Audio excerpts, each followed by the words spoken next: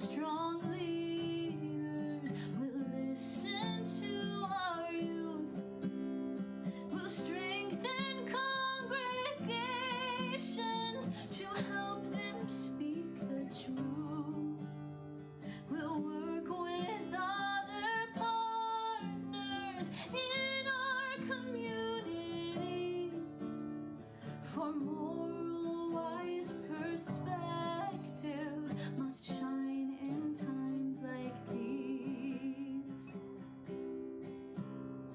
We see our neighbors suffering, especially the poor, and so we'll work toward justice and toward an earth restored. We'll work as loving neighbors to plan and to prepare. We'll allocate for climate. The earth deserves its share. Oh, God is congregations. We don't act out of fear. Our moral obligations will motivate us here. We seek a blessed tomorrow. Our voices rise above. May we today be faithful in this great work of love.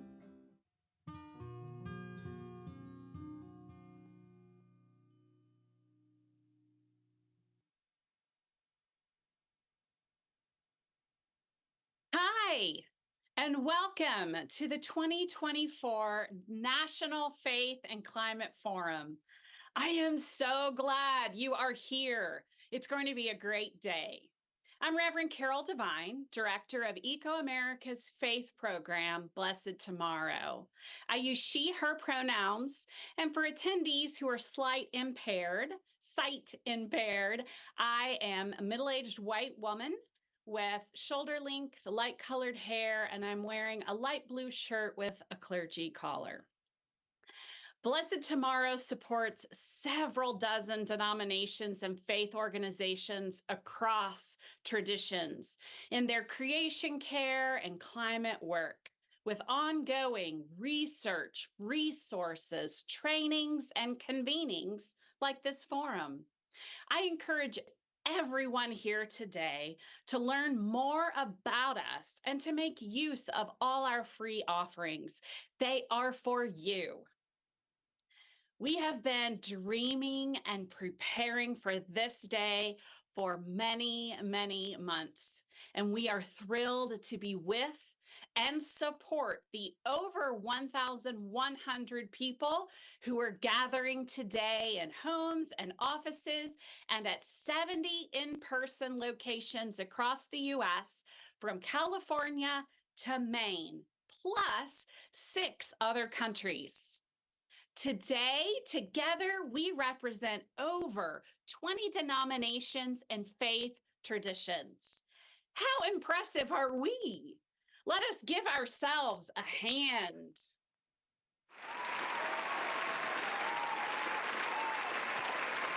Let's celebrate this monumental and historic event all day long.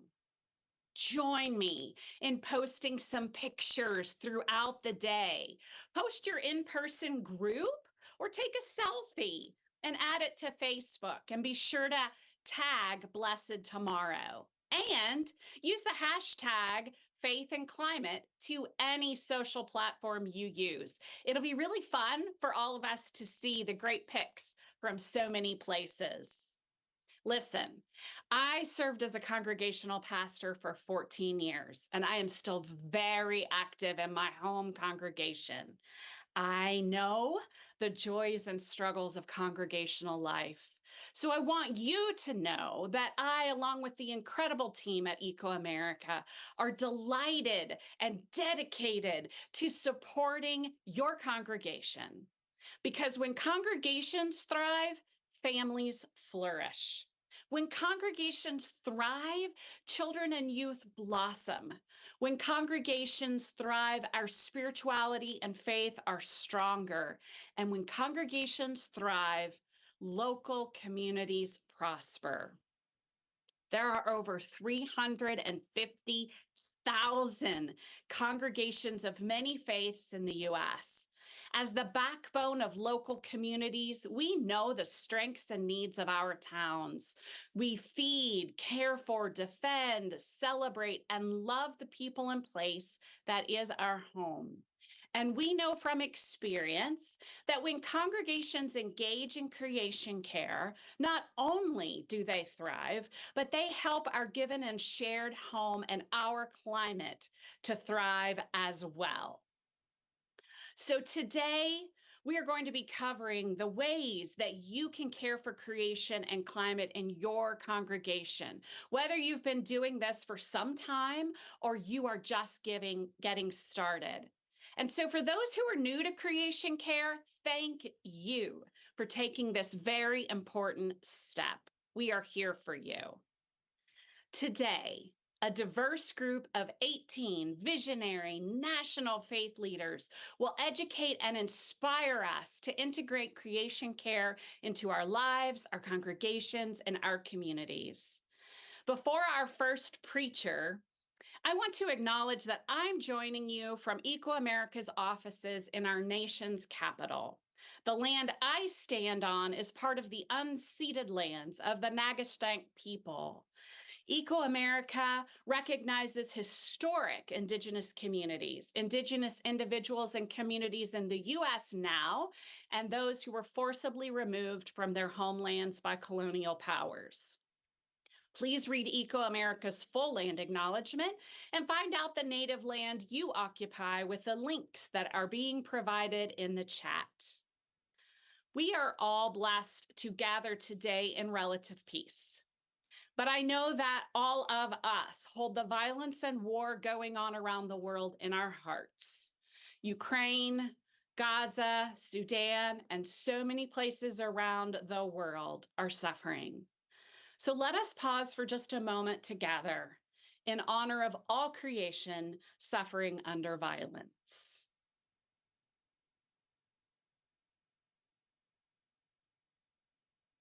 Thank you. People of faith are called to live out our faith in action, and your leadership is invaluable. There is no one better to speak and lead on creation justice than people of faith. So thank you for showing up for creation today. Your participation signifies a shared commitment for care of creation, a desire to deepen your knowledge and faith, to connect with others, and to lead your congregation and strengthen your local community. Okay, some housekeeping. You can find the agenda for today in your participant guide. There are short breaks scheduled throughout the day, but we invite you to take care of yourself as you need to. Please note that after each session, I will invite you to jot down some thoughts and reflections. So please have some paper and a pen nearby. And those of you who are gathered together in person will be invited to turn and share your reflections and ideas with others. And you who are virtual attendees can do the same thing in chat. And the chat has already been really active this morning. So thank you for that. And I now want to give a huge thank you to Ashley Lane and Jess Gray on the Eco America team for pulling this event together. From dreaming with me about what this could be to the registration process and all the technical aspects of today. Without them, this event could not have happened. So please give them some love in the chat throughout the day as well. We're using the platform called Demio for online engagement. Folks who are gathered in person, in addition to what you see on the screen in your room, you can also use your phone to join the live stream on Demio by clicking your unique join link, which you received by email. On Demio, any of us can chat with others, participate in polls, access the resources that are being shared. But please know that we will share out all of the shared resources again in the coming weeks with follow-up. In-person participants, please be sure to mute or turn your volume all the way down on your personal devices to prevent those echoes. Oh, and I have one last exciting announcement. At the end of our day, Reverend Dr. Gerald Durley will be joining me to celebrate a very special opportunity that involves grant money to support your congregation's work in your local community. You do not want to miss this announcement. Now, may the Holy Creator, known by many names, bless this gathering of many places. Bless each speaker and attendee. Bless our connections to each other and with all creation. Deepen our knowledge, wisdom, and faith to be visible and bold in our work toward a beautiful and bright tomorrow for future generations.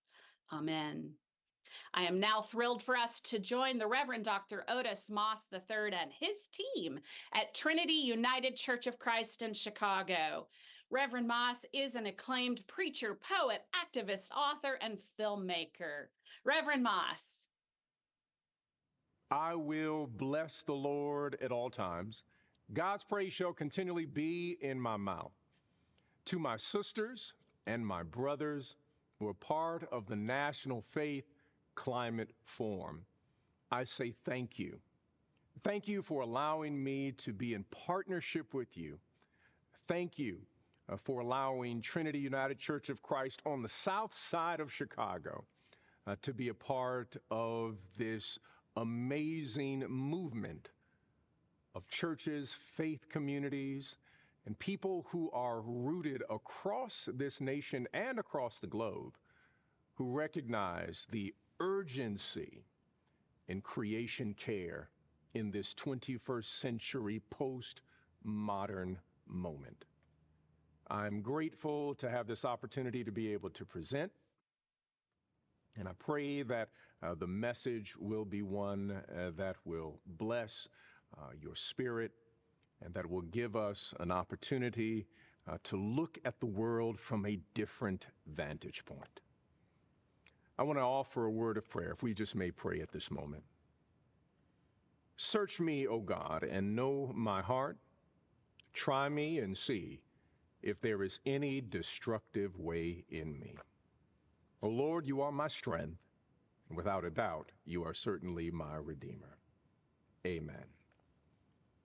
The prophet and poet Jeremiah states something absolutely beautiful in the 17th chapter, verses 5 through 8. And I read the scripture, and it reads as follows. Blessed are those who trust in the Lord, whose trust is in the Lord. They are like a tree planted by the water, sending out its roots by the stream. It shall not fear when heat comes, and its leaves shall stay green in the year of drought. It is not anxious, and it does not cease to bear fruit. I just want for a few moments, just deal with this idea of spiritual lessons from a tree.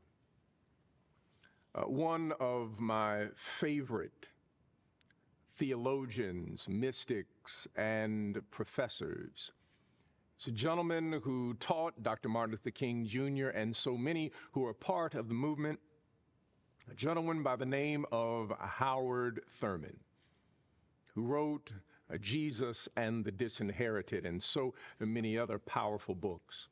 But it's within his autobiography that he shares that the rooting of his faith tradition was connected to the land. Even though he grew up in segregated Florida, Daytona to be exact, it was the land and his relationship with his grandmother that allowed him to see, by examining creation, how human beings should function with each other and toward each other, and how we are to relate to creation itself. He states that he would stand outside after a storm had passed over his community. And he would notice that all things that humanity created were usually broken and in shambles. But those things that God had created were usually standing strong. He recognized that there was power within this understanding. And he came to write meditations that spoke about the beauty and the power for those who were marginalized, who were able to witness and see the power and virtues that flow from creation. One writer by the name of Anita Scott Coleman, born in Mexico, an Afro-Mexican sister who made her way to New Mexico and eventually became a part of the Harlem Renaissance and friends with a person by the name of Langston Hughes, had the same type of observation that if you look at creation, it gives us an understanding of who we are, how we are to relate with each other, and get a glimpse of the residue of God upon God's people. Her poem, Portraiture, that I believe was written in 1934, goes this way. I just changed one word from the poem, but it reads this way: Black people are the tall trees that remain standing in a forest after a fire. Flame strips their branches, flame sears their limbs, flame scorches their trunks, yet stand these trees, for their roots are thrust deep in the earth. Black people are the tall trees that remain standing in a forest after a fire. Can we not see the small brush fires that are being lit to and fro across our country by people who are setting democracy on fire? Some who are antebellum fanboys and others who are Confederate apologists are seeking to ignite the democratic project or experiment. In the words of W.E.B. Du Bois, these yet to be United States of America. And for so many people in this moment, we consistently look toward those things that humanity has created and not realizing that there are lessons that specifically flow from creation, or more specifically, trees, that help us address the crisis in democracy, the challenges of racism, the problems of patriarchy, and the issues of class and the marginalization of people who are different, but certainly not deficient. It is Jeremiah, that poet, who writes with such beauty and power in the midst of several different reigns of kings during his time period. And he writes this beautiful piece because just like Howard Thurman and Anita Scott Coleman, that if you look at creation, there are some lessons that we can learn and that we can pull from creation that speaks to how we are to relate with each other and how we are to relate with creation itself. I love what Jeremiah does with such a beauty and power, that he tells the truth. If you were to read that full chapter, you would see that it is important that humanity does not trust and focus on the market. Focus on that which is material, which will always lead us down a road of destruction whenever we elevate the market over our morality. Whenever we put above everything capitalism, which in many ways in America is nothing more than, I would say, wearing ecclesiastical garments, trying to act as if it is faithful. This is problematic. This is problematic. That is what Jeremiah is speaking of to a community that has become enamored with how do we make a profit quickly in the next quarter.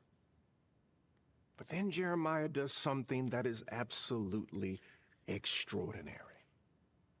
He then examines the world and creation and says that if you want to learn how to operate and live and build a society that is equitable, that is caring and loving, maybe you ought to look at some trees.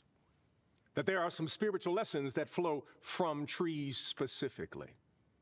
He says about the people that you shall be like a tree planted by the river, planted by the streams of water. That even when drought comes, when difficult moments show up in society, in your nation, that you will not wither away because the source of your strength is deeper. What are these lessons that we can learn from trees? I believe that one of the first lessons that we can learn is simply this, that trees live in community within an ecosystem. I was studying about the redwood trees in California, their beauty, their majesty, the strength and the width and the power of these trees, absolutely extraordinary to look at. But I found something rather interesting and I thought was peculiar and strange. It was my assumption, because I do not have a degree in this area of studying botany, but it was my assumption that the roots of the redwood, because of their strength and because of their power, because of their height, their roots would go deep downward. But I found that their roots go outward. That in order for a redwood tree to truly grow and develop, its roots must be connected to another tree. That literally there is an ecosystem that they operate under, that I can't function by myself. I live in community and I have to be connected to another tree. And if that tree is damaged or if that tree is weak, I give my energy and nutrients from my roots to that tree. Because it's not possible for me to fully be the tree that I'm supposed to be if other trees around me are not growing and not developing. Look at this lesson a tree is trying to teach us. That we live in an ecosystem, a human ecosystem, but a created ecosystem by God. That we live in a delicate balance, and when we witness someone who is vulnerable, who is not doing well, we do not say just pull yourself up by your bootstraps. We should have the kind of empathy and capacity and love that our roots go out to ensure that someone else is growing. As a matter of fact, if you were to even cut down a redwood tree, that they would send more nutrients to even keep the stump alive. There's some lessons here from trees in terms of how we are to function in this moment in our democracy. If we are to deal with the climate crisis, we must learn how to function in community in the manner in which trees function. Trees live in community. But there's something else here that I think that should be noticed, and what is so beautiful and phenomenal is this. I like the way that certain people of a particular generation says it, that trees give shade, they don't throw shade. Let me say it again. They give shade, they don't throw shade. For those who may not be familiar with that statement, the idea of throwing shade is when someone is hating on someone else. But trees provide shade, meaning that I want to ensure that you are not destroyed or harmed by the heat of the day. Sit under me so that you may cool your spirit. Trees do not throw shade, they give shade. And something powerful about the Amazon forest, the rainforest in the Amazon, is that everything is interconnected, this ecosystem. When the sun rises on the eastern portion of the Amazon, those trees that experience the sun first begin to send out chemical signals through their root system, letting other trees that are still in the darkness know, guess what? The sun is rising.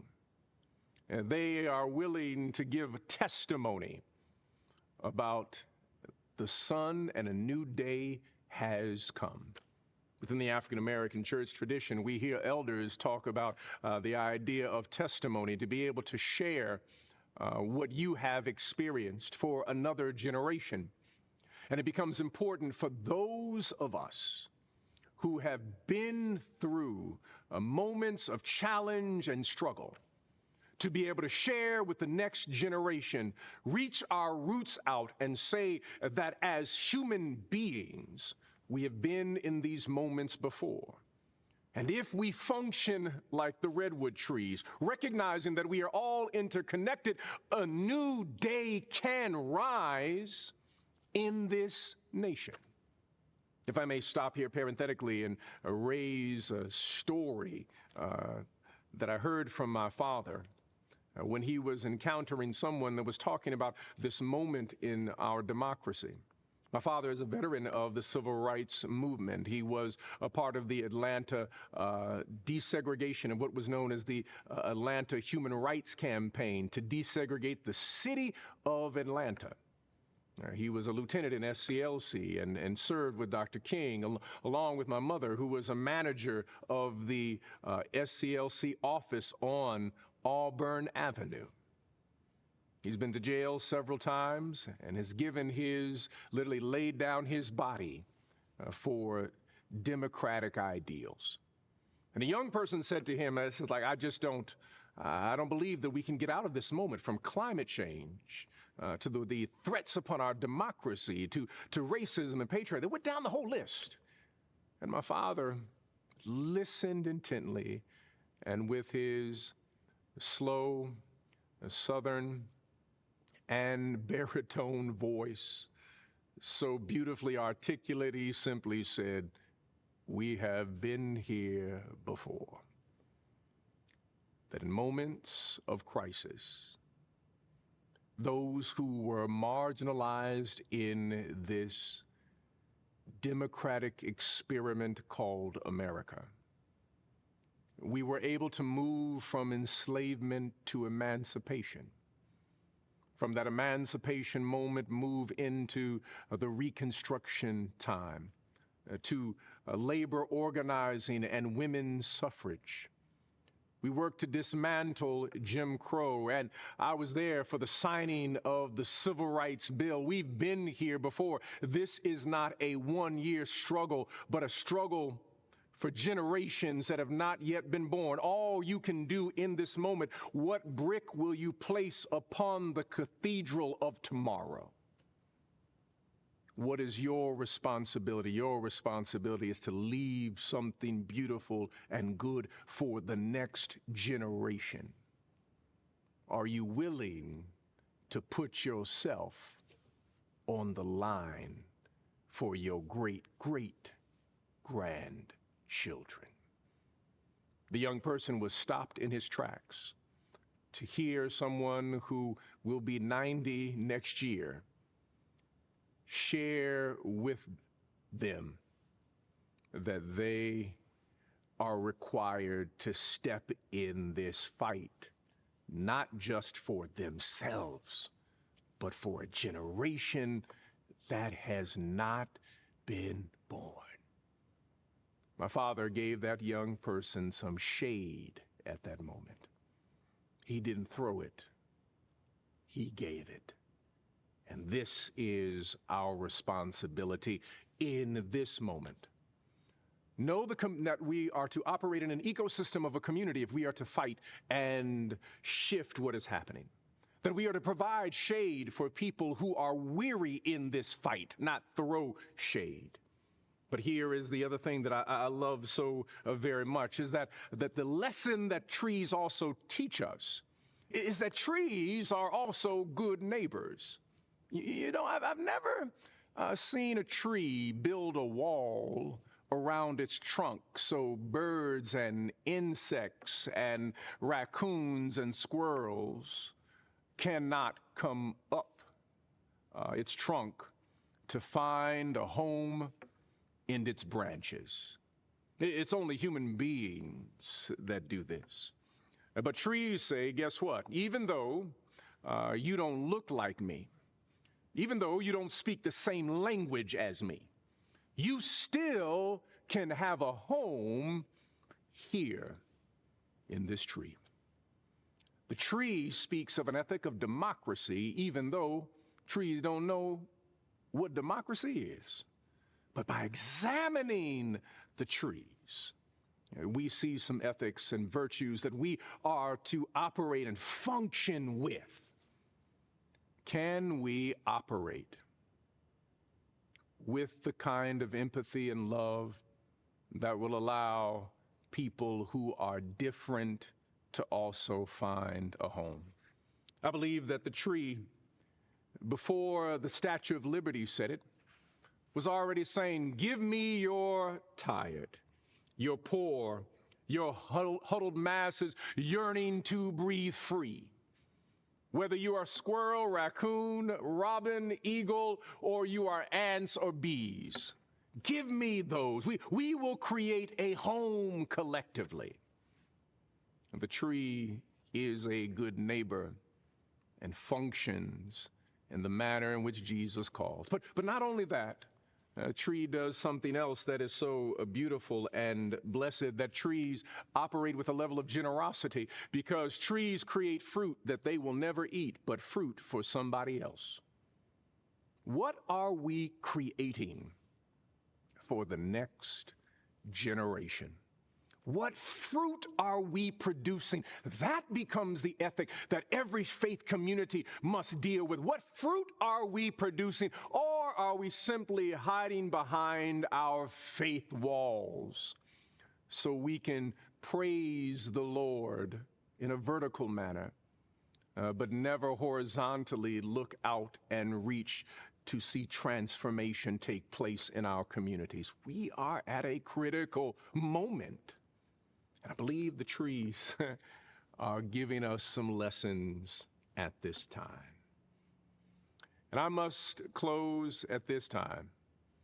But as we've shared about the community that trees create, that trees give shade but don't throw shade, that trees are good neighbors, but also we recognize that trees so beautifully recognize that their power source comes from somewhere else. The tree doesn't say all the power's in me. If I don't have the water, man, I'm not near the soil, and I cannot connect with the sun, that I will not grow and I will not develop. In this fight that we are in this movement that we are part of, we must recognize that there is something greater than ourselves. We must root ourselves next to the water, the living water. We must root ourselves in the soil of the lessons of our ancestors. We must root ourselves and know that there is a source greater than us that brings us light and nutrients.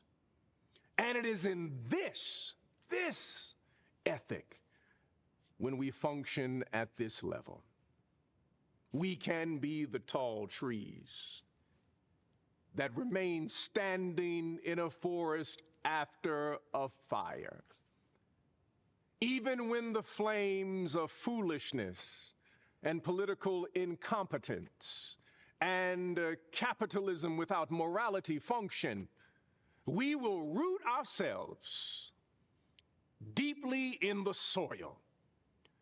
And and there will be a generation that will rise. 6, 7 generations from this moment, and say, there lived these trees. There lived a group of people that when they recognized that there was a crisis across the land, they rooted themselves to create community, provide shade, were a neighbor to create a new democracy, and knew that there was a source greater than them.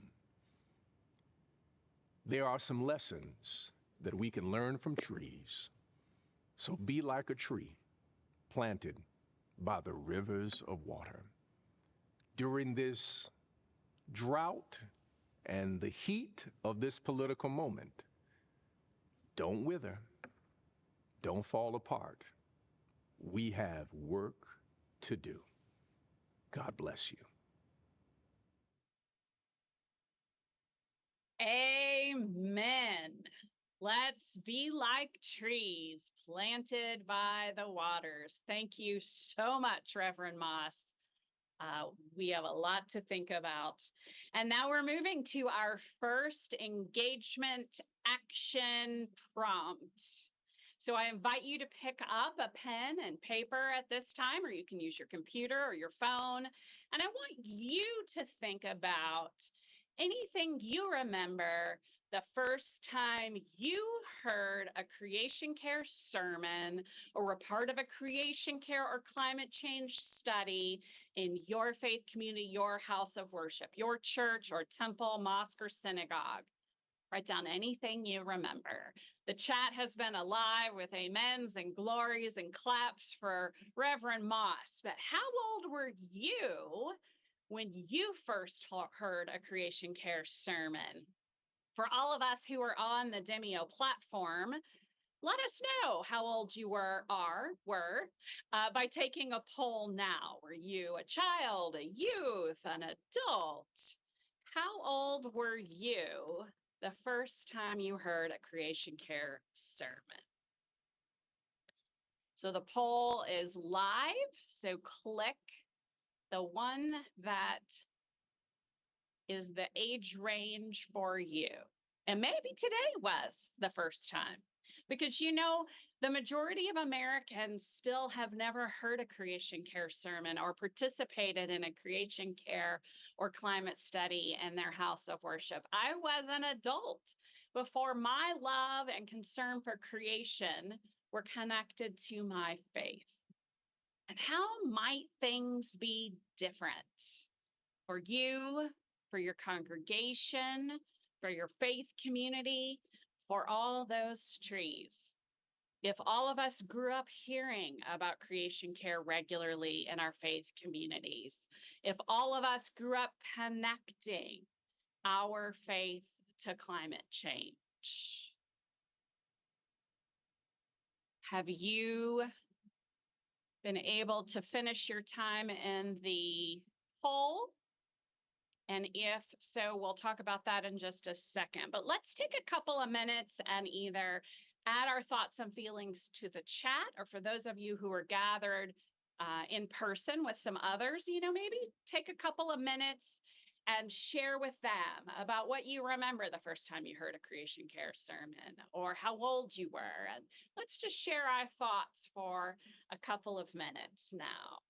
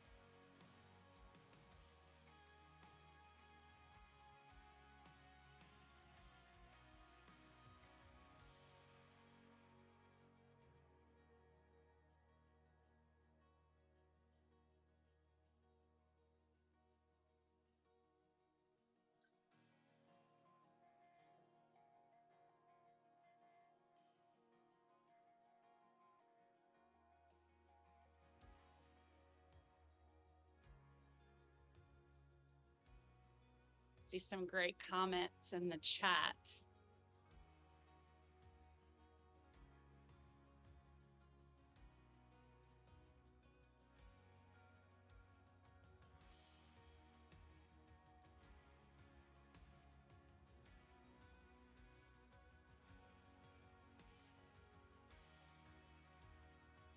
It looks like that the majority of us were adults, and that was my situation too. I grew up in an amazing congregation that I'm so blessed to continue to be a part of.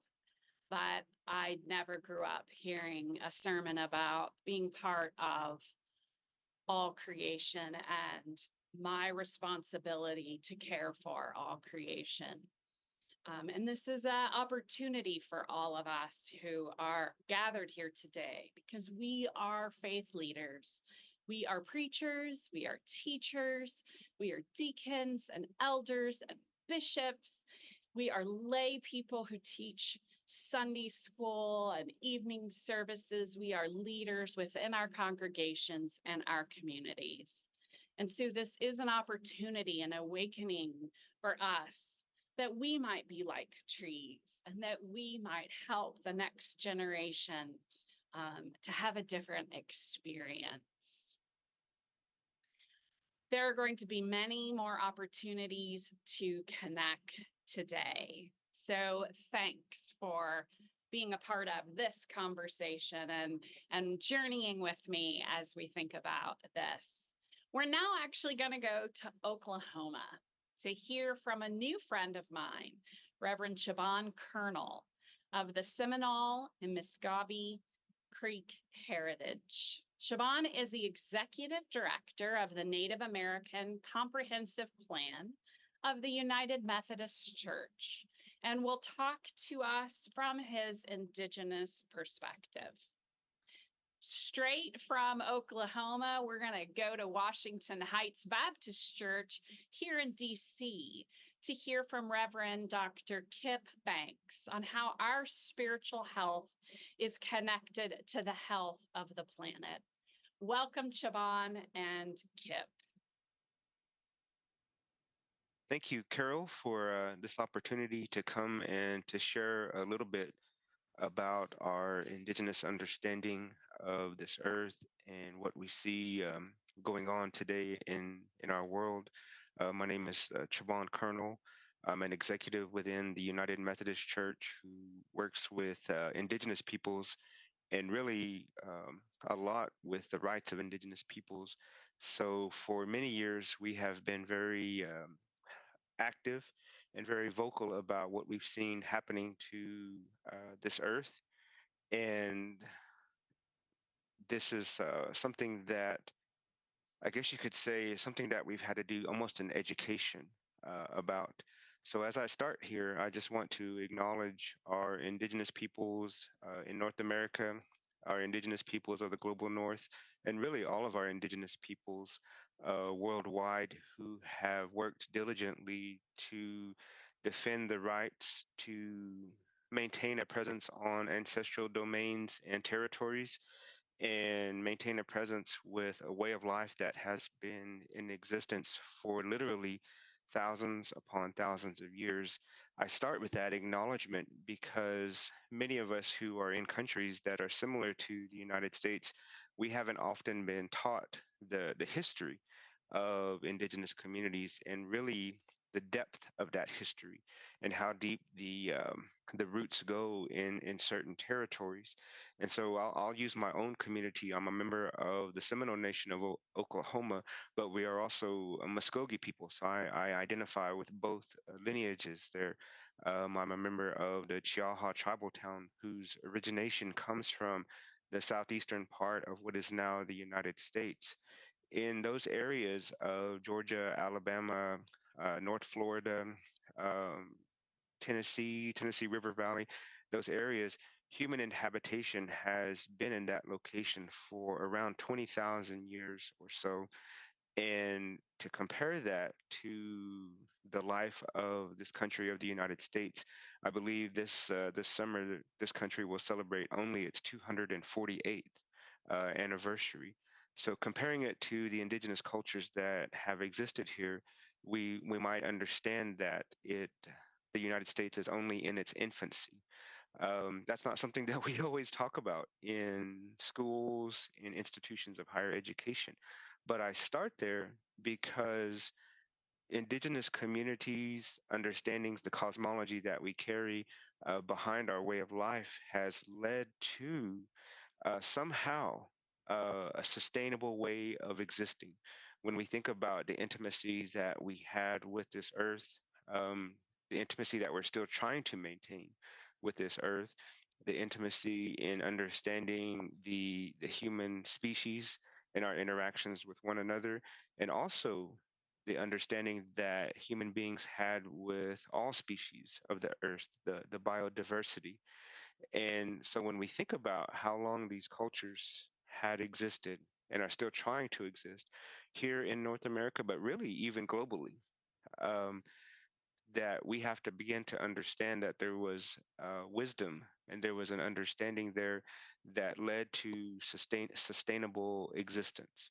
And that's something that my hope is that before more damage is done to this earth, before more suffering takes place, that we acknowledge the wisdom that exists in our cultures, as opposed to acquiescent to a culture or a society that is antagonistic to the presence of indigenous peoples. And that's really the term that I would use today when I think about our communities across the world, that really our presence does create a sense of antagonism. And for what reason is what I would ask society and people. And so now we enter into a moment where not only are we looking for allies, but we're challenging people, especially people of faith, to say, where can we enter into this moment and start acknowledging what's really going on before our eyes? You know, this past winter, we some of us converged on the city of Dubai for the COP28 gatherings where we talked about climate disruption, what countries can do, and I've always kind of made that a priority, you know, through some of the work that I have with the World Council of Churches representing indigenous peoples, because I've always understood that there's just not enough of us in the world as indigenous peoples to kind of help bring some of that wisdom, to bring some of this acknowledgement of our existence to the worldwide stage, I guess you could say. And one of the things that we saw there is that we saw billions and billions of dollars used to, in essence, lobby for policy, lobby for extractive industries, those kinds of things that we've seen have pushed us into this moment of climate crisis that we are now in. And we saw these things all in the name of climate justice, all in the name of ending climate disruption. And we kind of sat there, you know, and even we were kind of a part of that same process too, because we had to certainly leave a carbon footprint to just to be there, just to let people know that indigenous peoples exist. But we sat here in these countries, like some people came in just for a day. We saw worldwide leaders who came in for an afternoon presentation and went back to their country. And I shared that, you know, every time they do these gatherings, whether it's the United Nations or even countries, I think there's the G8 and G20 or something like that that meets occasionally about priorities of countries. They spend all of this money searching for a solution when the solutions are already there before our eyes, found in indigenous cultures, living a way, living in a manner that acknowledges that this world isn't just meant to commodify, isn't meant just to be taken. And so this is what my hope is as we think about what can we do? Because right now I'm not so confident that we can't recover. I'm concerned that we've gone past the point of recovering, and that really, in all actuality, that future generations are going to be hurt by the decisions that we're neglecting to make today in this day and time. As indigenous peoples, we might know, and you might have heard, wherever your paths or your history has gone as communities of faith, that we do have understandings in our ways. You may have heard some of our tribal communities from the northern part of the United States talk about, we think about 7 generations forward, about the decisions that we make today have an impact on them even 7 generations before. And even today, we stand here at this moment because someone 7 generations before us made a decision about our well being and our way of life. Well, even in my culture, from the southeastern tribal communities of Muskogee people, is that one of our main understandings is that the decisions we make today will have an impact on even those that are yet to be born into this earth. And so I use that as a concept to help maybe open our eyes or make us help us to realize that the decisions that we make in this moment in time, whether it's the use of single-use plastics, whether it's the use of vehicles that petroleum-based vehicles, whatever it might be, that we are in a moment that we're jeopardizing the well-being of future generations. And for us as indigenous peoples, this is one of the most egregious of, dare I use the term sin, because it's more than just a Christian concept of sin. It's a negligence that goes beyond the human species, and we recognize that. And so it's in that name that we try to do what we can to acknowledge what's going on before our very eyes. And I think this is something that very much can parallel with people of faith, with communities of faith, because we all think about, the gospel stories, writings, no matter what denomination we come from, no matter what community that we come from, we've all known concepts of, bearing one's cross, losing oneself for the sake of the other. Well, it's time that we go beyond just the verbiage of that. It's time that we see allies and communities across the world go beyond just efforts of tokenism and say, well, we are really going to change our entire way of existence.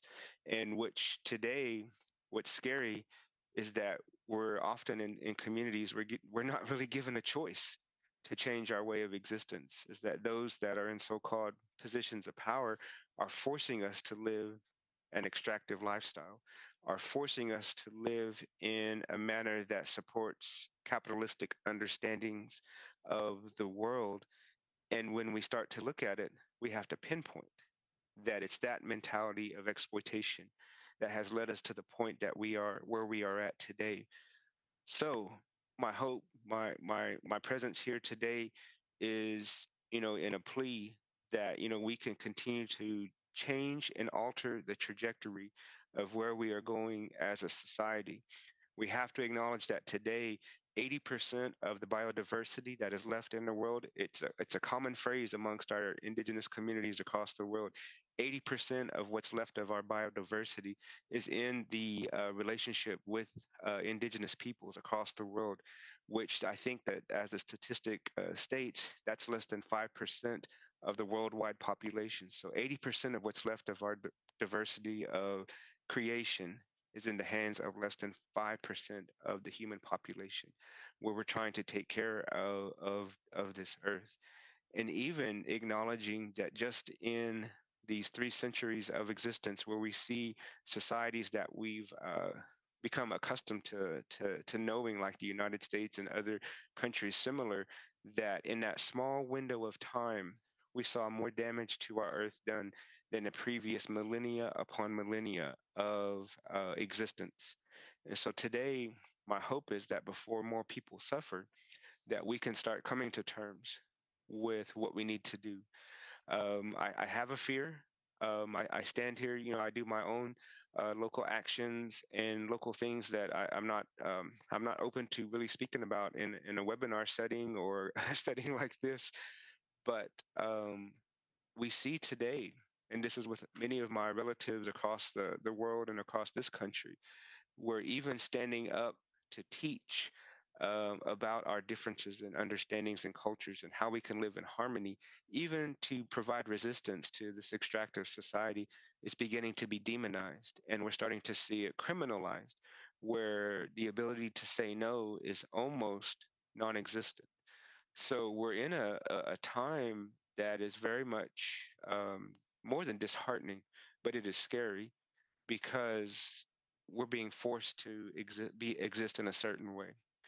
Today, my hope and my prayer is that our relatives here for whatever reason, we can begin to look between the lines, look at our faith, look at our lives, and know that the world isn't meant to only speak one language. The world isn't meant to only be one religion, but the world isn't really supposed to be only about humans.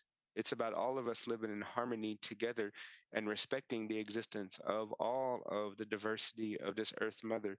Because when we realize that, is when we see the harm ending. When we realize that is when we see answers start to illuminate on their own. And that's what my hope is today. And so it's my prayer that we begin to acknowledge this need, but also acknowledge all of those indigenous leaders across the world. I am just a drop in the bucket in the things that I do of countless names and persons, young people, elders, all across North America and all across the world who are doing everything they can, from growing their own food, from going out and praying over water sources, to going and giving interventions at the United Nations, who are trying to do what they can to change the course of where we're going as a society. And my prayer is that together we can do that and we can make a better world for our young people and our children. Mado Jagejis J, and thank you for this time. And at this moment, I will turn it back over to Reverend Dr. Kip Bank. Thank you, Rev Shaban Colonel. Greetings to all. I am Kip Banks, and I am humbled and honored to be a part of the National Faith Climate Forum, an incredible opportunity to share insights, learn from one another, and strengthen our collective commitment to environmental stewardship. Our paths may be different, but our destination is the same: a healed, thriving planet that reflects the glory of God. After all, Psalm 24, verse 1 tells us, "The earth is the Lord's, and the fullness thereof, the world, and they that dwell therein." To enlighten you about my context of green ministry here in Southeast Washington, D.C., I want to share the words from a prophet from Sesame Street named Kermit the Frog. Kermit shares these words, which are relevant for us today.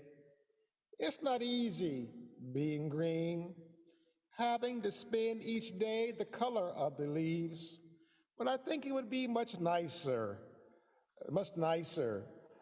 being red or yellow or gold or something much more colorful like that. It's not easy being green. It seems you blend in with so many other ordinary things, and people tend to pass you over.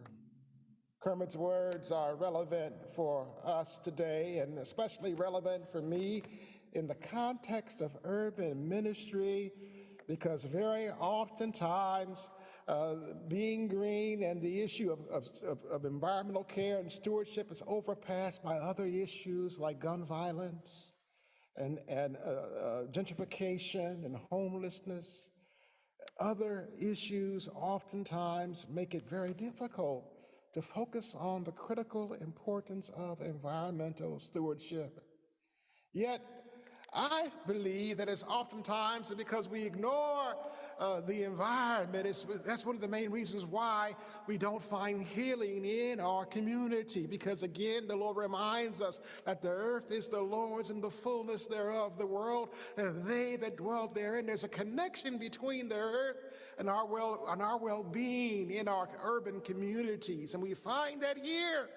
I find it here. We find it here. If we only would focus on nature and creation, we can find healing here in this community of Washington, D.C., Southeast Washington, D.C., where we're ravaged with gun violence and so many other problems. If we would go outside and look at the bird and come to recognize that just as God watches over the sparrow, so he watches over me, and so he watches over you.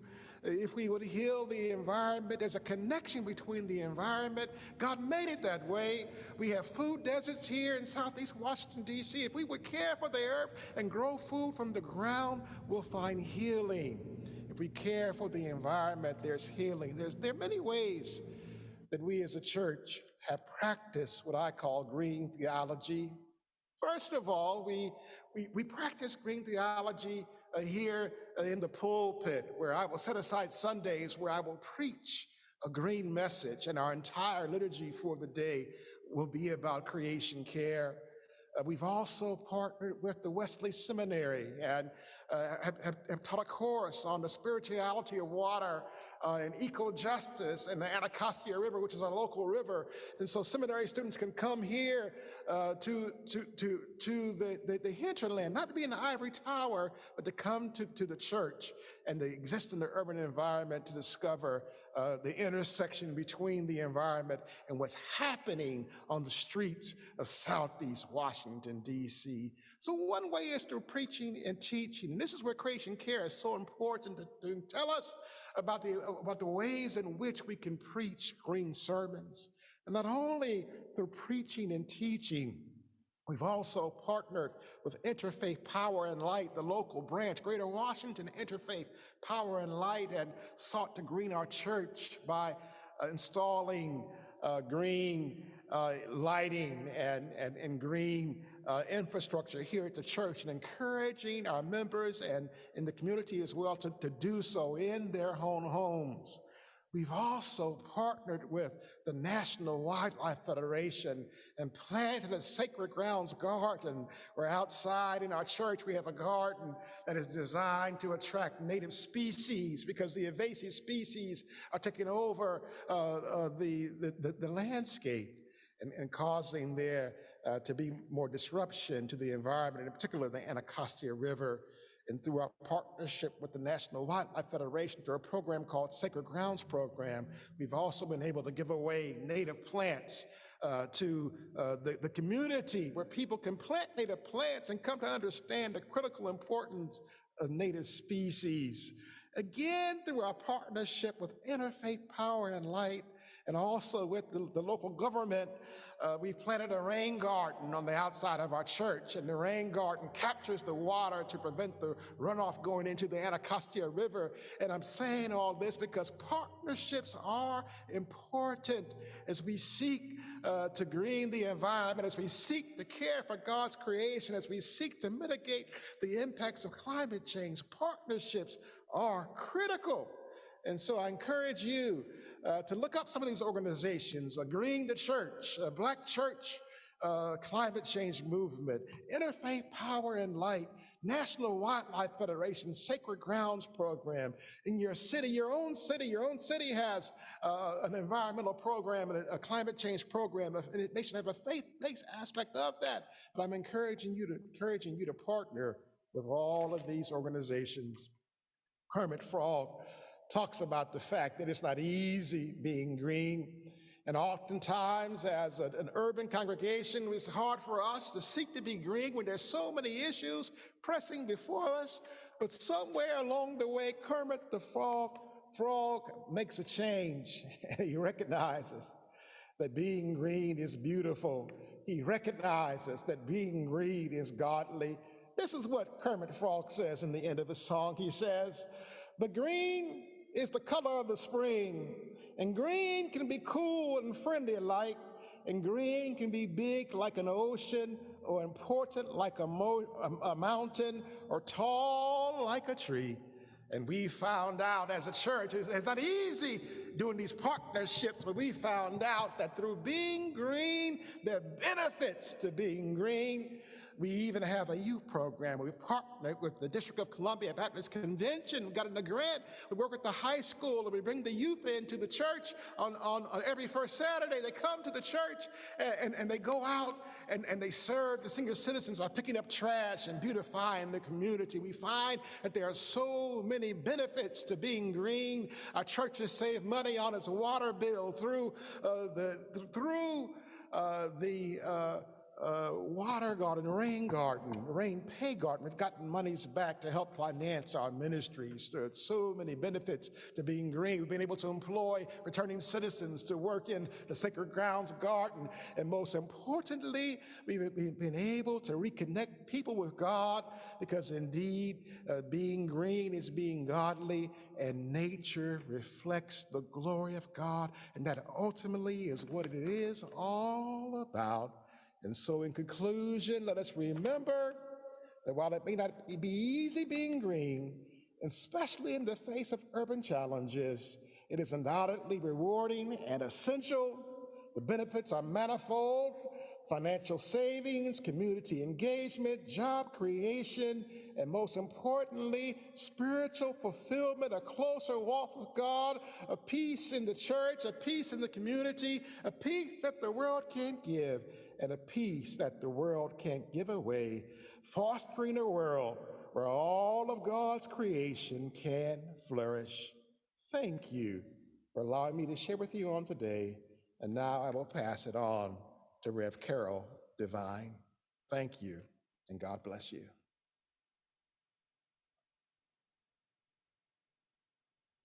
Thanks so much, Kip and Shaban, for your wisdom and your guidance. We have a lot to think about as we contemplate our connection and our dependence on creation. So on that note, we're going to move on to our second engagement and activity prompt, where we're going to recall a special place or a special experience in nature where we have felt a profound connection to the divine, a deep sense of spiritual connection. And so I'm going to invite you, if you're comfortable, to do a little breathing exercise with me and remembering. So if you're comfortable, I invite you to close your eyes for just a few moments and take a deep breath in and out. Breathing in deeply and exhaling completely. Keep breathing slowly. And I invite you to bring to mind a holy experience in nature, a special place maybe outside where you have at one time or another felt a deep sense of spiritual connection. Keep breathing. Maybe it was a hike or kayaking or a walk on the beach. Maybe it was sitting in your own backyard. Maybe what first came to mind is a particular tree or mountain or creek, some place where you have felt a deep connection to the divine. And maybe you have many of these experiences, but go with me for a minute with just one. As you breathe in and out, go to that time, that place, and recall as many details as you can. Think about the colors of that moment. What was the temperature? What smells, sounds, textures? How did you feel?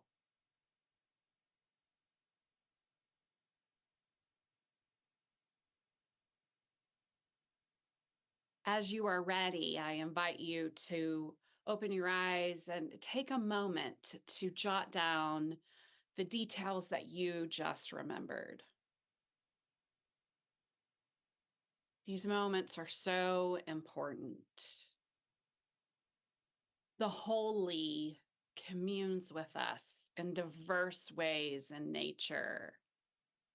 And in these moments, we're not separate from the rest of creation, but deeply connected to, a member of all creation. Indigenous cultures and languages support Native peoples from birth to understand their relationship to and their dependence on the rest of creation, the wind, the water, the soil, all creatures. That feeling of deep connection that I've been so blessed to feel a few times in my life is how many Indigenous people feel all the time. I now invite us to take 2 minutes or so and share with someone near us, or share in the chat, or you can just journal about it. How do holy experiences, holy places support your faith, your spiritual life? Let's take 2 more minutes to share.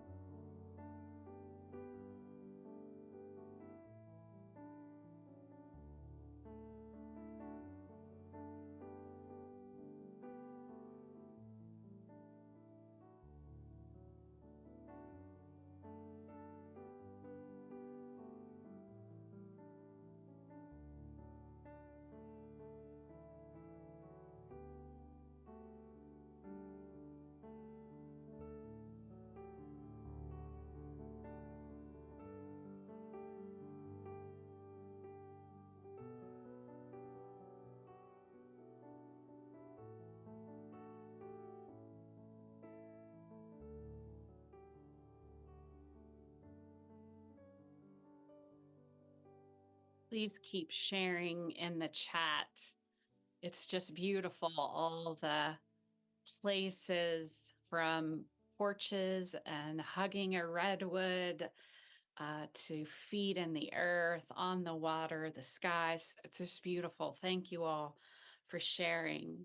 The more we feel a deep connection to the natural world, the more we desire to protect and care for it. Continue to share in the chat, but up next is one of my mentors and friends, Reverend Dr. Jim Antal. He is the special advisor on climate justice to the General Minister and President of the United Church of Christ, and he serves as the chair of the Executive Committee of Blessed Tomorrow. Jim has been leading on climate since the first Earth Day and has recently republished an updated version of his book, Climate Church, Climate World. So let's now go to Vermont and connect with Jim on how climate impacts congregations.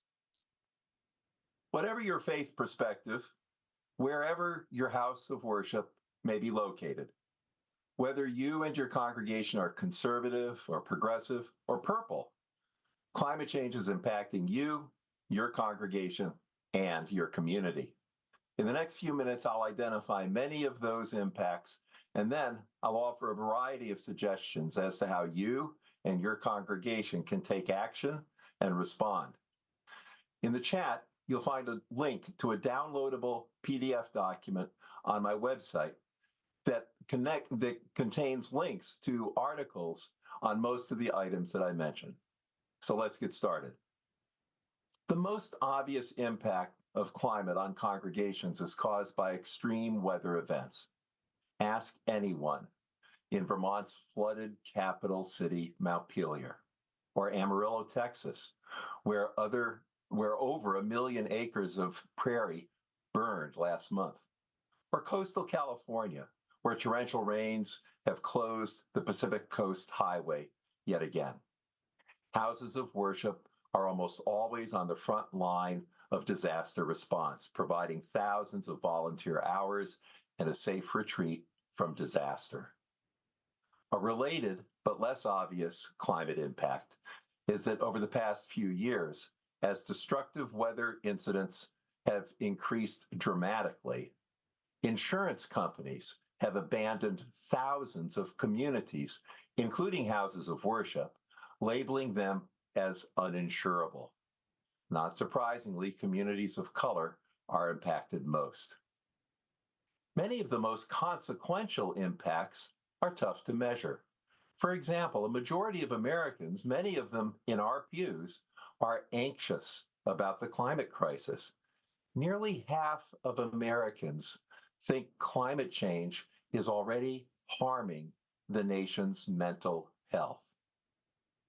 It's not just that people are worried, people are grieving. For anyone who loves life, who loves their children, or who delights in the natural world, recognizing the realities of the climate crisis will trigger grief. As more and more people are grieving over the loss of something they loved that was taken by the climate crisis, more and more people are feeling a sadness or a grief over the loss of places they regard as home. The word for this new emotion is solastalgia, a longing for the home you once had, but is no more. There's another impact I want to mention, perhaps the most significant, that affects almost every congregation. While climate change has been one of the most divisive issues in America for well over a decade, the vast majority of clergy have avoided talking about it. As a result, the protection and restoration of God's creation has come to be treated as an ideological dispute rather than a moral, ethical, and sacred obligation. The last time I checked, every religion recognizes God as creator. And the last time I checked, God's creation is in jeopardy. It's time to harness the most powerful force in the world, people acting on their religious conviction. Let's not forget the abolition of slavery, women's suffrage, ending child labor, passing the Civil Rights Act, passing the Voting Rights Act, and supporting LGBTQ rights have all been championed by religious congregations and their clergy. Now is the time for people of faith to harness that force and in support of protecting and restoring God's glorious gift of creation. So what are we to do about these and other impacts? The first action a congregation can and must take is to talk about the climate crisis, recognizing that because we have been given life amidst the sixth great extinction, a crucial way for us to show our faithfulness to God is to protect and restore creation. Just as people of faith lift up prayers to God every day, in a time such as this, a crucial way to show our faithfulness to the author of creation is to take action on climate every day. And just as every congregation I've ever worshiped with invites prayers for the people, it's time for churches, synagogues, and mosques to build into our worship services a time to hear testimony of what people are doing in response to the climate crisis. Hearing that your neighbor has replaced their oil-burning furnace with a heat pump, or that the person next to you in the pew has made it a spiritual discipline to call one of their elected officials every week to urge climate action. Sharing actions like these in worship will inspire others to take action on climate and will help them to recognize that such actions are an expression of faithfulness. And as people share the actions they are taking on climate, find a way to celebrate these actions. Just as most congregations celebrate births and birthdays and anniversaries, we should celebrate the actions we take to provide our children and grandchildren with a sustainable future. Perhaps the most important action a congregation can take is to face the reality of the climate crisis and commit to telling the truth. The reason for this is simple. Truth is the foundation of hope.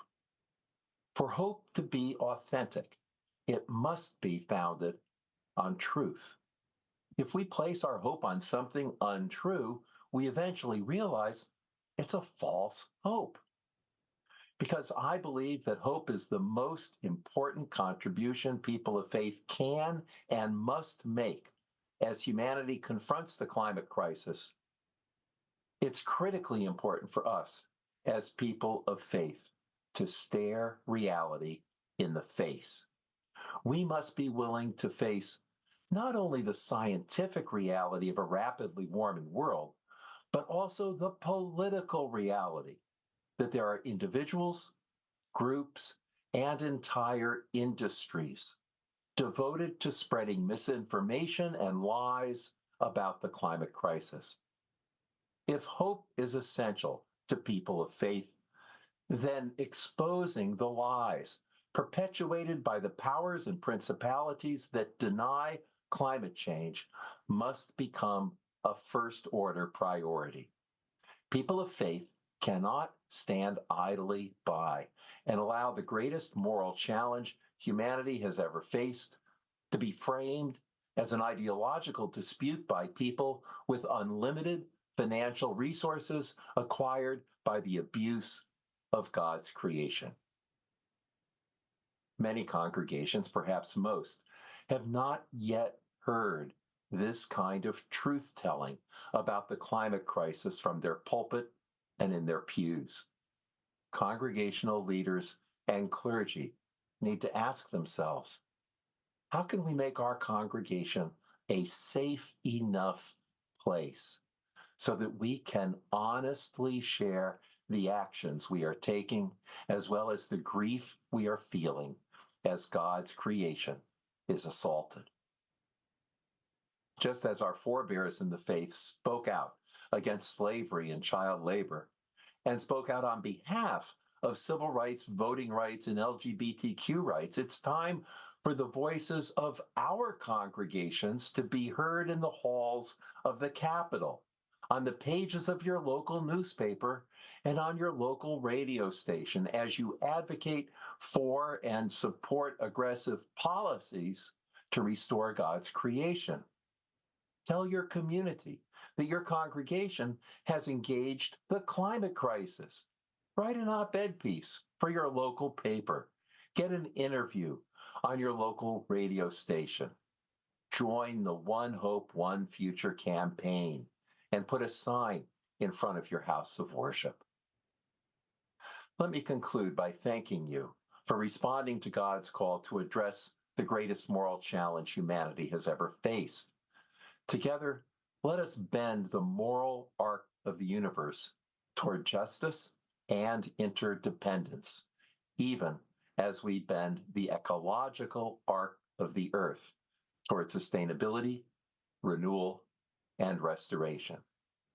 Thank you, and now back to Carol.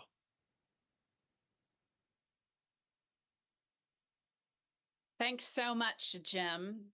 We do live in a climate changed world, and we are discovering so many ways that it is changing the way we do synagogue or temple or mosque or church. So on that topic, our third engagement prompt and activity.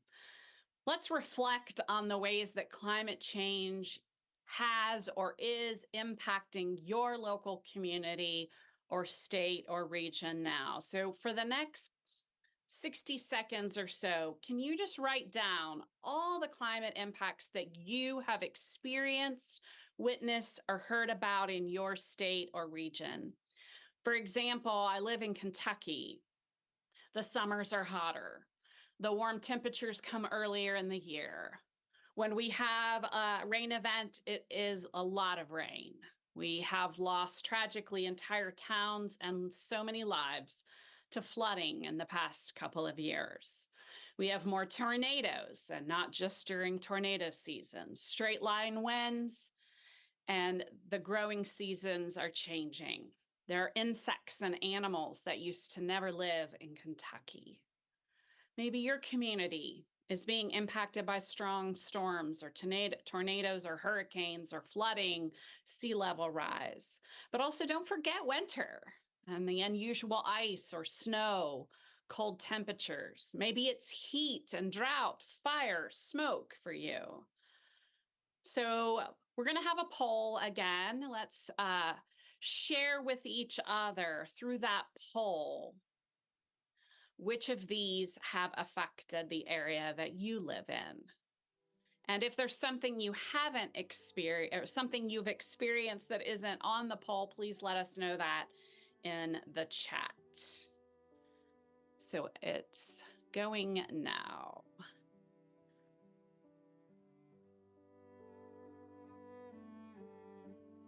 Wow, it looks like a lot of wildfires and smoke. Even those of us, of course, on the East Coast experienced a lot of smoke last year from the wildfires in Canada.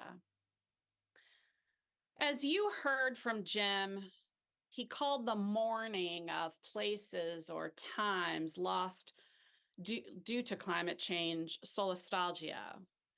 So I invite you to journal alone, add to the chat, or turn to someone else in person and share a personal experience or story that you have or from a community member that you know of how things are different now than when you were a child. What is it that you mourn? I know some of you have put in the chat already some of those things.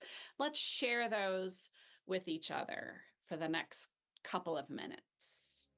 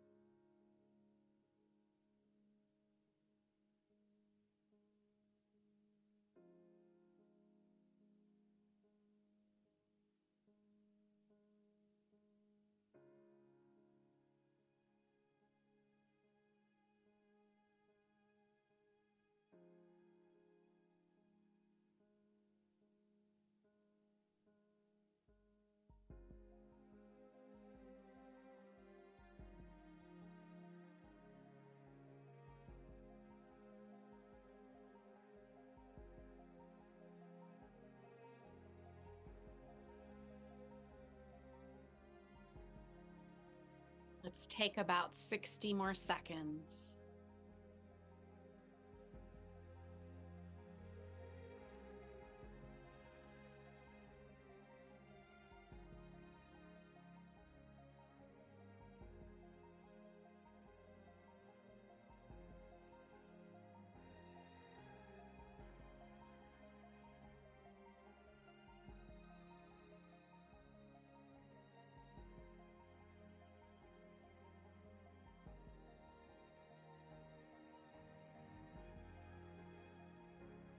I see several of you are naming birds, specific bird sounds of the whippoorwill or birds in general. Several of you noted snow, times that you could breathe in the summer, but you can't because of the smoke from wildfires. It really is important for us to name the things that we mourn and things that make us sad that our own children or grandchildren or future generations might not experience, because climate is impacting all of us. And as communities of faith, we are called to care for others, but also for ourselves. So I encourage you all to keep this as an ongoing reflection for your life, thinking about and honoring those things that we mourn and lose. Next, we're going to enjoy a video that features the intersection of climate and the arts from a dear friend of Blessed Tomorrow's, Caesar. And then we're going to go to a session of 3 faith leaders who are leading in the care of their human neighbors who are being impacted by climate change. Reverend Michael Malcolm is the founder and executive director of the People's Justice Council and joins us from Alabama. Reverend Dr. Nettie Astudillo is the coordinator of the Climate Justice and Faith program at Pacific Lutheran Theological Seminary and is in Florida. And Reverend Katie Sexton is the executive director of Arizona Faith Network and is located in Phoenix. I'm Reverend Michael Malcolm. I'm the founder and executive director of the People's Justice Council, as well as executive director of Alabama Interfaith Power and Light. And I have with me today the Reverend Katie Sexton, as well as the Reverend Nettie Astudillo. Is that how I would pronounce that? All right. And I just want to give them an opportunity to introduce themselves, and then we'll get over into some discussion if that's okay. So Reverend Katie, if you would, I'll let you introduce yourself first, and then Reverend Nettie, I'll let you go after that. Yeah, thank you, Reverend Michael. It's so good to be with you on this important conversation today. So my name is Reverend Katie, and I serve as executive director of the Arizona Faith Network, which originated as the Council of Churches in Arizona and has moved into being interfaith. I also am a ordained Disciples of Christ pastor proudly here in Arizona, and I'm joining today to talk about the ways that the climate in Arizona is changing drastically, especially with extreme heat. Last summer, we had our first ever declared extreme heat emergency where we saw over 30 days of over 110 degrees. We saw over 800 deaths and counting still from the 2023 heat season. And our network is really working to try to help mitigate and respond to this climate crisis around heat because it impacts the most vulnerable among us in our communities. So over the last 4 years, Arizona Faith Network has been working with our local denominations and congregations, the United Methodists, the Christian Church Disciples of Christ, United Church of Christ, Evangelical Lutheran Church in America, and I'm sure I'm forgetting someone, so apologies. But we have been running heat relief and respite sites in faith communities through this disaster and chaos. And through that work, we have been mingling and merging both ministry and a call and partnership with our public health officials in Arizona. Last summer, we saw just under 26,000 visits to our heat relief sites. And in those visits, we saw numerous people who were struggling with the fallout of the climate crisis, from being able to pay to keep their air conditioners on, to being able to afford housing, and other health issues. We know that as people of faith, we have a spiritual and moral obligation across our traditions to be stewards of this creation. As we have been working in these heat relief areas, we know that there is a deep multi-issue need that has been presented since the pandemic fallout too, that has hit economically. And that hits our vulnerable communities the hardest, the people that are just struggling to put food on the table, the people that are struggling to pay their bills. And so I really urge our communities to rethink how they're doing mission and outreach as we're wading into this climate crisis. And we can talk a lot more about that as we dive in, because we only have a few minutes to intro our work here. But I really do believe that our faith communities are uniquely poised and positioned to help mitigate and respond to the climate crisis in this moment more than any other organization or group in the world. Seeing, just under 26,000 visits last year, no other agency in Arizona had that. So our faith communities are trusted spaces that are equipped with mission, with a calling, with sacred texts that motivate us, and with people that know how to relate to our neighbors. And so we know how to speak with and into those needs in very unique ways. So thank you, Reverend. And it's great to meet you and to be with all of you too, Reverend Michael and Katie and everyone else that is with us in this program. I'm a Presbyterian pastor, Nelia Astudillo, and I coordinate the Climate Justice and Faith online Spanish certification program of the Pacific Lutheran Theological Seminary. While my work has me working with Latinos around the U.S. and people in 14 countries in Latin America, I live in Florida. So many of the issues that affect us here are affecting people in the global South. 2023 was the hottest year on record for us. So when we think about the climate crisis, how it's affecting us here in Florida, at the environmental level, we can think of stronger hurricanes, longer heat waves, drought, increasing flooding in Miami, even during sunny days due to sea level rise. Red tide, which is the result of a combination of factors, but climate change aggravates it. Coral reef collapse and biodiversity loss, just to name a few. And when we begin to look closer at the social side of the things, a reality we share with other countries too, we can add deforestation, laws that advantage developers rather than the protection of our tree canopy, which could help us reverse climate change and cool our environment, or climate refugees. While Puerto Rico, for example, is part of the U.S., and it is estimated that after Hurricane Maria, about 2,000 people were leaving Puerto Rico daily. And 4 months after the event, it was estimated that more than 300,000 people left the island and that the flow may have reached almost 500,000 in 2019. And thousands of them came to Florida. We can also talk about climate gentrification, another issue, that the subsequent increases in rent and home insurance prices drives away low-income families, making it impossible for people even like me to purchase a home.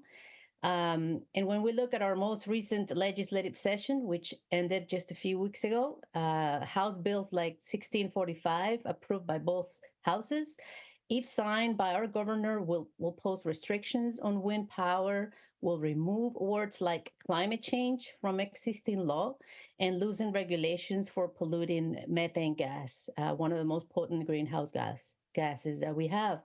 Or House Bill 433, also passed by both houses, if signed by our governor, will preempt local governments from passing heat protection standards for outdoor workers and farm workers.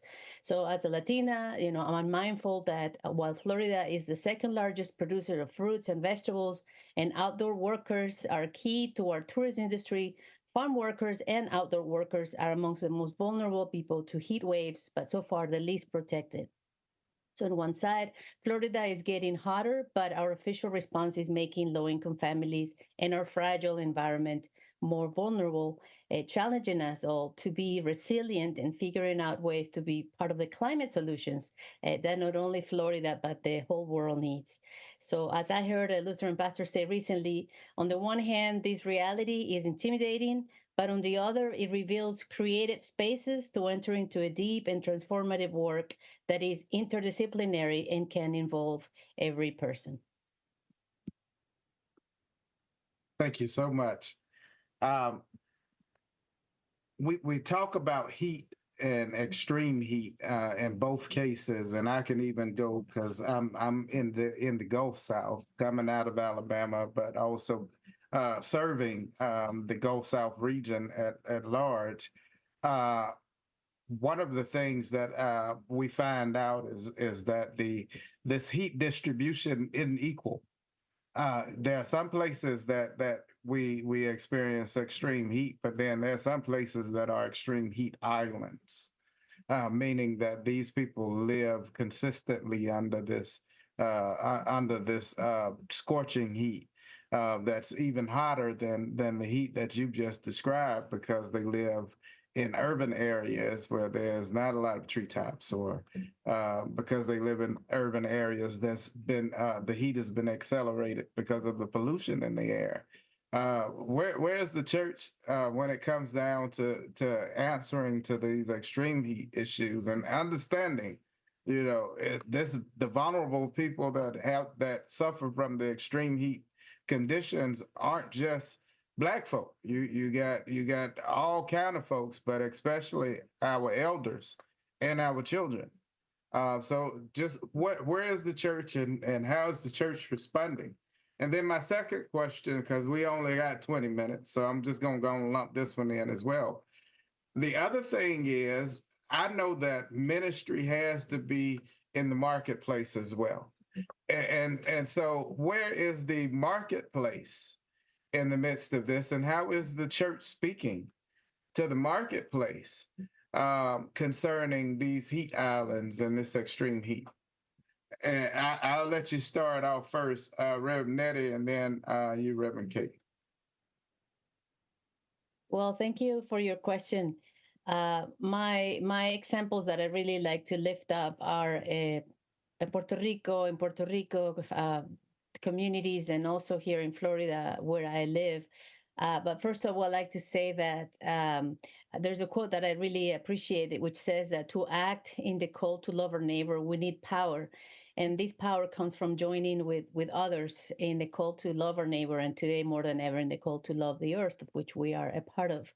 I have to say that in related to these heat issues here in Tampa, the work has been done mostly through a coalition of communities through an organization called DART. It's an interfaith coalition in my church, Presbyterian Church, is a part of. And the process is, first of all, just listening to the most vulnerable, to scientists and local community leaders. And from that listening, determining what issues are affecting their communities the most and what we can do together. And from that listening, which happens every other year, the coalition has chosen to work on affordable housing, on mental health, criminal justice, and the environment. But regarding the environment, we're working to tackle the problem of flooding rather than heat during the rainy season, and are working with the city to make sure that a dozen of the stormwater drainage ponds around the city are properly cleaned, fixed, and functional, and also plant trees around these ponds and make the space beautiful, both to protect the environment, but also the people who are most vulnerable from the flooding that is happening in our city, in our neighborhoods, and to make these places available to all people, regardless of race, immigration, or economic status. It is, as I said, more than ever before, clear that to act in the call to love our neighbor at the earth, we need power, and this happens when we all come together to love. So while none of these efforts necessarily relate to farm workers or protecting farm workers or outdoor workers from heat, there are definitely local communities who are joining this work.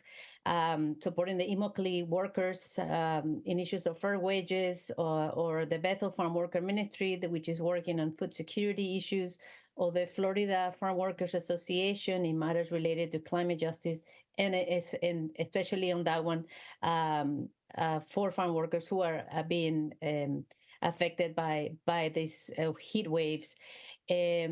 But in order to advance more of the work that is affecting Latinos and Latinas, and I'm grateful to be in this space, definitely we need to increase the participation of Latino leaders and Latino congregations in this work and coalitions, so the issues that affect us the most can really have a better chance to be supported and lifted up by the work of congregations and people of faith. And for that reason, I'm also part of the Presbyterian Network of Latinos and Latinas who are working together to make sure that we have the Latino congregations and pastors have resources that they need in Spanish to build capacity on climate justice work. So there's much work that needs to be done, but we can only do that work by joining others.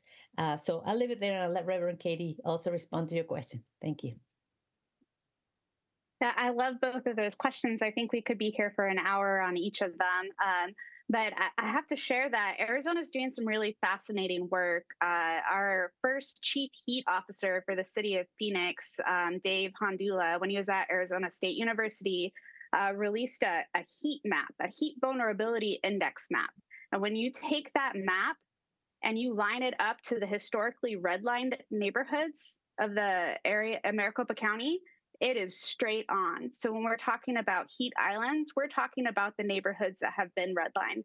That's probably true across the country, I would assume, because these are historically disenfranchised neighborhoods, repeatedly not invested in, and repeatedly put in vulnerable situations. And as we see that, and as we see these neighborhoods that are fighting just that old historic fight of systemic oppression over and over and over again, we have churches there, we have mosques there, we have synagogues there, but those communities are usually tapped out. And so as people of faith, we've got to ask ourselves, how is our marketplace responding to this? How are we building partnerships between those really beautiful, big, lush churches and mosques and synagogues in our denominations and regions, and those that are really responding to the work that we're called to do in Scripture?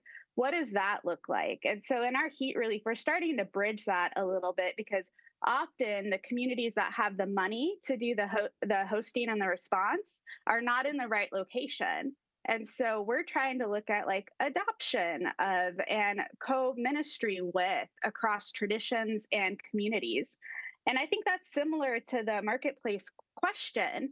We have to push as people of faith for our advocacy and our government to reinvest and build up the places they have been ignoring for decades. They did this to these communities, and we need to work to undo it because we are mandated to do so. Unfortunately, that can be a full-time job in itself. So there's a lot of dollars coming down from the infrastructure law federally, but it's almost like reading another language, and you have to translate all of these really hard to access documents. And that's where we need those bridges, like Eco America, like Blessed Tomorrow, like our organizations too, that can help be a bridge to partnership for the local faith communities and congregations to help show that, yes, you have been historically wronged, and we want to help get this and mitigate the impact of this climate crisis on you as much as we can to save lives. All of this is to say we have to reimagine how we're doing mission and outreach. As much as it is important to feed the hungry, we really need to be looking at why are they hungry? Yes, let's hand out our sandwiches. Yes, let's hand out our food boxes. But we need to go beyond that too and figure out, why can't our neighbors feed themselves? And let's figure out how to make our communities more resilient so they can both withstand shocks, but also not have to endure the shocks from the first place. I had one community member say to me, when we're talking about community resilience, is I'm so tired of that word because we're just taking hit after hit after hit. Why do we have to be the ones that are resilient? We need to be the ones that are thriving.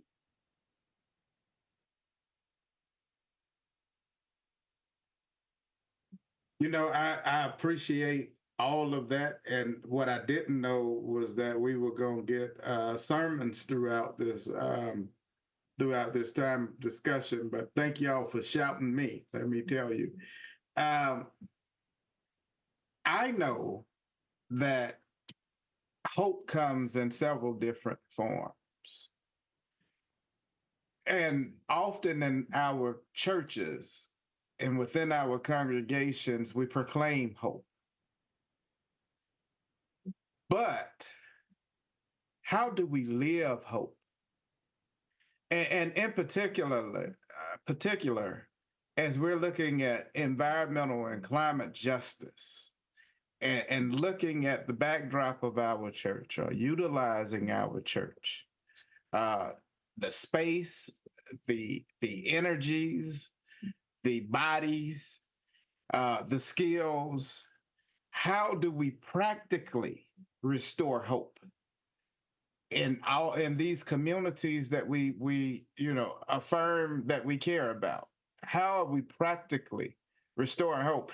And that's going to be our last question, because we got to get ready to turn it back over to Reverend Carol. So as soon as you all get through tearing up the scene, then we'll go ahead and give it back over to Reverend Carol to put it all back together again. Reverend Katie, I'll let you start off with this one. So, as a millennial, I have a lot of bitterness about the climate crisis. And I'm an old millennial, but I have family members that are even younger than me that are, there's a lot of hopelessness around this, about the future of our world, about whether we should even be having children anymore. But there is still hope, or we wouldn't be trying. Ours is a gospel of hope, and we continue to learn where to meet the needs with the God-given call that we need to do in the world. I think where I find hope in people that are in the most hopeless and hard situations are in relationships. Was it the Surgeon General came out with that study on loneliness? Was it a year ago or 2 years ago? And it's heartbreaking to know how alone people feel in their despair. And just by meeting people and not being afraid, making that eye contact, having conversations, knowing that we're not going to be able to fix everyone's situation all by ourselves, but letting them know that they are not alone and we are here to walk with them in their lives and situations and care with them as we care for this planet too. That just breeds hope in itself. I think it's the same thing with the climate crisis in general. It's hard not to be weighed down by grief, but there are so many people who care. And I believe at the end of the day, those voices of hope and stories of hope are going to be the winning song we sing. I like to see the word hope as a verb. We are the hope. We can restore hope as long as we continue and we are active in this work of climate justice. And we see hope as an action. So I have hope because I know every morning I think about this and I'm mindful and I do my best. And I think that's how we can restore hope. I like the scripture passage of Mark 16:15, where Jesus tells his disciples, and now go and share the good news with all creation. How do we share the good news with all creation? Well, the process begins by trying to understand what is the groaning of creation, what is happening to our environment all around us. Let's learn that. Let's have conversations. Let's listen to our neighbors. And in that journey and in that walking, we will find the answers and we will find hope because we are walking.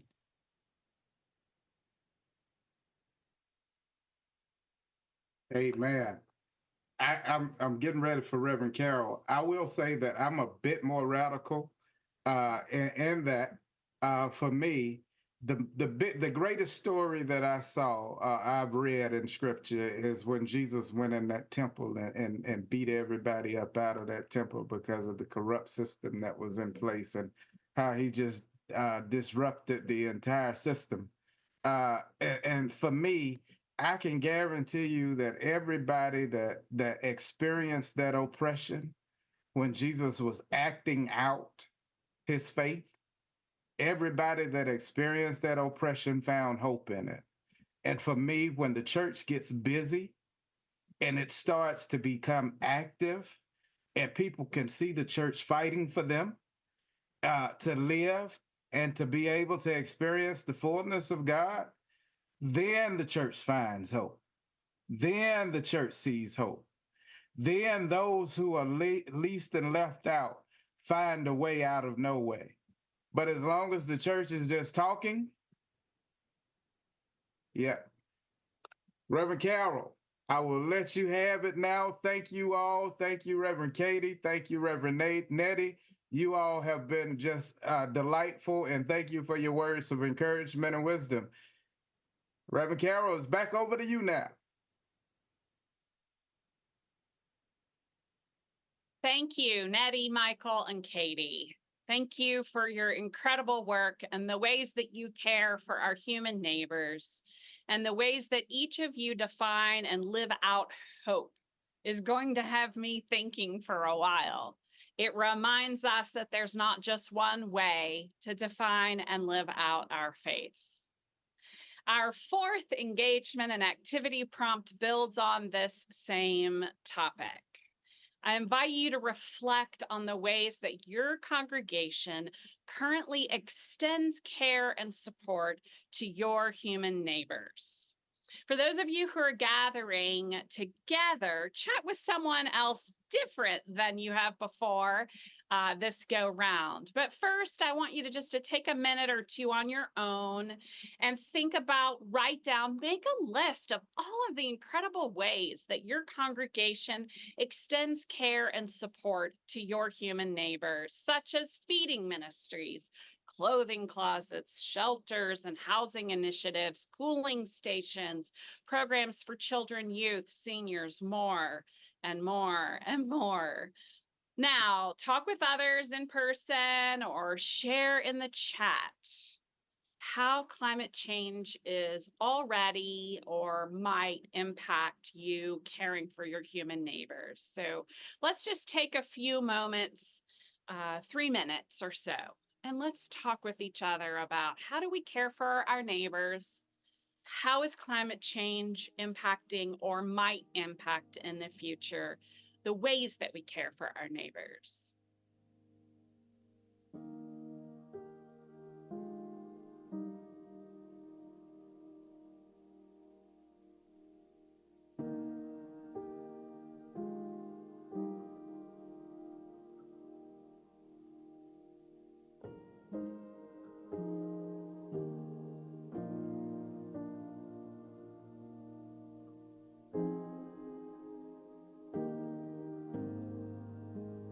Chat about food banks and food assistance.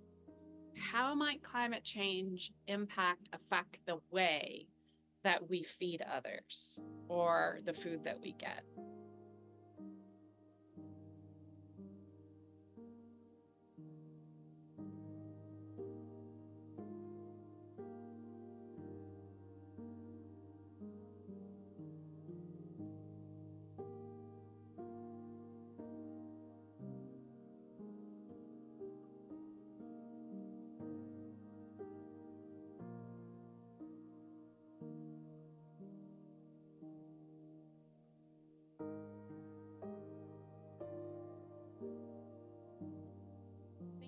About food and the impacts that climate could have on food security. The congregation that I last served, we had a food pantry, we had a community garden, we were involved in supporting the community food pantry as well. And what we were seeing was an increase each year in need for food help. As we continue to see food prices rise due to the impacts of climate change because of heat, flooding, droughts, what is that going to mean for how you feed people in your community?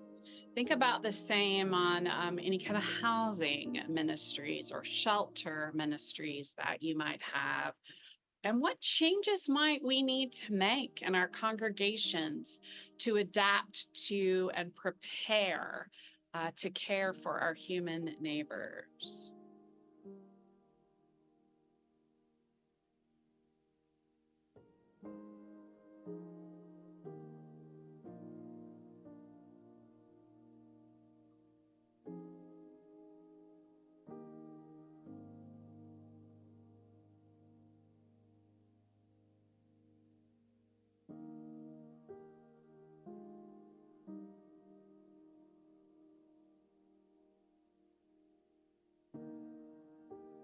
Okay, I know that these minutes continue to go by fast. I do encourage you to continue to add your thoughts to your own notes or to the chat as we prepare now to hear from our next panel. All of these three have experienced weather disasters in their communities, and their congregations have been a part of either experiencing or serving in disaster. Reverend Dr. John Fry is a sustainability expert whose Houston congregation was completely underwater from Hurricane Harvey. Cherie Wharton is the Director of Education and Community Engagement at Potomac United Methodist Church, and she has journeyed with her home congregation through several flooding events until the insurance company stopped covering them, and she will share the changes they made to help stop that flooding. Reverend Kara Foster is the senior minister of First Christian Church Disciples of Christ in Madisonville, Kentucky, a church that prepared to respond to disasters just in time for a series of tornadoes that devastated the western part of the state. We will now have a 1-minute stretch break where I invite all of you just to literally stand up and stretch for a minute. And then we are going to Texas, Kentucky, and Maryland all at once to hear from my great friends and wonderful faith leaders and climate leaders and their congregations and communities.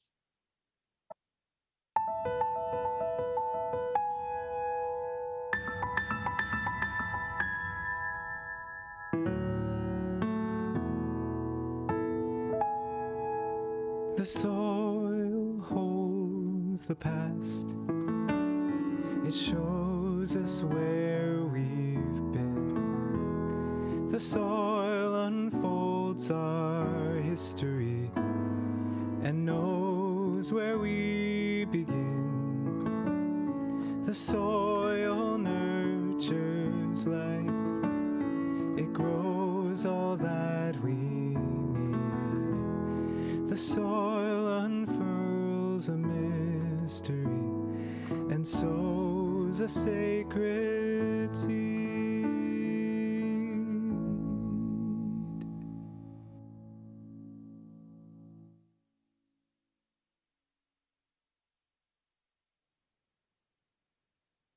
Thanks, Carol. For 18 years, I served a congregation in the northwest side of Houston called Cypress Creek Christian Church. It's a disciple of Christ community that intentionally from their start planned all their facilities to be used by the community. They were open for community use. And in fact, over 100,000 people came to their facilities and continue to come to their facilities every year that aren't members of the congregation. Their main sanctuary is designed as a concert hall, and it's used by national and regional touring musical acts. It's used by high school choirs for their performances.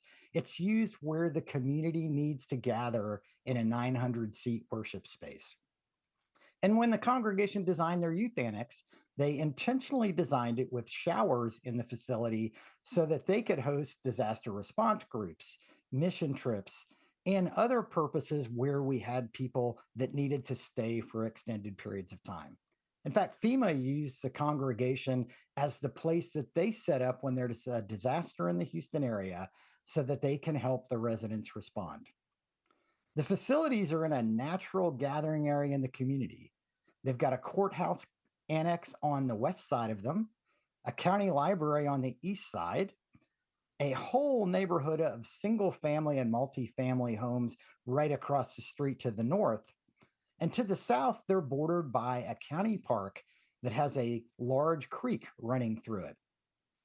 Now, if you think about the history of that congregation over about 45 years, floodwaters have never come out of the creek and reached the congregational facilities.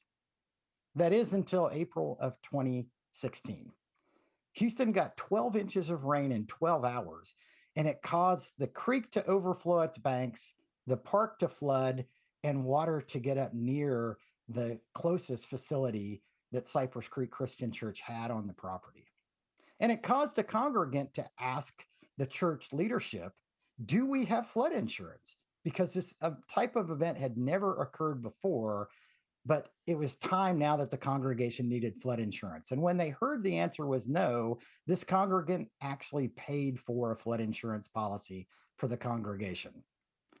And that was a very smart decision, because a little over a year later, in August of 2017, Hurricane Harvey hit Houston and dropped over 30 inches of rainwater in the span of about 24 hours.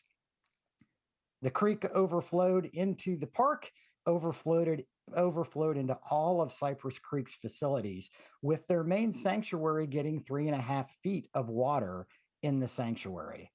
All of the seats on the ground level were underwater, the stage was underwater, and even the floodwater picked up the pulpit and floated it out into the middle of the sanctuary, where we found it when the water finally receded a few days later. And of course, the county facilities were all underwater as well, along with the community across the street from the congregation. And as the water started to recede and we could finally get vehicles back in, scout groups, community organizations, and even youth groups gathered to say, what can we do to help? And so we mobilized those resources to take care of our brothers and sisters in the community around the congregation. But at the same time, we noticed some concern about when would we recover the main sanctuary. I can recall a teenage girl that said that she had spent her entire high school career waiting to do her senior performance on the stage of that sanctuary, and was crying because she didn't think it would be recovered in time. And as it turned out, she was right. Now, the congregation had a member that owned a tumbling gym, and so they continued worshiping that very next Sunday as they spread out to help the community recover. It took a while, but muck out and drying started immediately for most of the congregational facilities. Carpets were removed. Flood insurance policies started to kick in, but that just paid for the remediation. And so we explored other FEMA funding resources as well. And recovery of that main sanctuary took several years. Thankfully, FEMA funded a $1 million grant along with another almost $2 million that the congregation raised.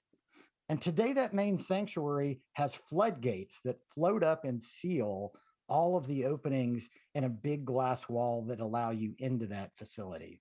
It's got watertight doors in the backstage area. It's got sealed walls, and all the critical infrastructure have been raised at least 3 feet. So when the next flood event comes, and it will, that the congregation is able to withstand that. So that was a great example of that congregation's readiness, response, and recovery from a flood event. And now I'm going to ask Kara to share her congregation's perspective. Thanks, John.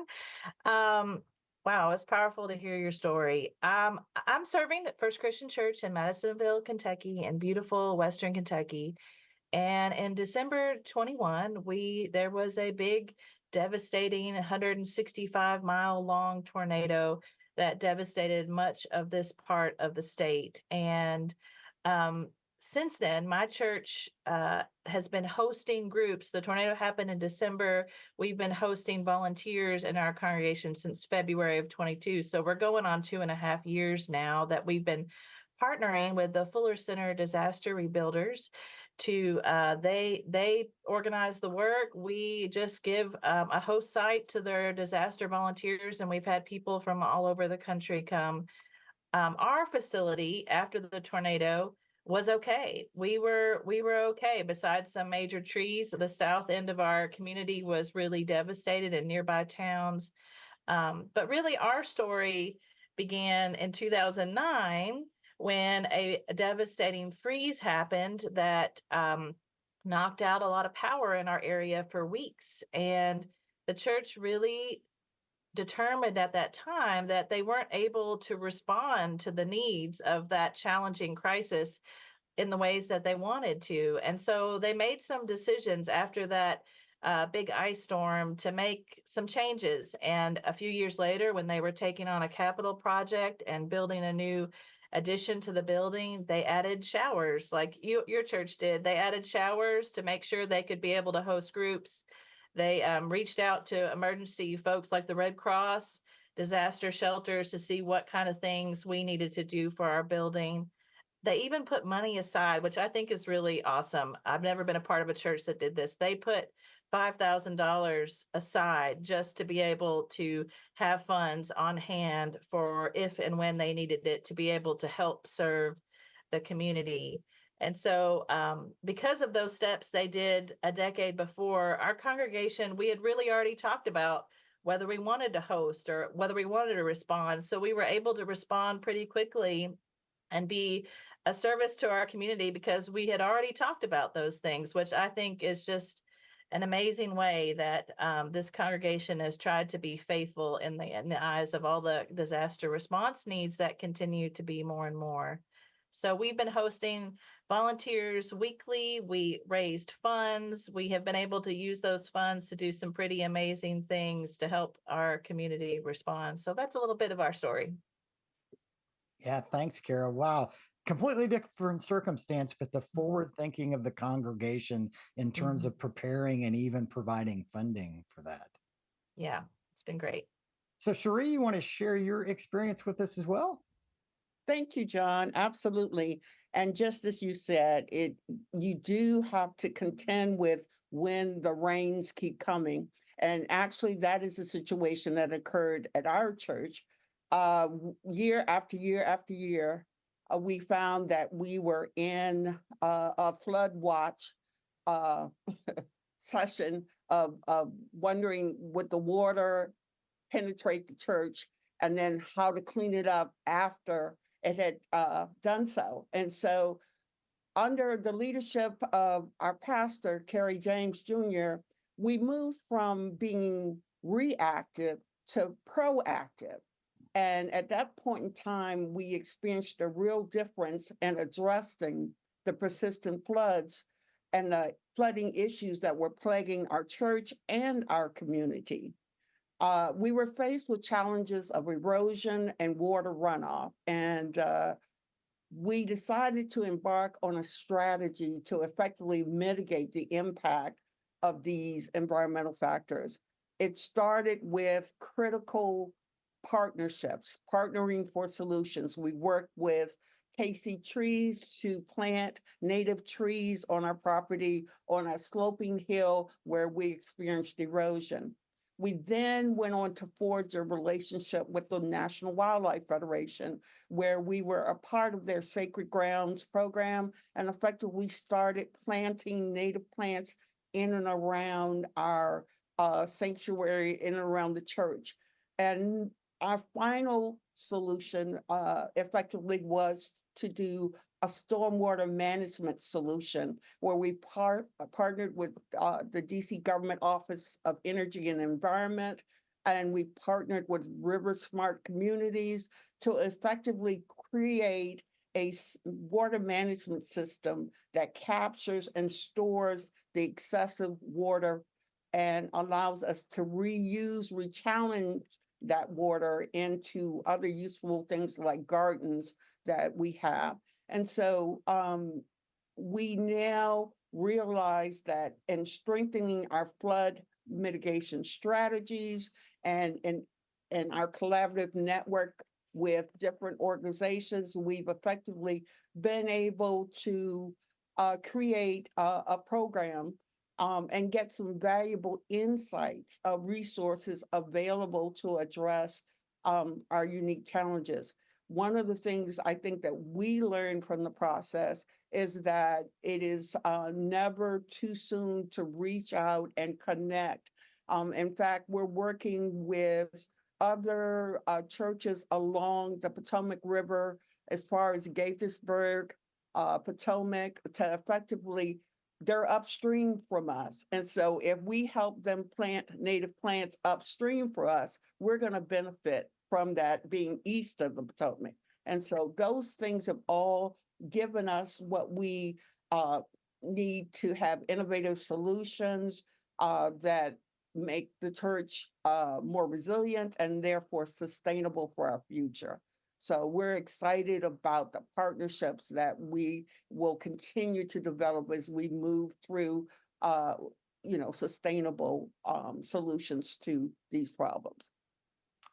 Yeah, wonderful. And I love the whole thought of looking upstream. What are the opportunities? How do we mitigate before the waters come down to you? I wonder, what was it like trying to find the upstream locations? Was it challenging? Was it fairly straightforward? And how did those early conversations go?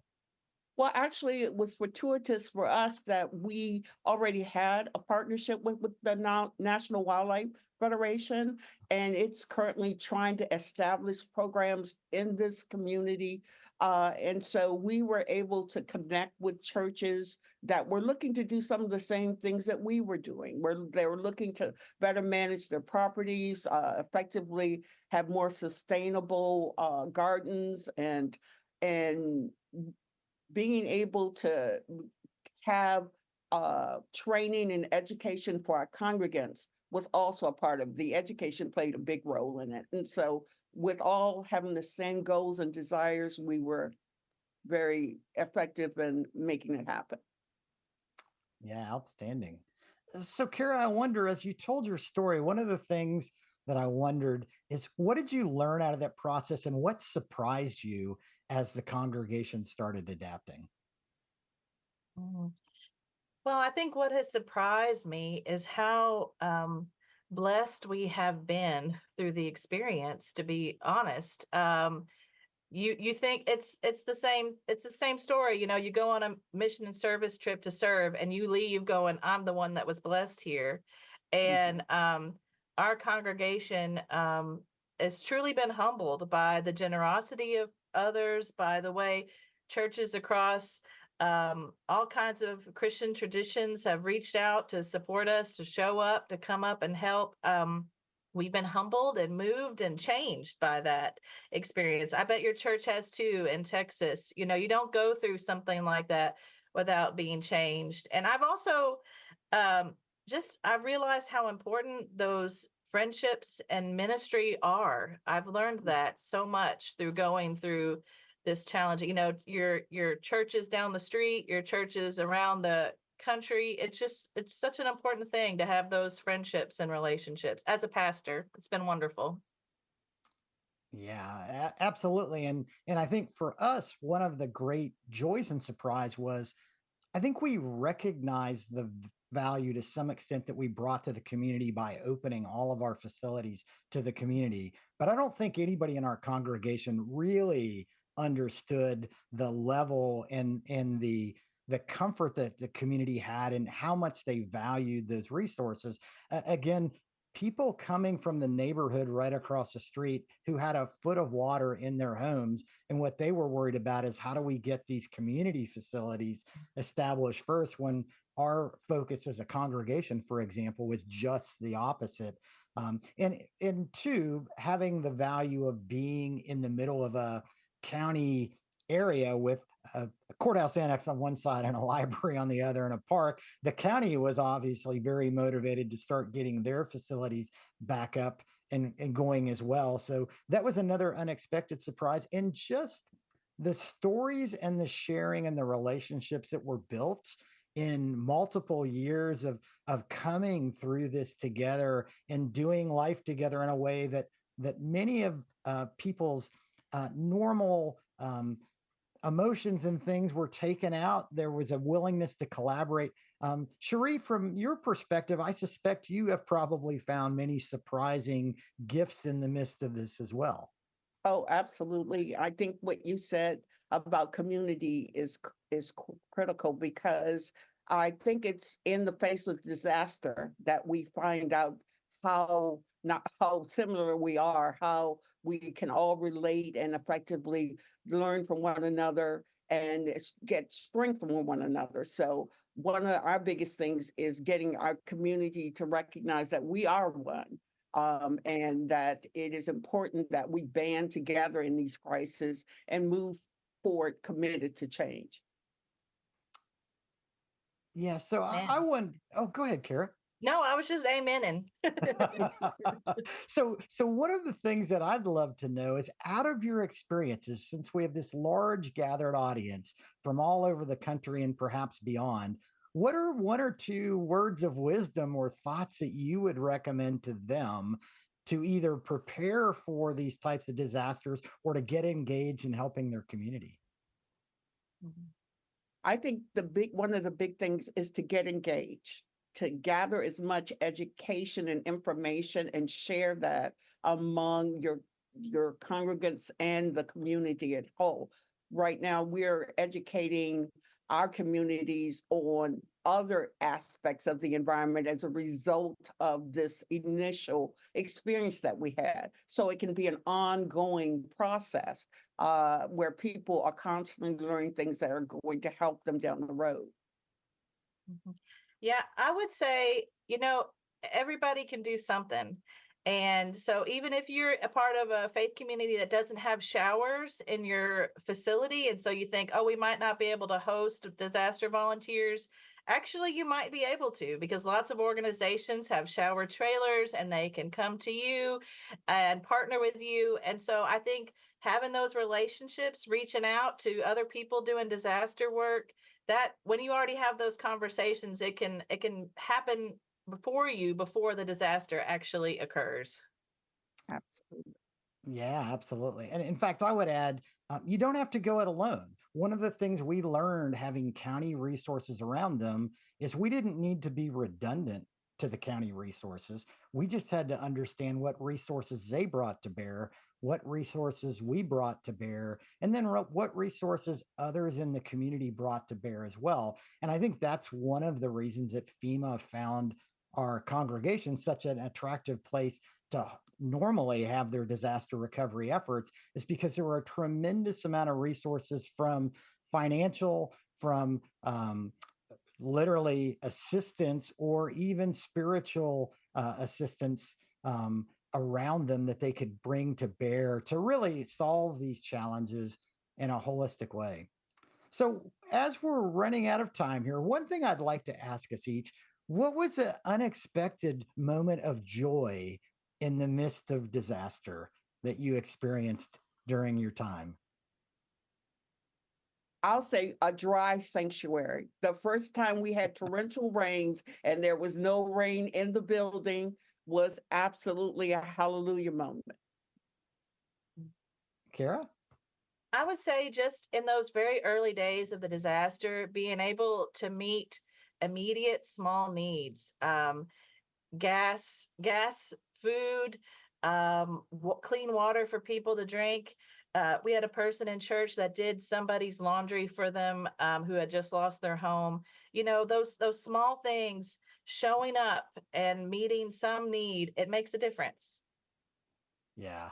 And for us, I'll just mention the first worship service back in that main sanctuary after almost 4 years. It wasn't done yet, but it was in April and it was Easter. And we said, we have got to come together. He is risen, much like this congregation is rising, much like this sanctuary is rising. So there was still on the main stage a large lift truck that they were still putting up sheetrock and things. Sheetrock dust was everywhere, and we found a way to attach a very large cross that was empty now up against that forklift, and the community came back together, both the congregation and the wider community. And even though it wasn't finished, there was so much hope in that space for the rebirth. And with that, thank you both, Cherie and Kara, for your perspectives. Thanks for the stories you tell, and thanks for your ministry.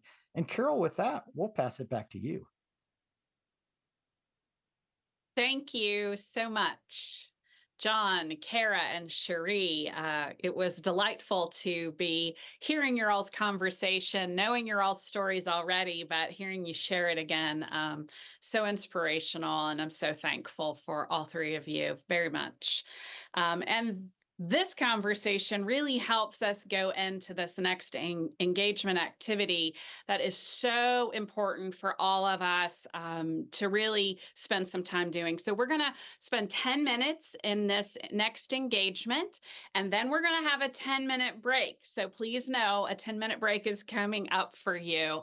And even before I do that, I just want to shout out, because it keeps happening in the chat, that by May 1st, we will have these various sessions, not the whole day, but these various sessions of these incredible speakers on Blessed Tomorrow's YouTube. We will be sending out an email to everyone who registered, and so you will be having all of the resources and access to these incredible segments that we hope that you'll be able to share widely in your community and your congregation. So, on to our next prompt. I would like for us to reflect together on our congregation's current level of preparedness for disasters, and really think about what measures, if any, are in place. So, this last session really should have gotten us thinking, plus the session even just before that, thinking about how climate change is and can impact us. And so we're going to do a poll again, because we would like to know just right away what your congregation's level of preparedness is. So go to the poll now for all of you who can there on Demio, and let us know where you are. If you don't know, then you can kind of just choose what you think might be, or what you will start this planning. So need to start preparing might be the one for you if you're like, I don't know. This is really important. If our congregations are going to be like Kara's and be able to be take folks in and respond, we have to first be prepared. So it looks like very few of us have a finalized plan. It looks like some of us are in the planning phase, and it looks like most of us are in the need to start preparing. So let's start that right now then. Let's spend the next few minutes, and I would like for you to get that paper and pen out again, because this is something that I would hope that you would either take to your congregational pastor or rabbi or imam, that you would take to your board, and that you would start this very important work. So some things that I'd like for you to think about is, do you know where your congregation's electric break box is, or the gas and water shutoffs are? Are there emergency phone numbers posted somewhere, either by landline telephones or somewhere prominently, so that in case of an emergency, you would be able to make the calls to whoever needs to be contacted to respond? Do you know where first aid kits, emergency supplies like flashlights or extra water, snacks, food are kept?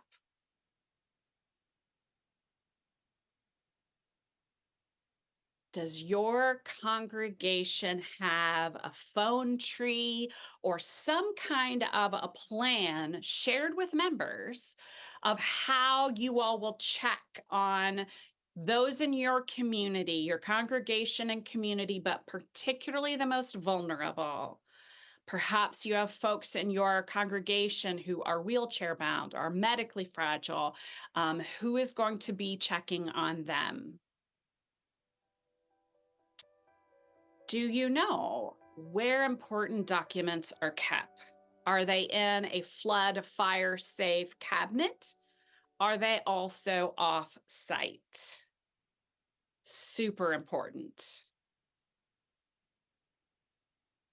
When is the last time the insurance has been evaluated and updated for your congregation?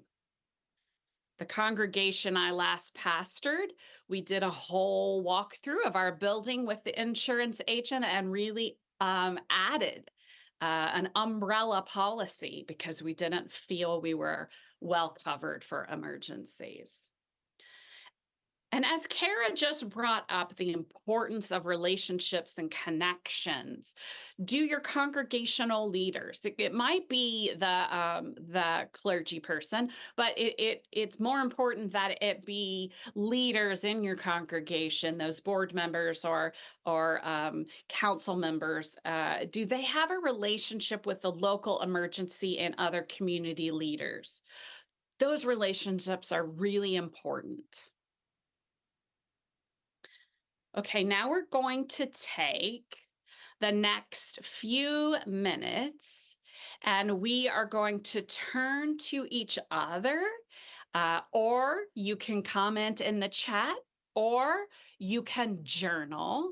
And we're going to talk with each other about how we feel our congregation is doing, or is this something that you've never thought about and that you want to start leading on? So let's take the next 3 to 4 minutes and just chat with each other. And you can also add your comments to the chat, or you can write some things down.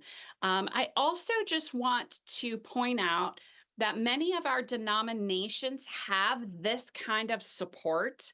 And so I have asked them to put in the chat my own denomination's disaster plan webpage, which is also the denomination of Kara and John Fry. Anybody can use these, but you also can check out your own denominations. And this page includes 10 steps on becoming more prepared, just like the top 10 things. You are welcome to email or copy it, print it off and share it with your congregational leaders. So I'm going to be quiet for just about 3 minutes, and let's take a little time to talk about this in the chat or to those in our area.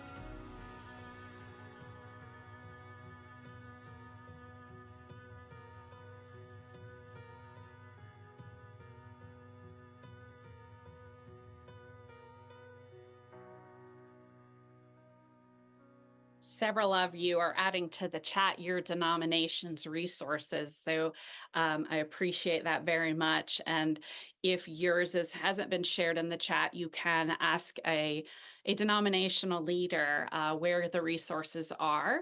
And of course, we can all use any of these. I know that any of our siblings in the Presbyterian or Methodist or Episcopal or disciples, all of us are very happy for us to use and share as is helpful. We did this work at the congregation I pastored, and it was a huge team effort, but we all learned so much. The board went through together and put this plan, and we ended up with a big 3-ring binder that had all of the things like photos and directions to the shutoffs and putting together these emergency kits and the insurance and all of those things. So I think it is a really important thing that we can easily do. It doesn't take an expert. We can have all the resources. We can learn as we go as well. But it really brought us together, and then we shared with our congregation what we had done. But I do want to note that this is something that we have to keep revisiting and updating every year. The hard part, of course, is the first time you do it. But then, as I've noticed in the chat, we're in different areas, and not all of us are going to have the same disasters. So we want to update our plan as we go. Okay, so as promised, as we move into our next session, which I am super excited about, we're going to first have a 10-minute break. But please continue to engage in the chat as you want.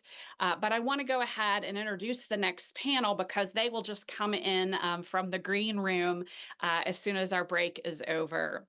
So all of us have been talking today about climate change and its impacts. We've talked already some about our mourning. We know about the physical impacts that it's having. It's impacting our spirituality as well.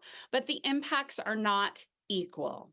Climate change is having a profound impact on the mental health and well-being of our children and our youth. And so our next panelists are going to talk to us on this subject. Joining us are Aisha Nieta Brown, who is devoted to action against environmental injustice, specifically for vulnerable populations. And joining Aisha Nieta is Dr. Tima Bryant, an ordained elder of the African Methodist Episcopal Church and the 2023 president of the American Psychological Association. And Reverend Scott Hardin-Neary, who leads the creation care movement called Green Chalice for the Christian Church Disciples of Christ, is also a former youth pastor and leads eco-grief circles, and this topic is very near and dear to his heart. And so we will take a 10-minute break.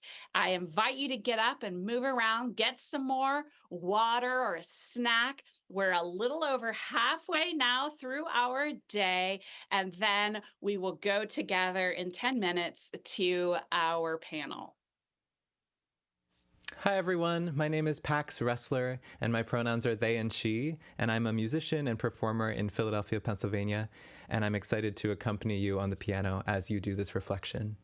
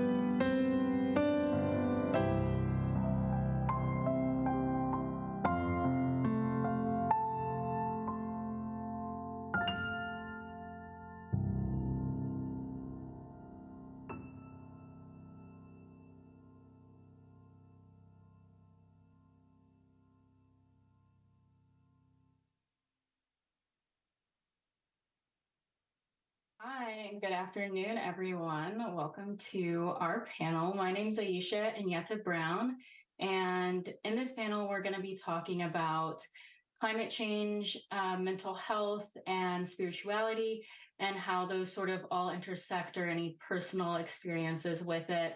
I've been thinking about this topic a little bit as the weeks have come and gone, and I was watching a show recently on Netflix, and there was this quote I came across that made me think about this topic specifically. And one character says, I've been thinking lately, by the time we're 50 and the planet's been destroyed, what's the point?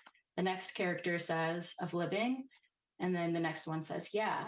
And that these characters are around high school age. And it made me think about the importance of faith and hopefulness in the face of such challenges, especially when you're faced with it at a young age. What does that do to your psychology? What does that do to your mental health?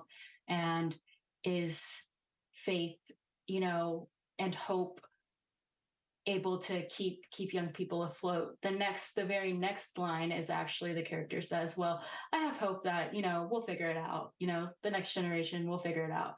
So that's sort of hopefully a good start to this conversation. I'm curious what Tima and Scott have thought about around this topic as well. So I'll pass the mic to either one of you. Well, thank you. I'm grateful to be here with you three or you two. I'm the third. And then also to be a part of such a movement as this across the continent, possibly thousands of people or 1,000 people and 70 communities of faith engaging in this conversation locally with several people that are within the Christian Church Disciples of Christ. So a little shout out to you all. Excited to be a part of this with you. I'm grateful to be a part of this movement, this inclusive movement that supports health for young people, adults, for the unheard and oppressed, for future generations and all of creation. And I'm excited about this idea of a movement, and just going to share a few ideas around movements of bodies, movements of minds, movements of hearts, and communities. And so I recognize that several of you are with little movements of this work around bringing health and justice in the midst of a changing climate. And we're going to start with moving our bodies. So as I think about young people and I think about adults as well, I'm just going to share some ideas, including getting outside. And you've probably heard this several times already today, but stepping outside as your body is able to find wild spaces in nature, if you're able, even just gazing outside from inside, but moving your body is a way to have resilience of mind. Moving your body in play, and particularly for young people and children, but also adults. Organized activities are fine, but even neighborhood gatherings with green space or a closed off street, a parking lot like where your faith community is, and some sidewalk chalk, bike lanes, jump ropes, allowing for non-organized play will allow for some creativity to percolate. Movement of our bodies to act to serve others. Do what you're able to do, what's close by. In my faith tradition, we're invited to love God and neighbor as self in the Gospel of Mark. And while Jesus was prayerful and quiet at times, his love was active. He sought inclusion for those who were suffering, the oppressed and the outcasts, and he challenged the systems and people who were unable or decided not to live congruently with God's love. There are several organizations that you have heard of or will hear of that are doing this kind of movement body work, acting to serve others. I'm thinking of Be the Neighbor within our denomination, Blue Theology. There are camps and conferences across spiritual life on this call that are doing this kind of acting, being embodied using the gospel language. Our second movement is movement of minds and leaning into sacred imagination. I think, and I'm not the only one, that at a time when humanity needs the most creativity, the most imagination, we are suffering from a depletion of imagination. Whether from distraction or addiction or whatever the things are, we have less and less capacity to daydream, to be creative. And so I'm suggesting that we make space for dreaming in our congregations and in our homes, that we might have a delight in a feast of IRL or in real life, dropping the phone or the apps for just a little while, enjoying a walk, sitting, lounging, hiking, running, napping without technology for a little while, allowing ourselves that space. Also, movement of the mind, encouraging sacred imagination by asking good questions like, did you hear that bird? I wonder what that creek feels like. What can we create with these empty boxes, tape, and markers? Asking good questions helps to make our minds engaged in movement. This is also true for mental health in your congregation. I'll just do a quick shout out to Sarah Lund, who wrote Blessed Youth and encourages us to be open about mental health ideas and challenges within our faith communities. So often we've been silent. So just encouraging us to lean into being open in conversation around that. The last two is movement of hearts. And then I'm going to talk about movement of communities. Movement of hearts are awe practices. I would invite you to look at a book called Awe, wondering where you're finding wonder and how you know you're in a moment of wonder. What are the goosebumps, the tears, the giggles, the gasps, the butterfly bellies, the moments where you recognize that you're in a movement of awe? Dacher Keltner writes about 2,600 stories that he's gathered from around the world, listening to wonder stories.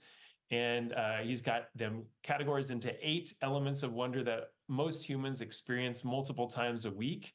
And I'm wondering if we can lean into finding and seeking wonder in the world. One of the top experiences of wonder that he claims is moral beauty.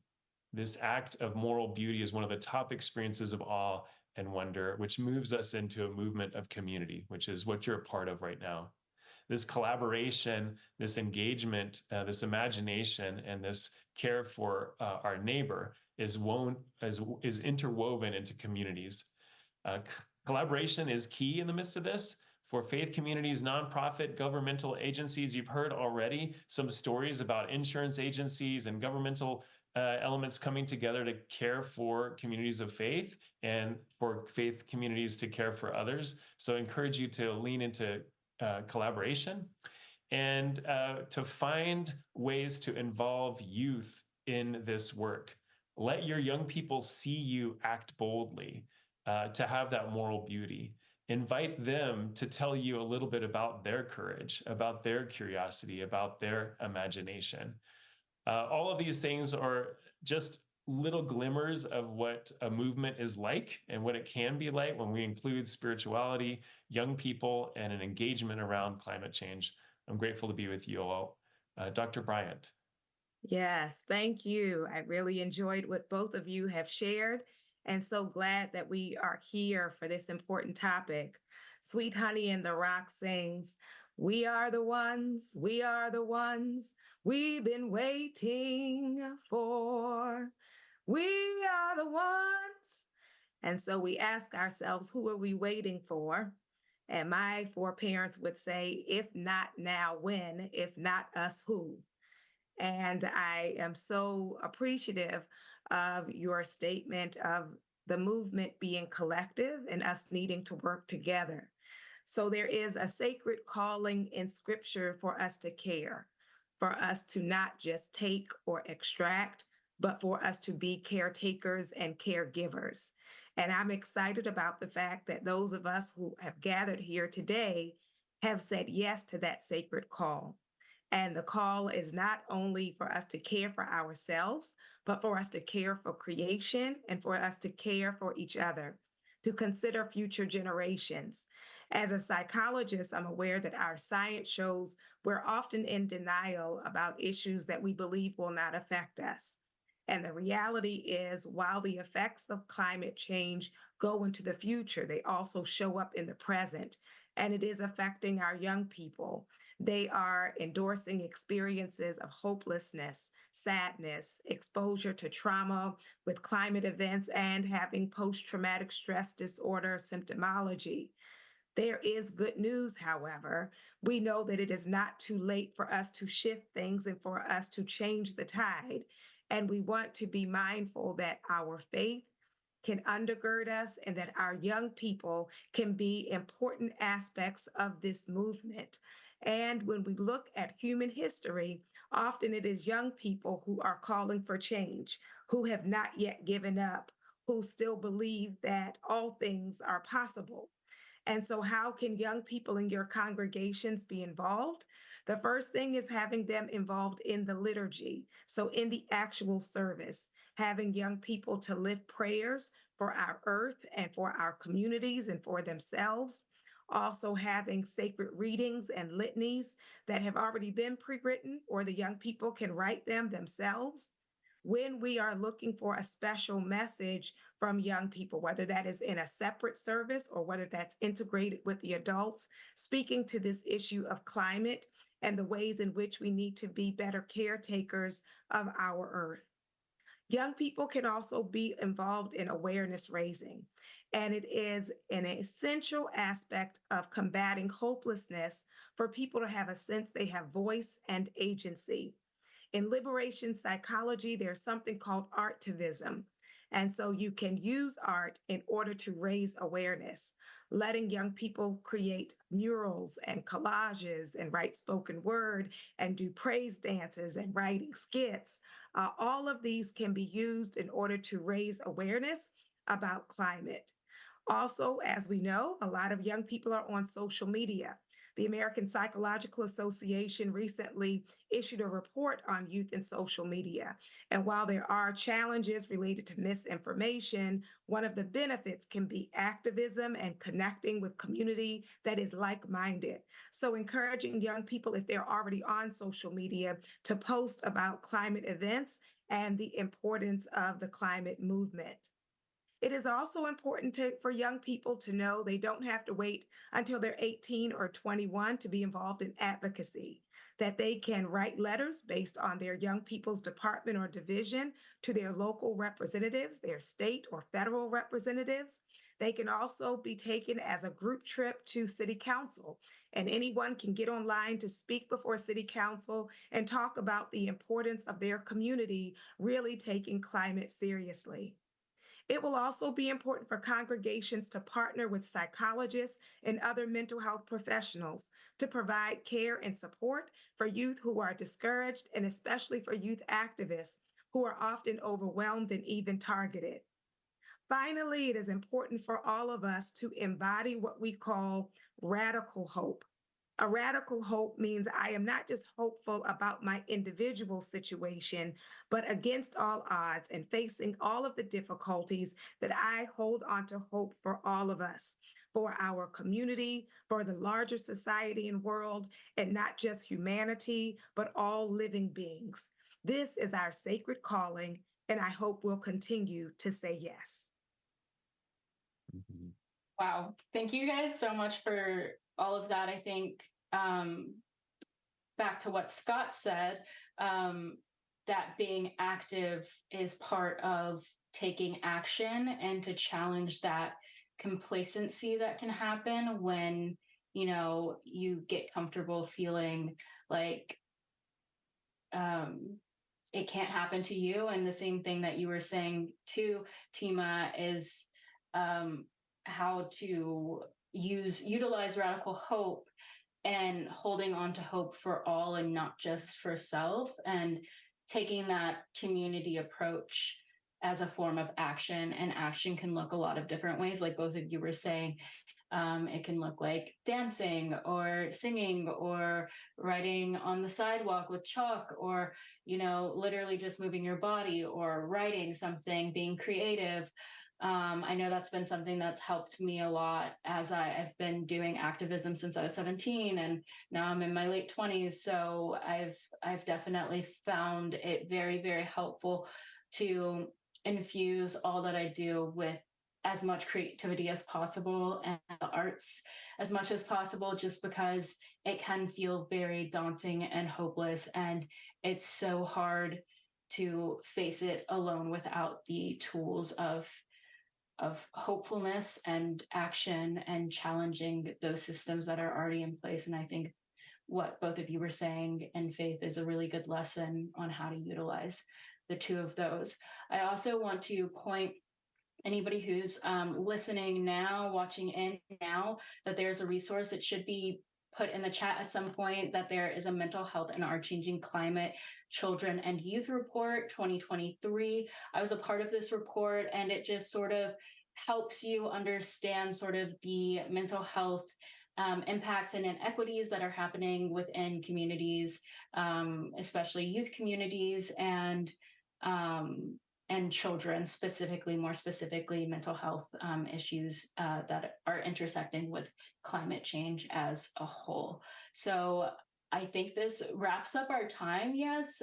So unless anybody has something else to say, I'm gonna pass it back to Carol. And I hope this conversation was enlightening to somebody out there. Thank you all. Thank you.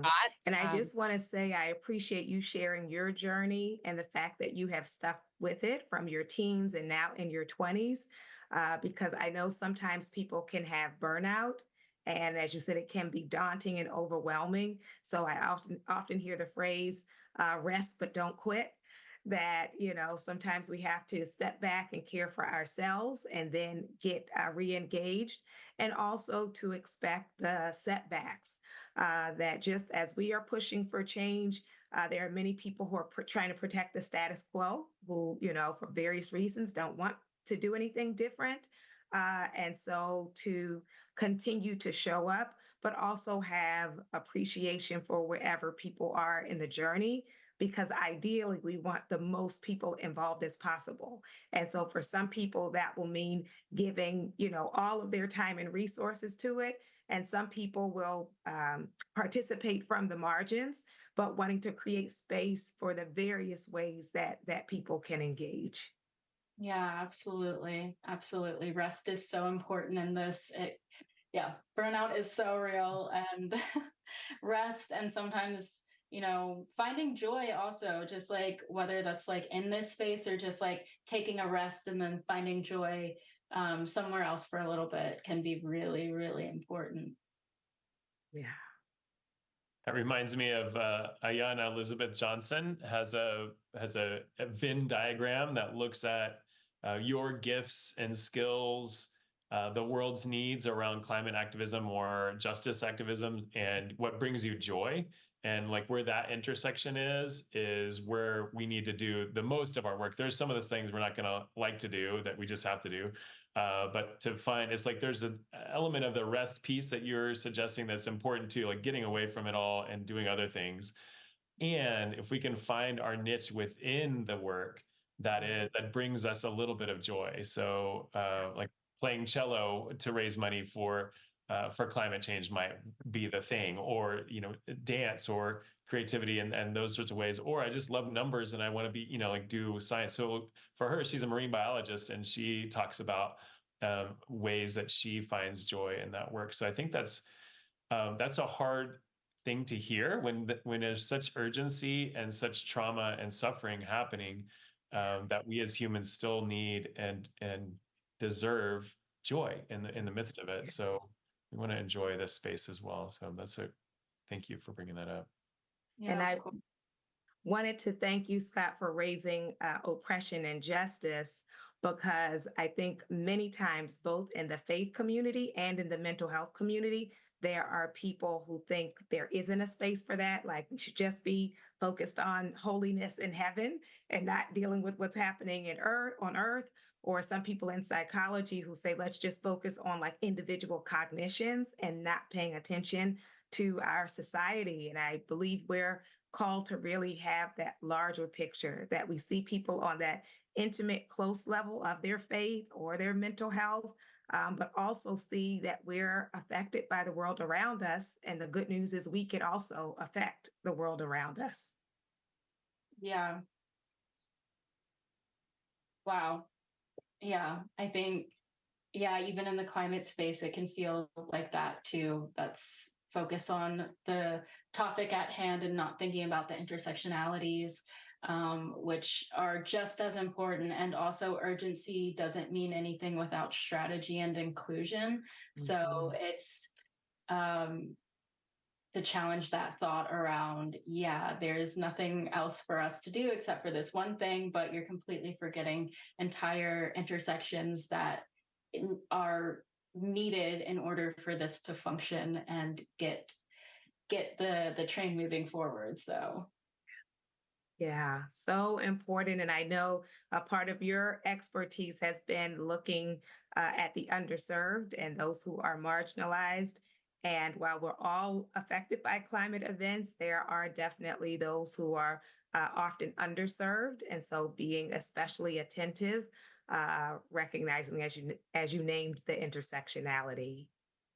Yeah, vulnerable populations are super important. A lot of people can get a little distracted from that. So yes, absolutely. Wow. Does anybody else have anything to add to the conversation? I'm not sure how we are on time, but I don't want to overrun the time. I guess we still have more time. Sorry, guys. Oh, that's great. Oh, good. No, this is great. We have 10 more minutes. I just looked. So I'm okay, perfect. Yes. 5, maybe 5, 10. Yeah. Yeah, I'm a great timekeeper. As you can see, numbers are not my thing. Finding other joy. Yeah. But yeah, go ahead. I do wonder what they're like, how in the midst of the urgency, like the quote you started with Netflix, like there's such an urgency, and that can be traumatic as well. I mean, there's this kind of pre-traumatic syndrome that I've heard of, like where it's like we're anticipating this trouble. And so how do you all find life in the midst of this work, like thinking about justice and oppression and climate and psychological needs? Like, how do you all personally find like life in the midst of that, or joy, or even just resilience? Yeah, I mean, it's hard. For me, I know it's really hard. I like to think in terms of joy, like just taking a break, watching a movie, listening to music, which isn't all that helpful all the time. I know working on projects, sort of indulging myself fully in a project. I've been working on a children's show for a while, and that's been really helpful for me. And yeah, I think there is this pre-trauma notion that I've felt for a long time. I'm like, well, Jesus, like there's not much to do. And then dealing with certain elders in different communities being like, well, climate change won't take you out. It'll just take out like the next generation. And it's like, well, that's a huge problem too. And so finding joy is a very individual path, a very individual journey. And so, my recommendation would just be dig into the things that have brought you joy in the past and find that again. And don't be afraid to indulge in it whenever you can. Yeah. Great. And for me, it is realizing there are many more with us than against us. And there are people who care. There are people who are doing good work. They often don't get amplified, or you might not see it on the evening news. And so seeking that out, and then training our eyes to see the small wins, right? The progress along the way, the policy and legislation that does pass, or the support groups that are happening, or churches that are, gathering together, doing special services, or even interfaith groups with people of various faiths coming together on this same issue. So we have to look for it, but to see the progress, the possibility, and the vast number of people who care. Yeah. Amazing. Absolutely. Thank you. I will also share that one of the things that gives me hope and maybe not joy, or that there are several grant fellowships that are happening this summer. This is a total PR thing, but the United Church of Christ, Episcopal Church, and the Christian Church Disciples of Christ have ministry sites that are partnering with young people, and it's really exciting to see that collaboration happening. So that gives me joy. And then walks in the woods with my dog is another thing that brings me a little resilience. It's great to be with you all. Thank you. Yeah, I hope that you can share some of those links soon. But now I think we are officially out of time. Yeah, thanks so much, Aisha Nieta. Thank you so much, Dr. Brian and Scott. It's a blessing to do this work alongside you all. And many things have been added to the chat. And a reminder, May 1st, these various videos will be available on Blessed Tomorrow's YouTube page. And also we will be sharing all these resources out. I also wanted to give a shout out to a resource that a dear friend and leader of Blessed Tomorrow's, Reverend Margaret Bullitt Jonas, many of you know and love her. She created a wonderful meditation for us 2 years ago, and it is available for your use anytime, and it's appropriate to use with children and youth, and is a great model for those around you to model stress management. And so her meditation will be shared in the chat. And so now we're going to move on to our sixth engagement activity, which is centering on our youth. Our youth brings so much energy to our faith community. And there are various ways that our congregations engage with and support children and youth. And we want you to reflect on that a little bit. Our speakers just gave us many things to be thinking about, as well as other things that were shared in the chat that are resources. But we want to now center our thoughts in what are we doing for our youth, and what more can we do. But as we move into this, let's take another minute to, this is a lot to take in, all of this topic of climate change and all of the mental health impacts, and particularly thinking about our love and care for younger folks and future generations can make us start to feel a lot of tension. And also I was noticing in the chat this struggle between, joy and doing something about it. And I would just say that both things are true at all times. This is our one precious life, and we need to enjoy it and have joy in it, while also making sure that as people of faith that we're living our faith in action. So I invite you to just, wiggle a little bit, take a couple of deep breaths. You might rub your jaw, your neck, your shoulders, wherever it is that you might hold tension. Just acknowledging that in our own bodies now. So for the next 4 minutes, I want to invite you to talk with one or two other people in person, or you can journal or add to the chat some of the ways that your congregation right now centers and support children and youth. This can be within just your congregation, or it could be for the community at large. When we talk about creation care and climate justice, how are we caring for, centering, engaging them? Dr. Bryant really gave some really good examples of, involving children and youth in worship services, for instance, and Scott gave us some other ideas. So getting children and youth outside on hikes, on educational activities, learning with them, involving them, getting their input, asking them to lead or join, sharing books, stories, etc. So let's take the next 3 to 4 minutes and turn with each other and chat about all the ways and make a list. Also, please add these to the chat.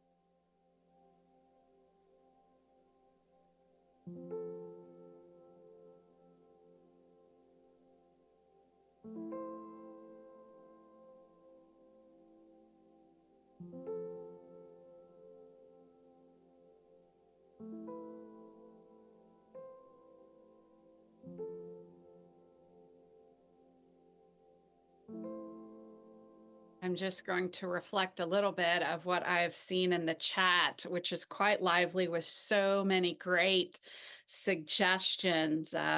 Fifth Sunday every time is Youth Sunday.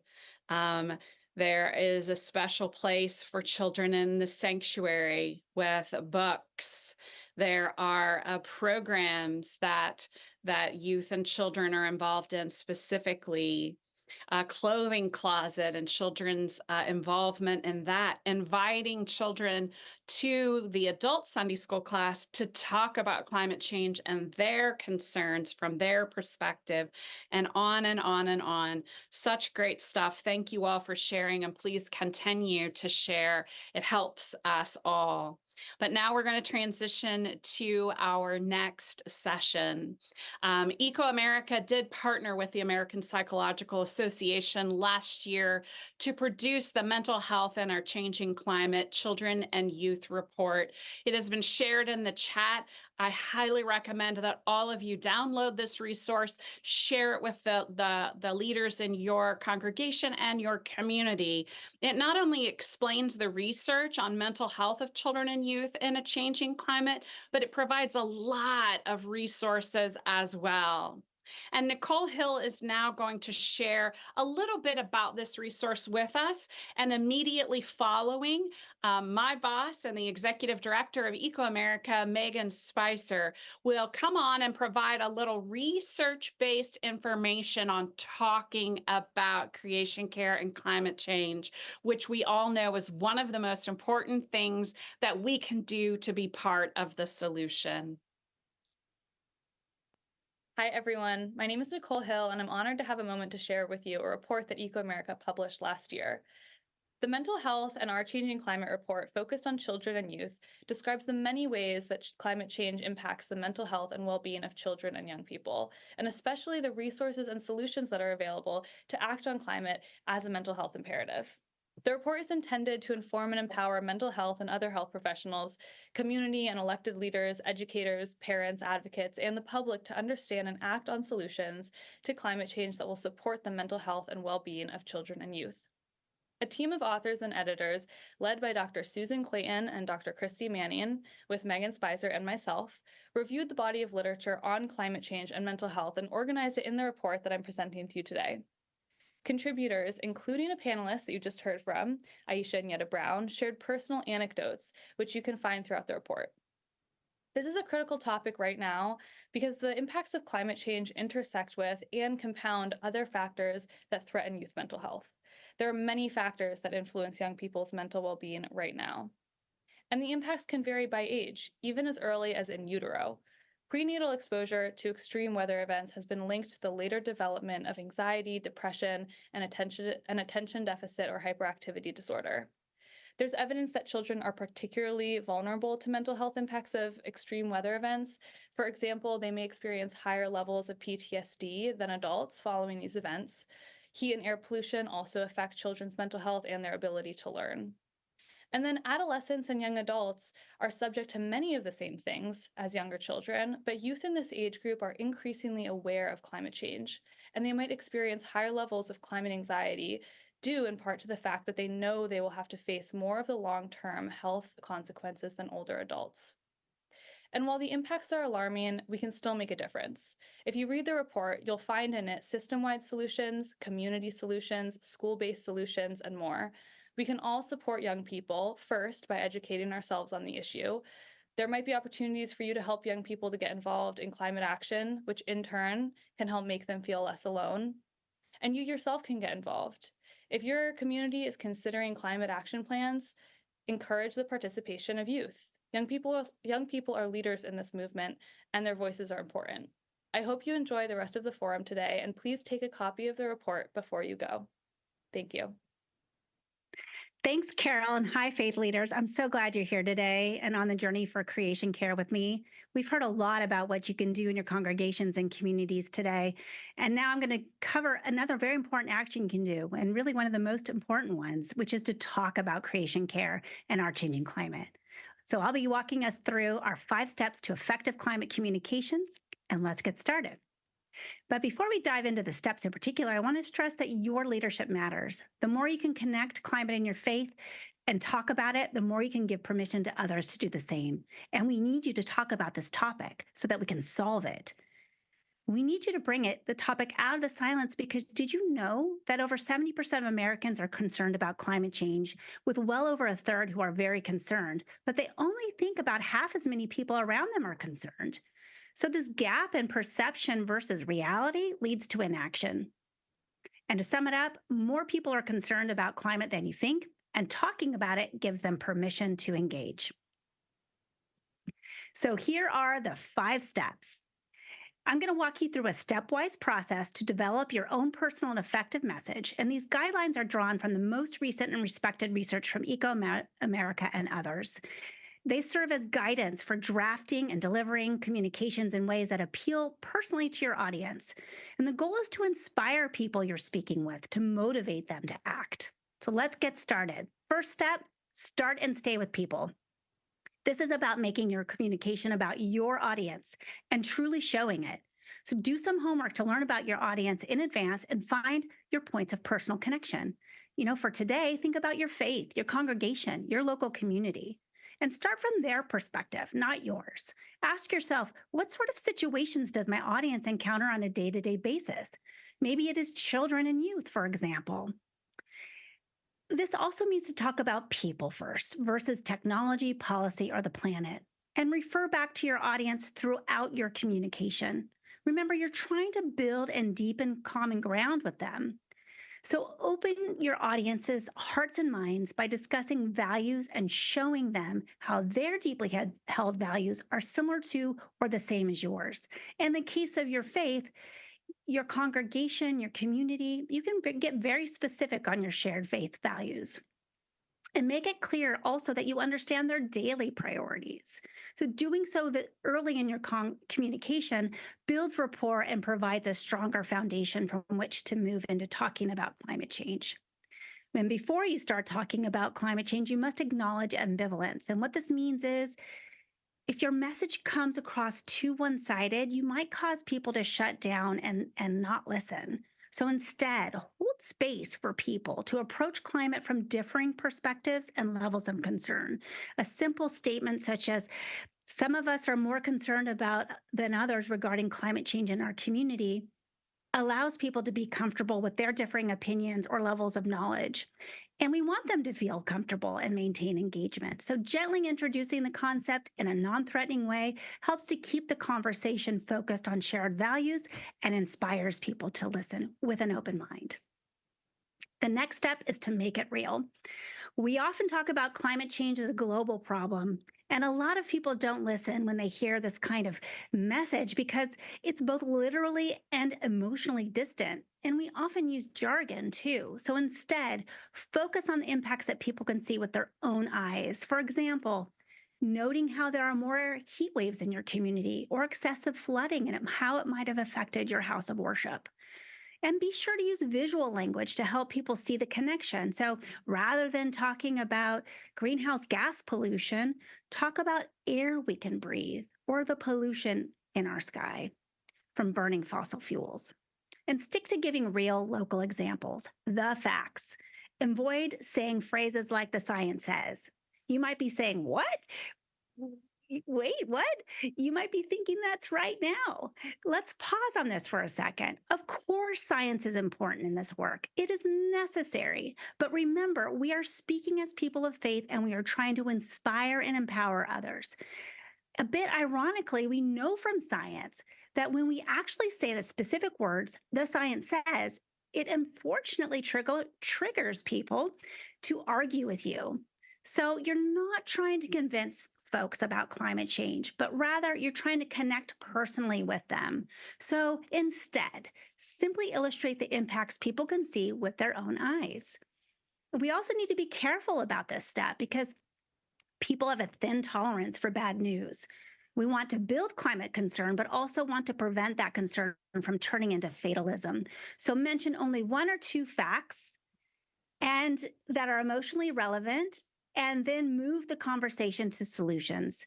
Citing a third-party, nonpartisan, trusted messenger lends credibility to your position. So this could be talking about asthma from the American Lung Association or some passage from Pope Francis's Laudato Si.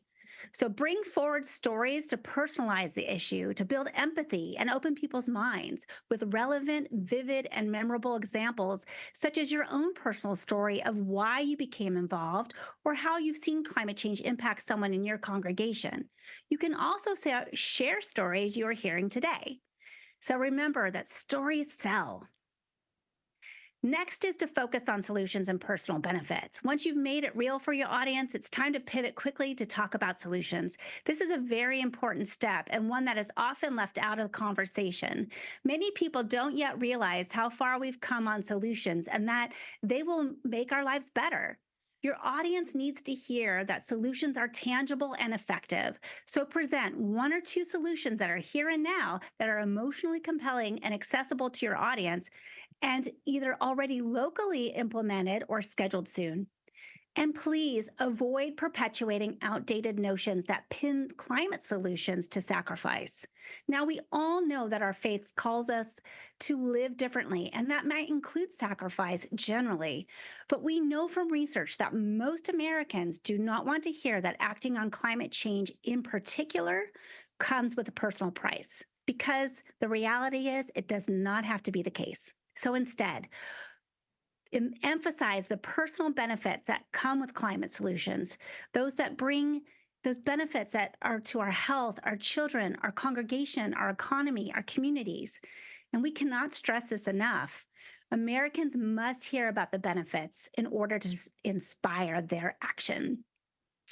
Because a clean energy future is at hand, and it will create jobs, save money, clean the air, beautify our communities, improve our health, and ensure a just and thriving future for our children and future generations. Now, we know from research that these personal benefits of climate solutions are also the top motivators for action. Cost savings that can be derived from energy efficiency and clean energy. Health is also a top motivator, especially the health of children, which can be realized through reducing pollution and cleaning our air and restoring thriving nature. And last but not least, care for our neighbor and improved living environments. Next is inspire and empower. Americans are repeatedly told that they can't make a difference on climate change when the exact opposite is true. Every day, almost everything you do, from the way you drive to what you eat and how you talk about climate change, impacts the problem and the people around you. America can lead on climate, and so can your state, town, congregation, family, and you. Help people understand that we can all do something about climate change and they can be part of the solution. And there's still time to maintain a habitable planet if we start today. Tell stories of congregations taking action and their successes, like you're hearing today. And please, ditch the doom and gloom. Communications on climate change are often doom and gloom oriented, and people turn away and disengage from dire warnings or fatalistic futures. So instead, talk about the hope and opportunity that comes with a cleaner, healthier planet. Last but not least, activate. The final step in your communication is to end with your ask. Follow the steps we've just outlined in order and end with your ask. Encourage your audience to engage in creation care or act on climate by inviting them to join you. And maybe this includes focusing on your congregation's goals to reduce energy use and be more energy efficient and save money. Perhaps it's about advocacy and encouraging fellow congregants to join you in asking your local city or town to offer clean energy options. Whatever it is, be sure to give examples, ideas, and steps they can take that are meaningful, accessible, and relevant. And you can find more on the Blessed Tomorrow website. Because in doing so, you're going to bring them in. But make sure to stay above the fray. Don't get caught up in the trap of arguing or refuting false information. So if someone tries to challenge you on a fact or point, Return the conversation to where you have common ground and move forward. Speak from the mountaintops and remain focused on the big picture, on what is important. And this will help you keep the conversation moving forward and your audience engaged with the best chances of activation. So here are the 5 steps in review. Start and stay with people, make it real, focus on solutions and personal benefit, inspire, empower, and then activate. The Eco America team will also share a summary of the 5 steps in the event chat window, and you can find them as well on the Blessed Tomorrow website. I hope you found these helpful, and in fact, you'll get the opportunity to put them into action with a hands-on exercise in just a few minutes. I look forward to seeing you out there inspiring others with your own authentic and effective message and invitation to act on creation, care, and climate. You've got this. Thanks, everyone. Now we'll go back to Reverend Carol Devine to tell us what's next. Thanks so much, Megan. How we communicate on climate is so important, and the conversation in the chat really reflects that. We all need to be talking about climate change more in our daily lives and in our congregations and local communities. And it's really important that we think about how to communicate. So right now, we want to know for the next poll, how often you're communicating on climate change. That is being pushed out right now. So be real honest. Do you talk about climate change every day? Rarely? Sometimes, often. It looks like as of right now, some of us, that's great, are often, and that's fantastic. Let's now take this guidance that Megan gave us, using the 5 steps to create our own climate message. So this is going to be your own elevator speech, if you will, that one that you have a conversation with someone and you can practice. So we're going to be going through the 5 steps. Get your paper and pen ready. I will walk you through the process step by step. So step 1. What I want you to write down is what faith value most connects you to your congregation and to your congregation to each other. All of us have many values as people of faith, but there's definitely 1 or 2 that should stand out to you for your congregation. Write down that faith value. Compassion, kindness, forgiveness, inclusion, generosity, care, hospitality, loyalty, respect, love, justice. Write yours down, 1 or 2. Step 2. How is your local community being impacted by climate change? We asked you this earlier today. But now I want you to just list 1 to 3 ways that climate change is impacting your local community. Again, we talked about this earlier, but maybe it's heat, drought, fire, maybe it's weather, major weather issues, maybe it's health issues, maybe you're seeing the impacts of children's mental health, maybe it's the economy. What ways is your local community being impacted by climate change? 1 to 3. Step 3.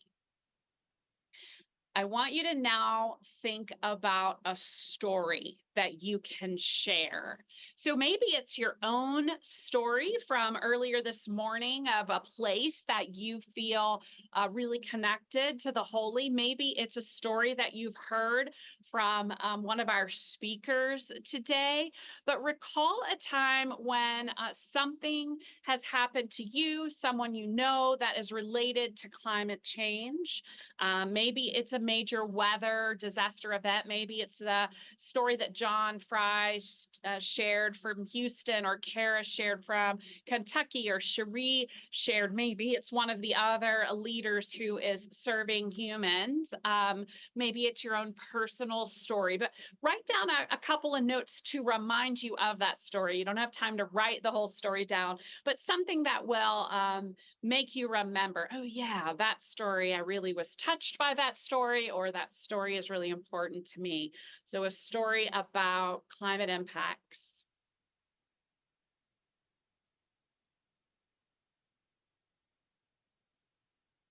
Step 4.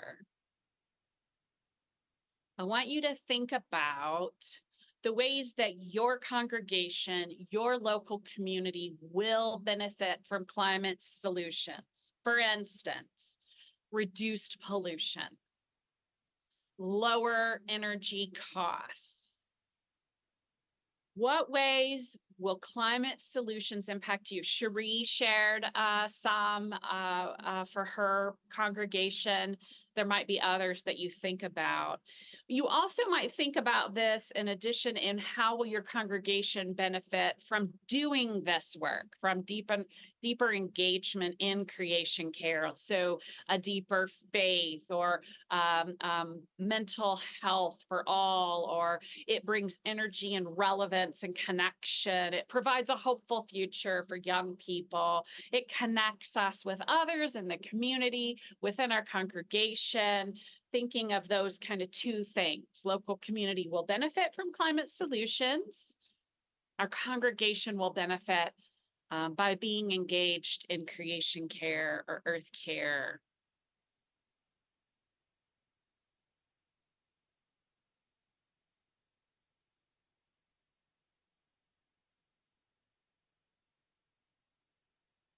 Take another few seconds to think about those benefits.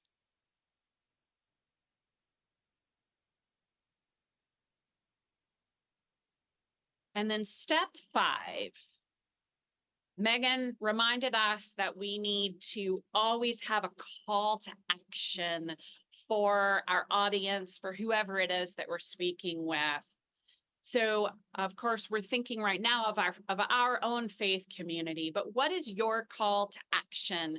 And I try to invite people in to do something with me, or something that is either already going or is getting ready to start. Like, would you join me in starting a creation care team? Or will you become a member with me of our creation care team? Hey, I'm going to take the Blessed Tomorrow Climate Ambassador training. Would you like to take it around the same time? And then we can talk about it. Hey, why don't we reach out to that other congregation down the street and see what we can do with them on climate change? The overwhelming majority of Americans, as Megan told us, are concerned about climate change, but so many of them do not know what they can do. And so being invited into action with someone else makes people feel included and also helps them to know what they can do. They learn from that, but also it helps all of our mental well-being.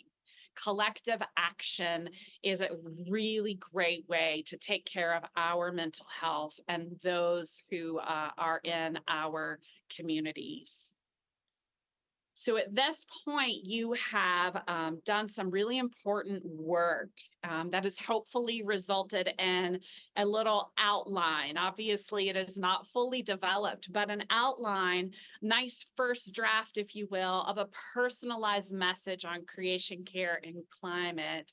And I want you to continue to use it, refine it, build on it. And we're actually going to take this and build on it in our next session.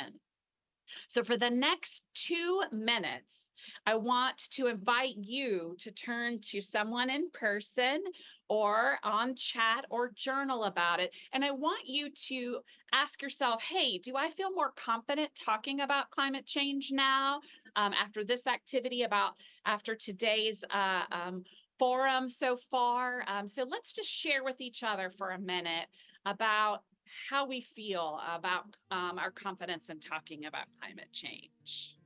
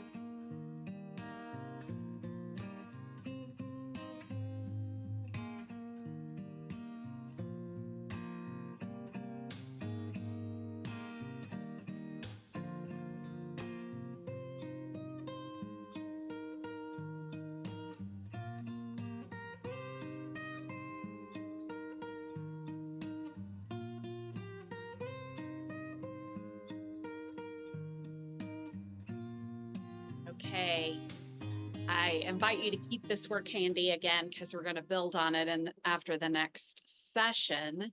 We're going to have a 1-minute stretch break. Again, get up and just literally move your body a little bit. Because then right after that 1-minute stretch break, we're going to New Zealand to join my friend, Rabbi Dean Shapiro, who will discuss the importance of nature on our faith and how to use nature to bring scripture alive for Creation Care Talks, sermon, etc. Let's take a 1-minute break now. The soil contains our hope. It pushes out green shoots. The soil proclaims the antidote is growing deeper roots. God, let them grow in me. Send down your rain and light, and with your help we'll be the soil to bring the world to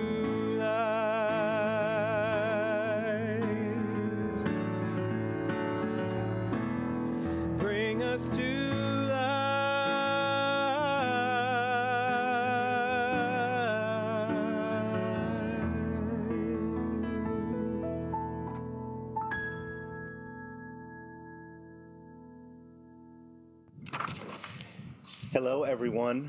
Thank you for being part of this special day. As Carol said, I am Dean Shapiro, the rabbi of Beth Shalom, the progressive Jewish community here in Auckland, New Zealand. That's where I am, and more specifically, I'm in my own backyard. What a difference there is being outside in nature when a light breeze tickles your face, when leaves crunch underfoot as you walk through the woods. It's autumn here in New Zealand, and actually we call the forest bush. When the smell of living earth fills your nose and soothes your brain, or when waves crash on the shore, intoning the world's most enduring mantra. What a difference that is from the chapel or sanctuary that can be full of love and at the same time somewhat sterile perhaps, or stagnant, or at least familiar. So I want to invite us, as we seek to honor the natural world and save it, to put its beauty at the center of our lives and engage with it as much as possible.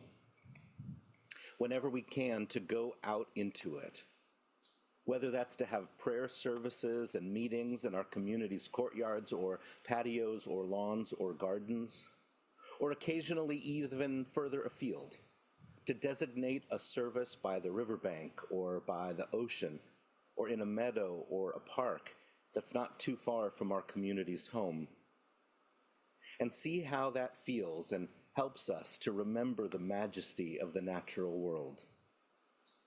As the great Hasidic master, Reb Nachman, taught, grant me the ability to be alone.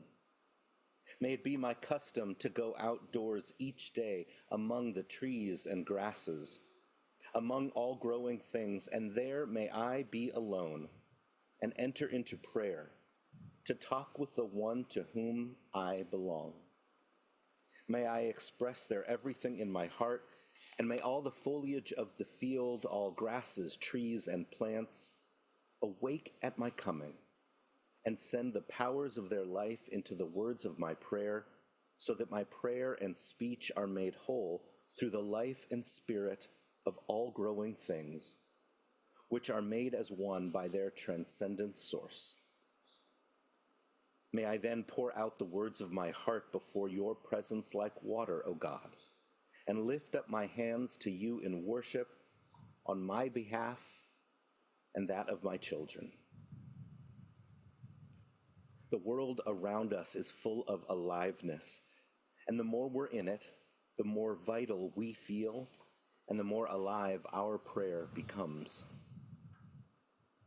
And when that's not feasible, Perhaps it's possible, at least, to have the reception after a service outside, to make fellowship, to eat, to drink, to celebrate Oneg Shabbat in our houses of prayers open spaces. And see how that reminds us that the world is larger and more wonderful than what can be enclosed in four walls.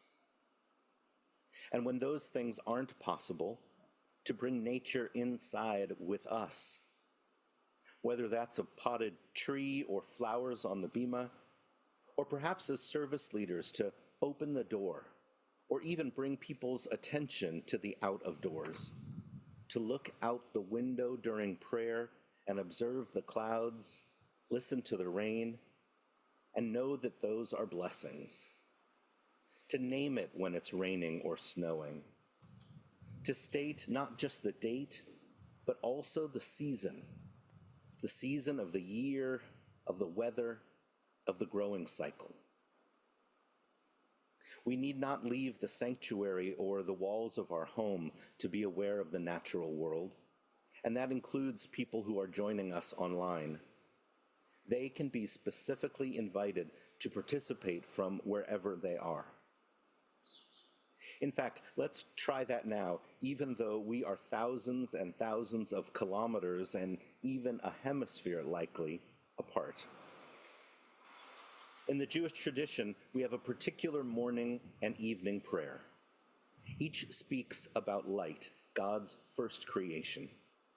When we pray it, I love to ask people to call their attention to the light in that very moment, to notice it, to name its quality, to absorb the colors of the sky. Let's try that now as I recite the morning version, since it's morning here. Can you look outside where you are and notice the light while we pray, and name what you hear, see, and experience? Praised are you, eternal our God, sovereign of the universe, creator of light and darkness, who makes peace and fashions all things. In mercy you illumine the world and those who live upon it. In your goodness you daily renew creation. How numerous are your works, O God! In wisdom you formed them all, filling the earth with your creatures. Be praised, eternal our God, for the excellent work of your hands, and for the lights you created, may they glorify you. Shine a new light upon Zion, that we may all swiftly merit its radiance.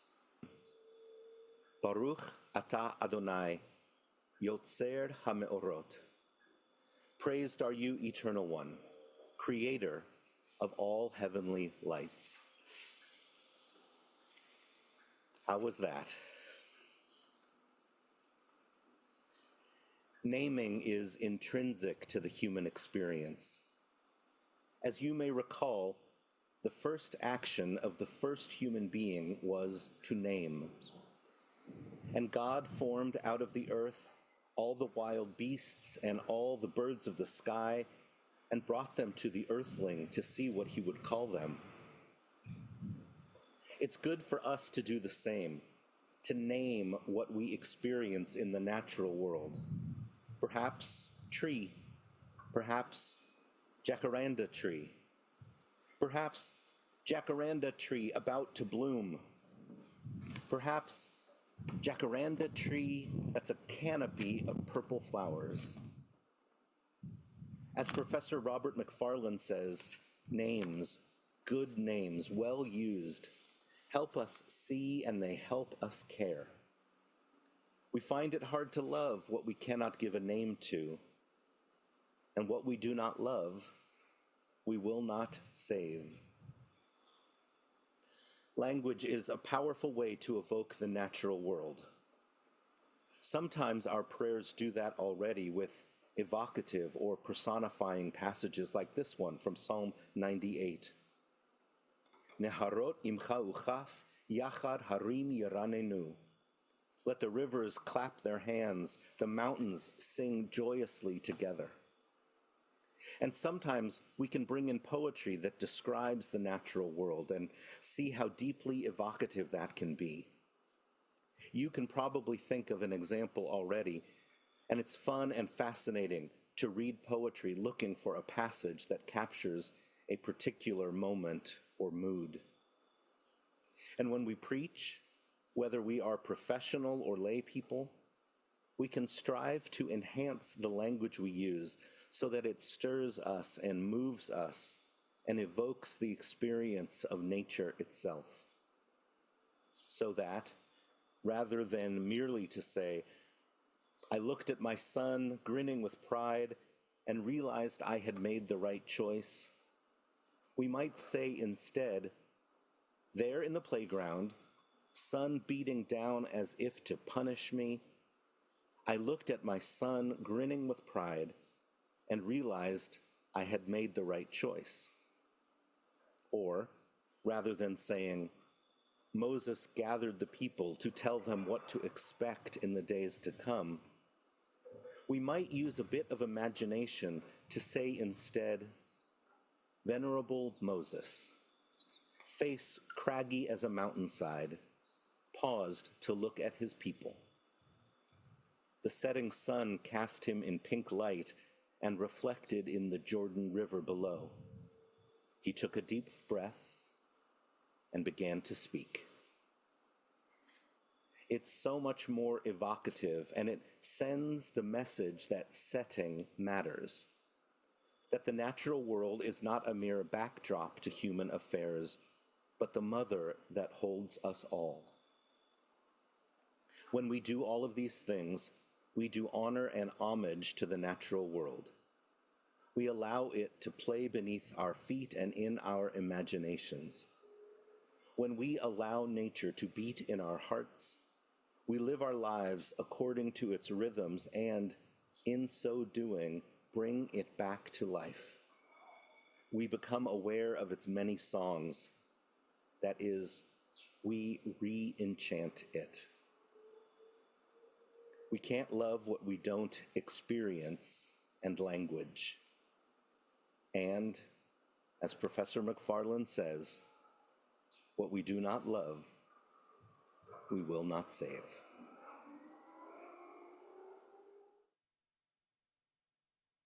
Thank you so much, Rabbi Dean.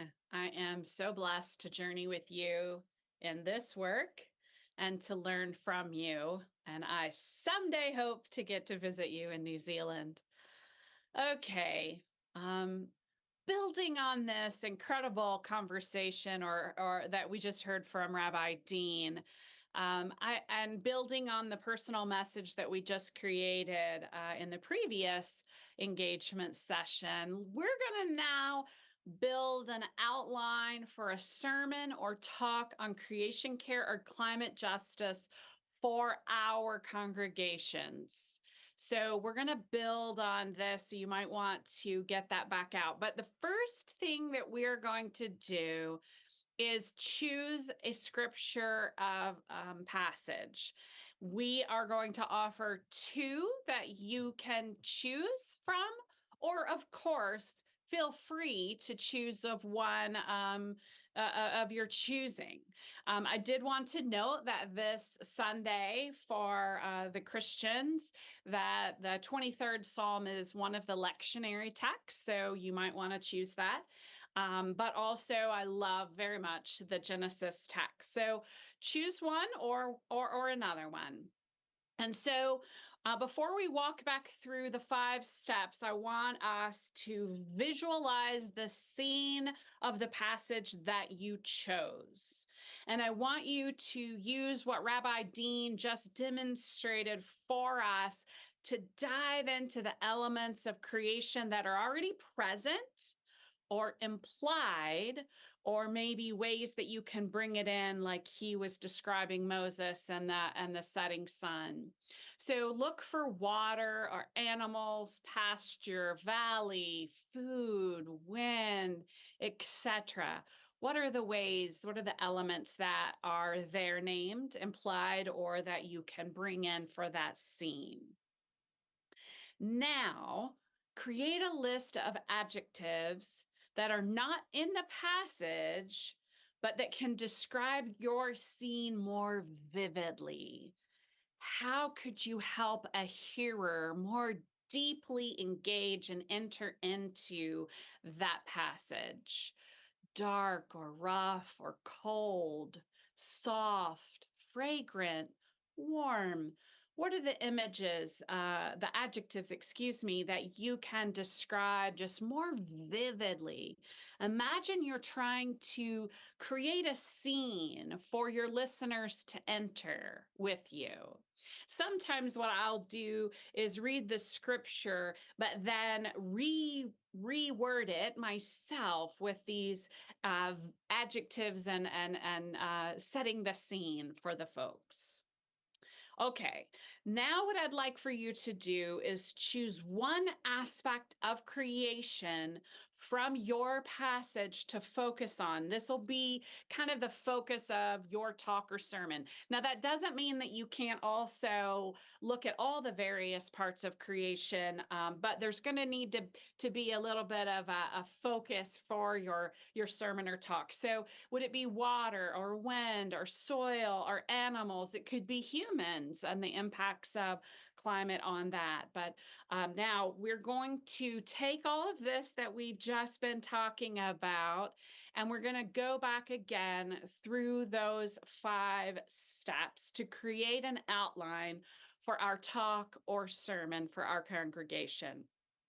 So step 1, again, we are going to write down that value that your faith community has around your topic.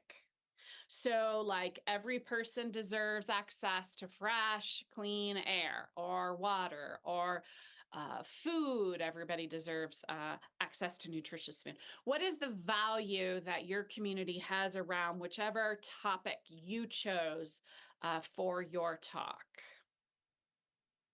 Give you a few seconds to think about that and write those down.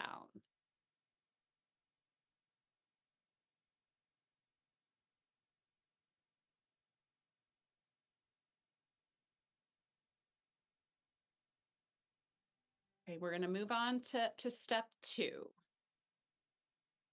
What is the situation in your community around your topic? For instance, air pollution, especially in the summer.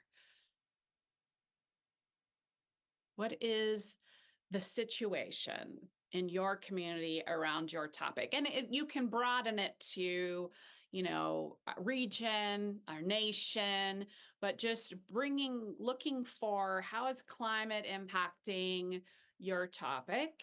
If it were air, then you might bring up pollution. If it were water, you might bring up pollution or other issues around that as well.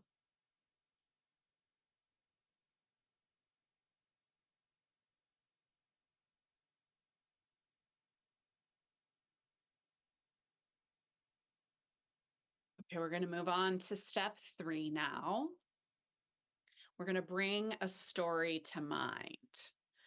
One that you've heard today. Again, many stories today. Maybe it's a story about you. Maybe it's a story about someone else from your community on this topic. I want to share one that you are welcome to use, but of course don't have to. And it comes from this year's 2024 American Climate Leadership Awards for high schoolers.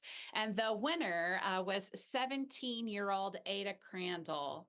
She lives in Portland, Oregon. When she learned about the proposed expansion of several freeways in her community of Portland, she led demonstrations every other week for over a year with other young people in front of the Oregon Transportation Building, opposing the development of these freeways because of the pollution and the health impacts, and calling for a decarbonization of the whole system. As a result, several of the projects were halted, and the last I knew, they still are. So hopefully they're dead in the water. But she, because of her determination for clean air and for a brighter future for herself and her peers, she helped lead this, and it just built and grew and grew. And we can share in the chat the video where you can hear her story. So that's one story, but it may be for you one of the others that came about today, or one that you know of. So we need a story that we can share in our talk or in our sermon.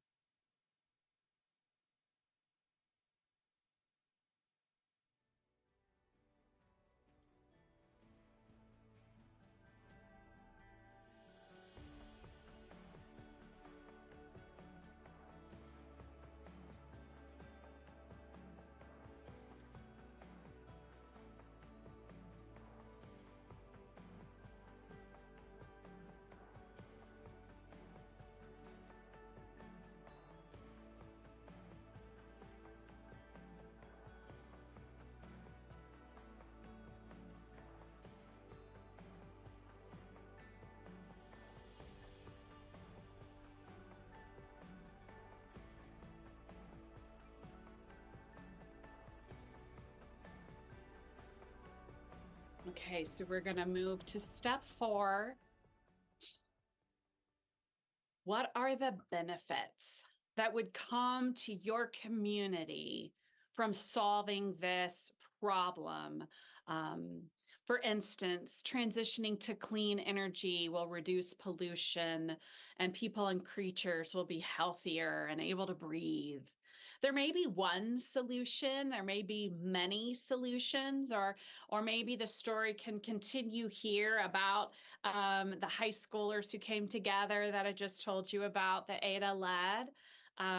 Could be lots of things, but what benefits might come for your congregation, for your community, or it could be, you know, a broader benefit overall. There could be a justice component.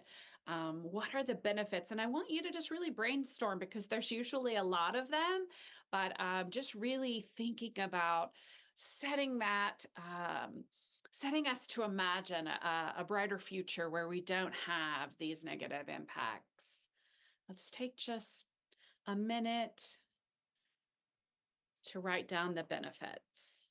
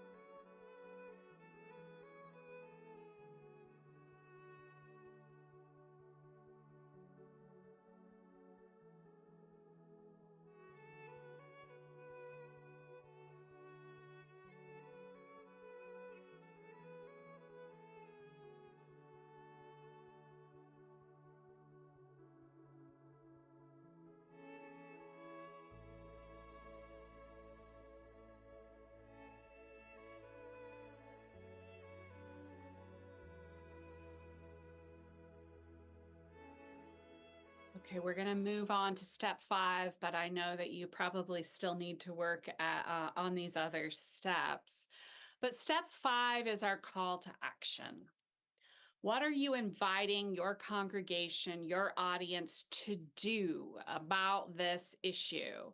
Maybe it is like Ada, going out and standing against and calling attention to the injustice.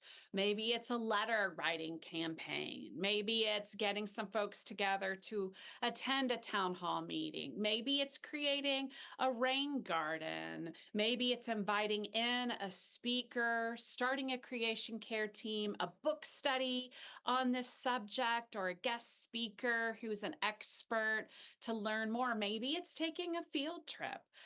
So thinking about you can make a list of them, but maybe there's something that speaks to what you would enjoy doing. What would be your call to action? So let's just take a minute or so to write those down. And then in just after we take this minute, we're going to take 5 minutes to share with each other our outlines, the highlights of our chat. So let's take a minute for our call to action, and then we will share with each other.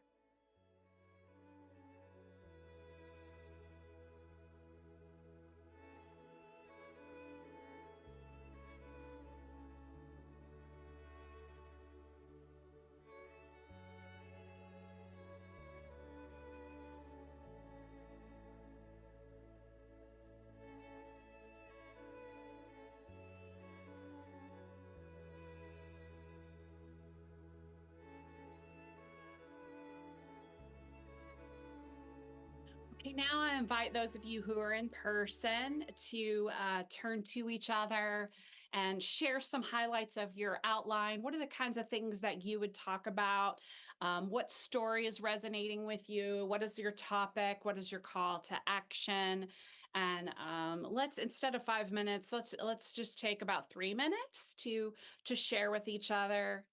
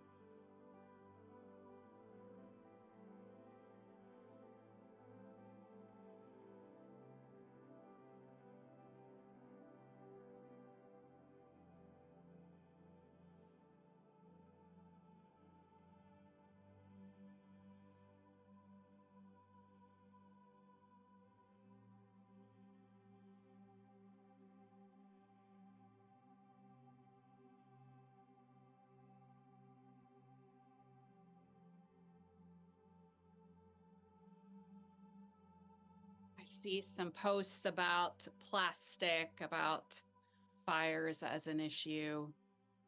So I encourage you to continue to just keep your notes, keep your thoughts. I know it's not enough time to really put together anything, but I'm hoping just to help you see how this process can help you craft or prepare a talk to your congregation or to a community group or a sermon that takes place. I know that, my own way of writing a sermon may be very different than anyone else's, but I know that when I have an outline like this, it can just help get those creative juices flowing so that I'm better able to preach and teach. Okay, so now before our next panel, I invite you to just really sit back for a few minutes. and enjoy and learn about the One Home, One Future campaign, which Blessed Tomorrow is honored to be a member of, and also how you can engage your faith community congregation and beyond.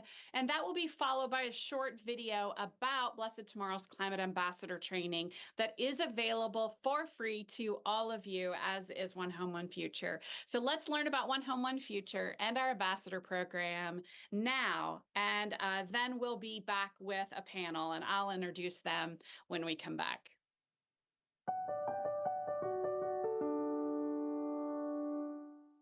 One Home, One Future is a multi-faith creation care campaign for congregations and communities of faith and spirit. Created and led by a coalition of faith leaders from many faiths in response to a call from the heads of many denominations who came together in November 2022. They called for a creation care movement for all people of faith that centers and supports clergy and faith leaders, that centers and supports justice and youth. Let's hear now from a few of those leaders. Greetings. My name is Reverend Dr. Willie Gable Jr., Chairman of the Board of the National Baptist Convention Housing and Economic Development Commission. Hi, I'm Becky O'Brien. I work with the Jewish Climate Leadership Coalition with Adama. Hello, I'm Reverend Terry Hord Owens, General Minister and President of the Christian Church Disciples of Christ. Assalamu alaikum. Peace be with you. My name is Rizwan Jaka. I lead the interfaith relations at the Adams Muslim community.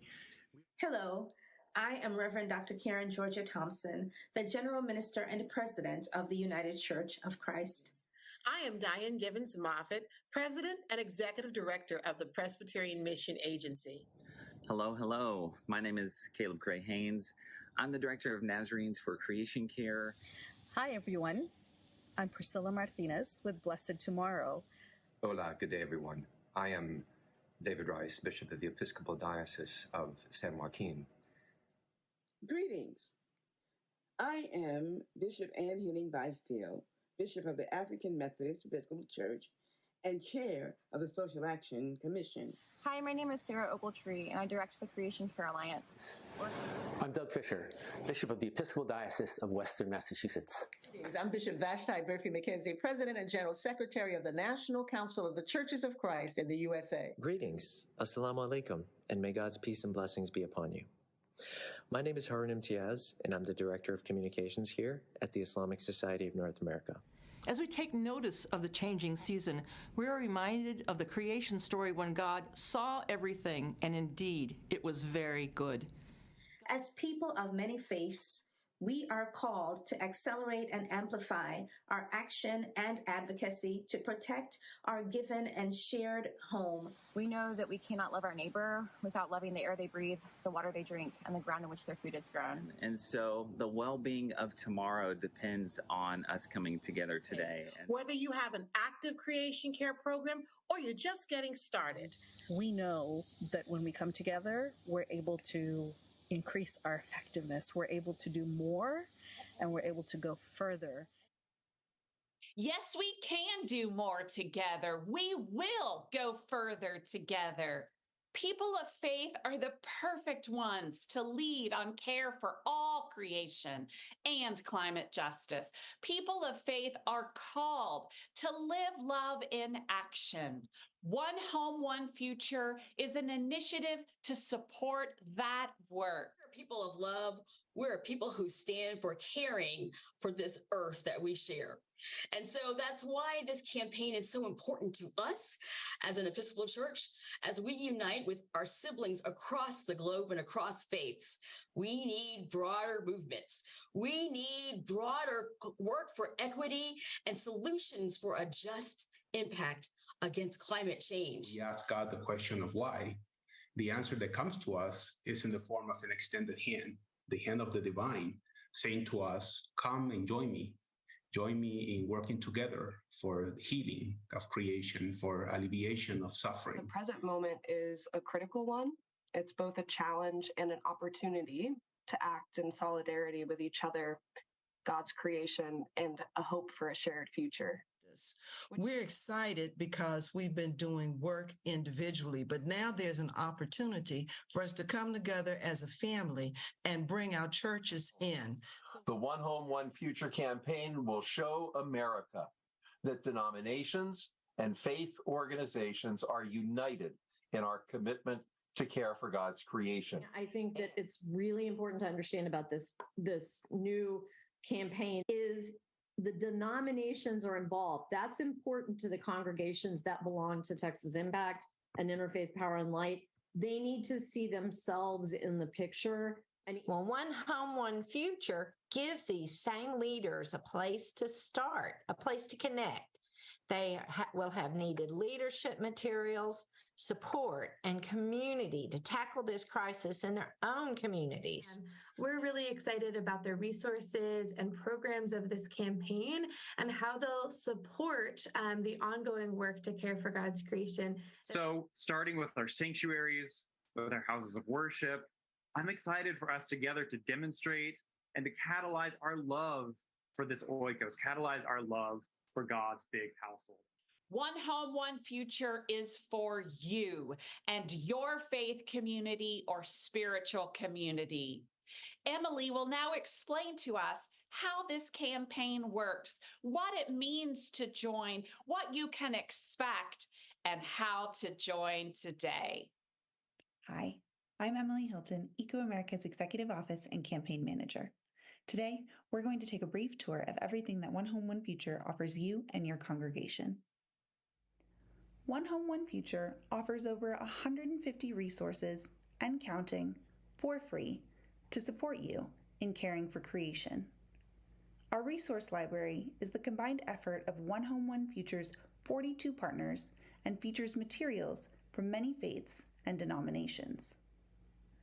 Creation care is something we can easily incorporate into existing ministries, programs, and everyday lives. The website is organized to support the work you're already doing, such as helping your congregation to thrive, supporting the youth, and strengthening your local community. Within each page are simple steps to get started and further actions you can take, such as organizing a community initiative, lifting up youth voices, or starting a community garden.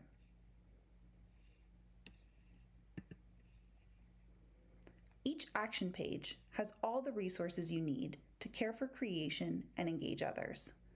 Here you see materials and resources to deepen your learning, videos to inspire you with the success of others, tools to help you get started, and articles on why community gardens are so important. You can search all the actions and growing library of resources anytime in the Resource Hub. One Home, One Future also offers opportunities for people of faith to share inspiration and hope with one another. It can sometimes feel like you are the only one caring for creation, but through One Home, One Future, you are connected to nearly 100,000 congregations and congregants across the country who are in this work with you. You can read about some of their successes here, and you can share your story anytime with the community to inspire and encourage others. To foster further connection, One Home, One Future participants gain access to Mobilize, a free, private, online platform. Similar to a Facebook group, you can post ideas, questions, and events on the main thread, share photos, and add comments. Here, exclusive events that are offered to the One Home, One Future community, such as film screenings, lunch and learns, webinars, and more, are posted. Mobilize is also where you're able to search for and connect with others. By using location filters in the Members tab, you can find congregations and individuals in your area or in your faith or denomination and start a private conversation. No contact information is ever shared. This is all through the secure platform. To gain free access to all of this and more, join One Home, One Future today. The Join page has information about what you can expect. Complete the Join form as an individual or register your congregation to receive a free resource kit and banner in the mail. Join the almost 100,000 people of faith who have committed to caring for our shared home through One Home, One Future.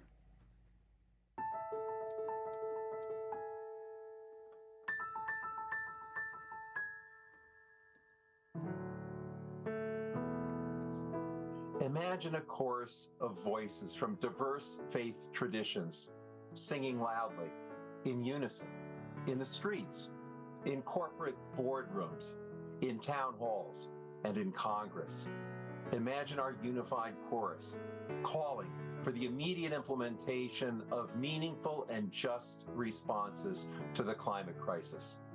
Our God of many names is calling you and I to make that happen. What are we called to do? We're called to have dominion, authority over the fish of the sea, over the birds of the air, over the cattle, over the wild animals, and over the earth. And also, I believe tonight, we are called with this campaign, with this movement, with what we're doing, to be over anything and anybody or any organization which would seek to destroy our perfectly balanced earth. It's up to you. It's up to me. All on this call tonight. We are one, and we will not bend. We will not bow. We will not break. We will not back up. We are one. We've got one home and one future, and that's what we're doing, and that's what God has commanded us to do. So, if you're not already involved, let this be your portal into action that's going to strengthen your community and help protect our one shared and given home.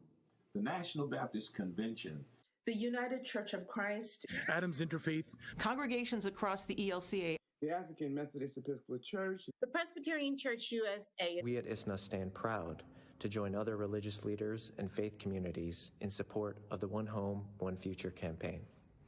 I urge you to step up your efforts to care for the gift of climate, a gift clearly in trouble today. So I look forward to our 100,000 member congregations across the United States participating in this program. Won't you join us? We shall be known by the company we keep, by the ones who circle round to tend these fires. We shall be known by the ones who sow and reap the seeds of change alive from deep within the earth. It is time now, it is time now that we thrive. It is time we lead ourselves into the well. It is time now, and what a time to be alive. In this great turning we shall learn to lead in love. In this great turning we shall learn to lead in love. We shall be known by the company we keep, by the ones who circle round to tend these fires. We shall be known by the ones who sow and reap the seeds of change alive from deep within the earth. It is time now, it is time now that we thrive. It is time we lead ourselves into the well. It is time now, and what a time to be alive. In this great turning we shall remember, it's our watch, it's our time. All that is required is that we be faithful and available, using that mustard seed faith, and then watch what God will do, how God will use us. Thank you for being here today. We're now linked together. Amen. Amen. Amen. Amen. Amen. Amen. Amen.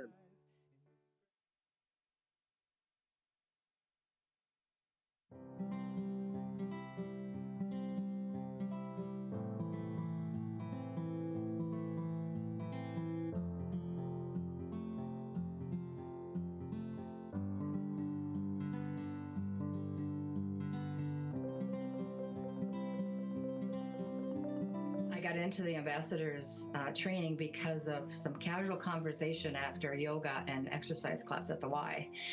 And a friend of mine whose husband is involved with the creation care team at church felt that we really needed somebody who could do a presentation, and it wasn't him.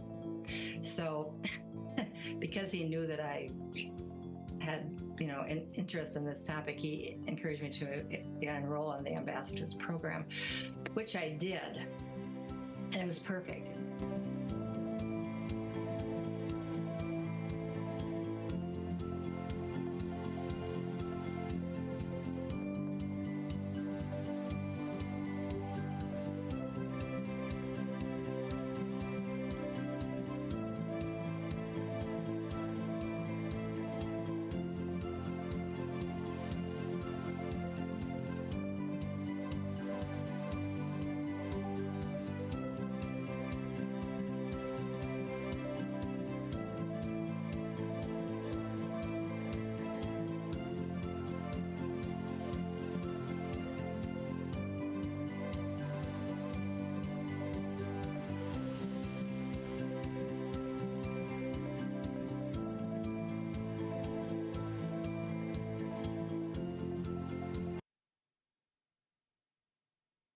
Welcome back.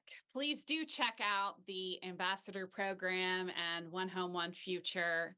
And I am now joined by some dear friends and colleagues who are all a part of the One Home, One Future campaign. Reverend Dr. Brooks Burnt of the United Church of Christ, Reverend Avery Davis Lamb of Creation Justice Ministries, and Phoebe Morad of Lutherans Restoring Creation. And we're the four of us going to start talking about ways to engage your congregation, in creation, care, and climate justice. The team has added their programs in the chat for you to check out. So welcome, friends. It's always wonderful to be with you all.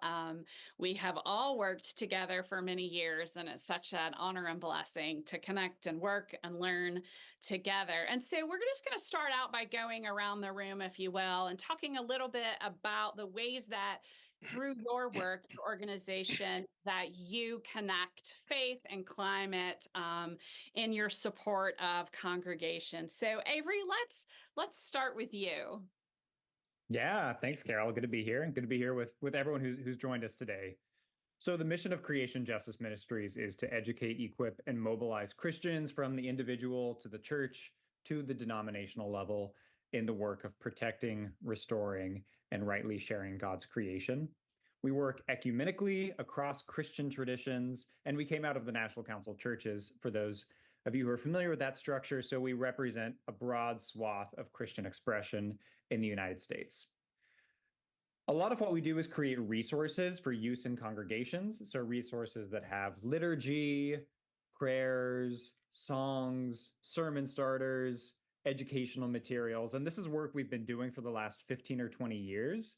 And so on our website, on our resource hub, you can find different resources about a wide variety of different environmental issues, a lot of which intersects with climate change, that can be used in the teaching or the preaching that you're doing in your congregational setting. We also offer training for leaders, for both clergy leaders and also lay leaders who are engaged in this, maybe green team leaders, a number of which I'm guessing are here with us today. We have a few programs around this. One that's Pastoral Care for Climate, where we host regional-based trainings for clergy and for congregational teams to come together and to engage over the course of a few days with scientists and theologians about how we can do ministry in a time of climate change. I'm also really excited to share that we just announced last week that we received a grant from the Lilly Endowment for a program compelling preaching for a climate-changed world. And we'll be offering an eco-preacher cohort every year for the next 5 years, where we're working with folks who preach to cultivate the sensibilities and approaches that are needed to preach well in our climate-changed world. And then finally, we are based in Washington, D.C., and we are a faithful presence on Capitol Hill for environmental advocacy, for climate advocacy. And so we both represent the faith-based approach to advocacy in D.C. We meet with folks on Capitol Hill, and we engage congregations in the sacred work of advocacy. Thanks so much, Avery. Phoebe, I know that you're with, of course, Lutherans, ELCA, but I know that a lot of what you do, any denomination or any person of faith would be able to learn and engage with. So Phoebe, why don't you tell us a little about what you do? Sure. And I'll start off by saying that Lutherans Restoring Creation, we do not corner the market on how to care for creation. When I first started volunteering with Lutherans Restoring Creation, I realized, we should have more creation justice ministries. Everybody get in on it. But we all need kind of a bridge to translate our particular faith, family values, and particular internal speak and act as a bridge, especially to those larger organizations like Creation Justice Ministries, but also a bridge to local action work. So that's really what we try to create. We promote creation care also at the institutional level. So we are very much a grassroots organization where we see that our institution has written and has an incredible theology, a foundation for why we believe that caring for creation is part of our vocational calling. But to be able to hash that out and see people sent from the pews out into the world takes a little bit more of curriculum and networking, especially networking and lifting up one another's actions. So one of the programs that we like to highlight is called Actions Speak Loudly. And it's helping congregations figure out, okay, the typical church life, how are you going to translate that kind of typical church life of having a worship and music committee, having a buildings and grounds team, or, that one person that volunteers? How do you help translate that typical church life into the work that it takes to be good disciples? So that's what we help translate from a Lutheran sensibility, and then get us all together in groups like this to think about the big picture. And I'd also like to just call out the fact that I work with Pacific Lutheran Theological Seminary as well with the certificate program in conjunction with Nettie Estudillo, who spoke earlier. And a lot of our work is just helping people understand that there are these wonderful United Nation groups gathering together people of faith, and that's great. But sometimes people just need to know, what does that mean for them in their context? So if we can all help engage one another at what that means, where you're rooted, because sometimes we forget that big organizations like the UN need to hear from us. So we'll help bridge that gap. That's amazing. And Brooks, Scott gave just a little bit ago a shout out to your climate justice program for youth, which I'm sure you'll talk a little bit about, but also just share with us like the things that you're most excited about in your work and engaging with congregations. Yeah, happy to do that. I think, for me, I always begin by kind of speaking to the gifts that have been bestowed to us from those that have gone before us. And for me, that's really the origins of the environmental justice movement. When leaders like the Reverend Benjamin Chavis and Dolly Burwell and Reverend Leon White put their bodies on the line to prevent dump trucks from dumping toxic wastes in a small rural community in North Carolina that was predominantly Black. And it was out of that movement that the phrase environmental racism was coined, and the phrase environmental justice came out of that. And so in our ministries today in the United Church of Christ, we try to honor that gifted legacy that's been given to us by having a prophetic ministry that centers justice, that's willing to confront those in power, and that's willing to go public. And so we try to do that in a number of ways. We have a Creation Justice Church program, that's our Green Church program, that tries to encourage churches to think about ways they can center justice in their ministries. We've got a monthly webinar that also invites deeper conversations into that topic. And then every year, we've recently established year-long campaigns that we call Climate Hope campaigns that give churches some tools and some equipment to be able to do some of the on-the-ground work of advancing climate justice. And so I'm excited to be with all of you here today as we talk about the shared ministries and passions and purposes that we all have. Thank you so much. And I know I speak for all three of you, but particularly because Brooks and Phoebe are associated with a particular denomination, that I still encourage you very much to check out. And Brooks' monthly webinars are a great thing to tune into and to learn. So please check those out. Okay, so I have a few questions that I just thought it'd be fun for us to all talk about.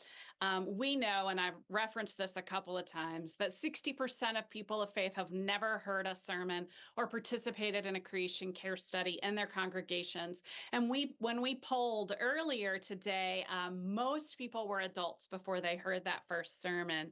And so it is really important that all of us be talking about creation care and climate justice, which is why we focused on that for 2 whole sessions. But I would like to invite you all to just share, like, what is a suggested first action on creation care or climate change, and how, what kind of resources do you, it could be your own, or what kind of resources might be needed for that. And so Phoebe, let's start with you on that. Like, what's a first action you would encourage a congregation to take who's just starting out? The first might be, you might be frustrated because it's not very specific, but it's listen and know your community first, and not assume that just because you went to this webinar, you know everything there is to know about climate change, and you're going to step aside, everyone. Let me tell you what to do.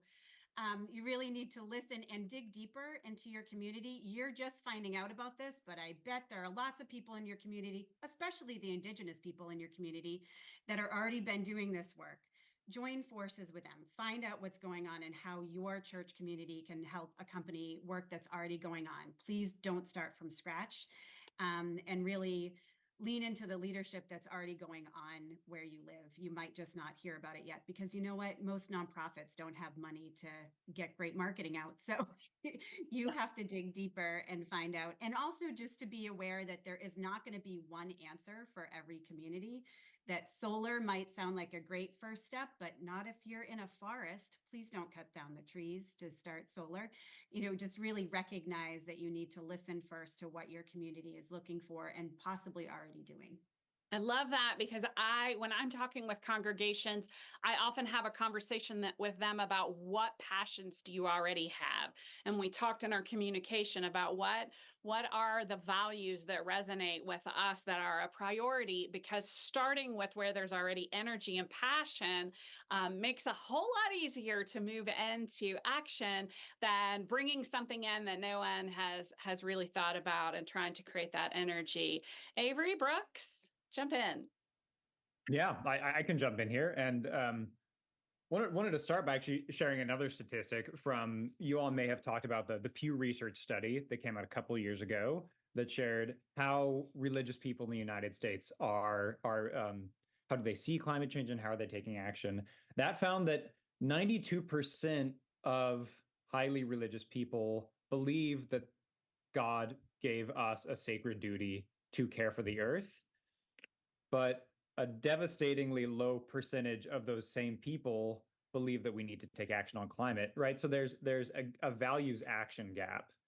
And I think the first step that I would say is start opening up conversations, not just about we have a duty to care for sacred earth, but as people of faith, theologically, we have a duty to take action on climate change. So start, building up the muscles for thinking about belief about the earth, not just as belief, but our actions as Christians, or as people of faith in general, as taking action in the world.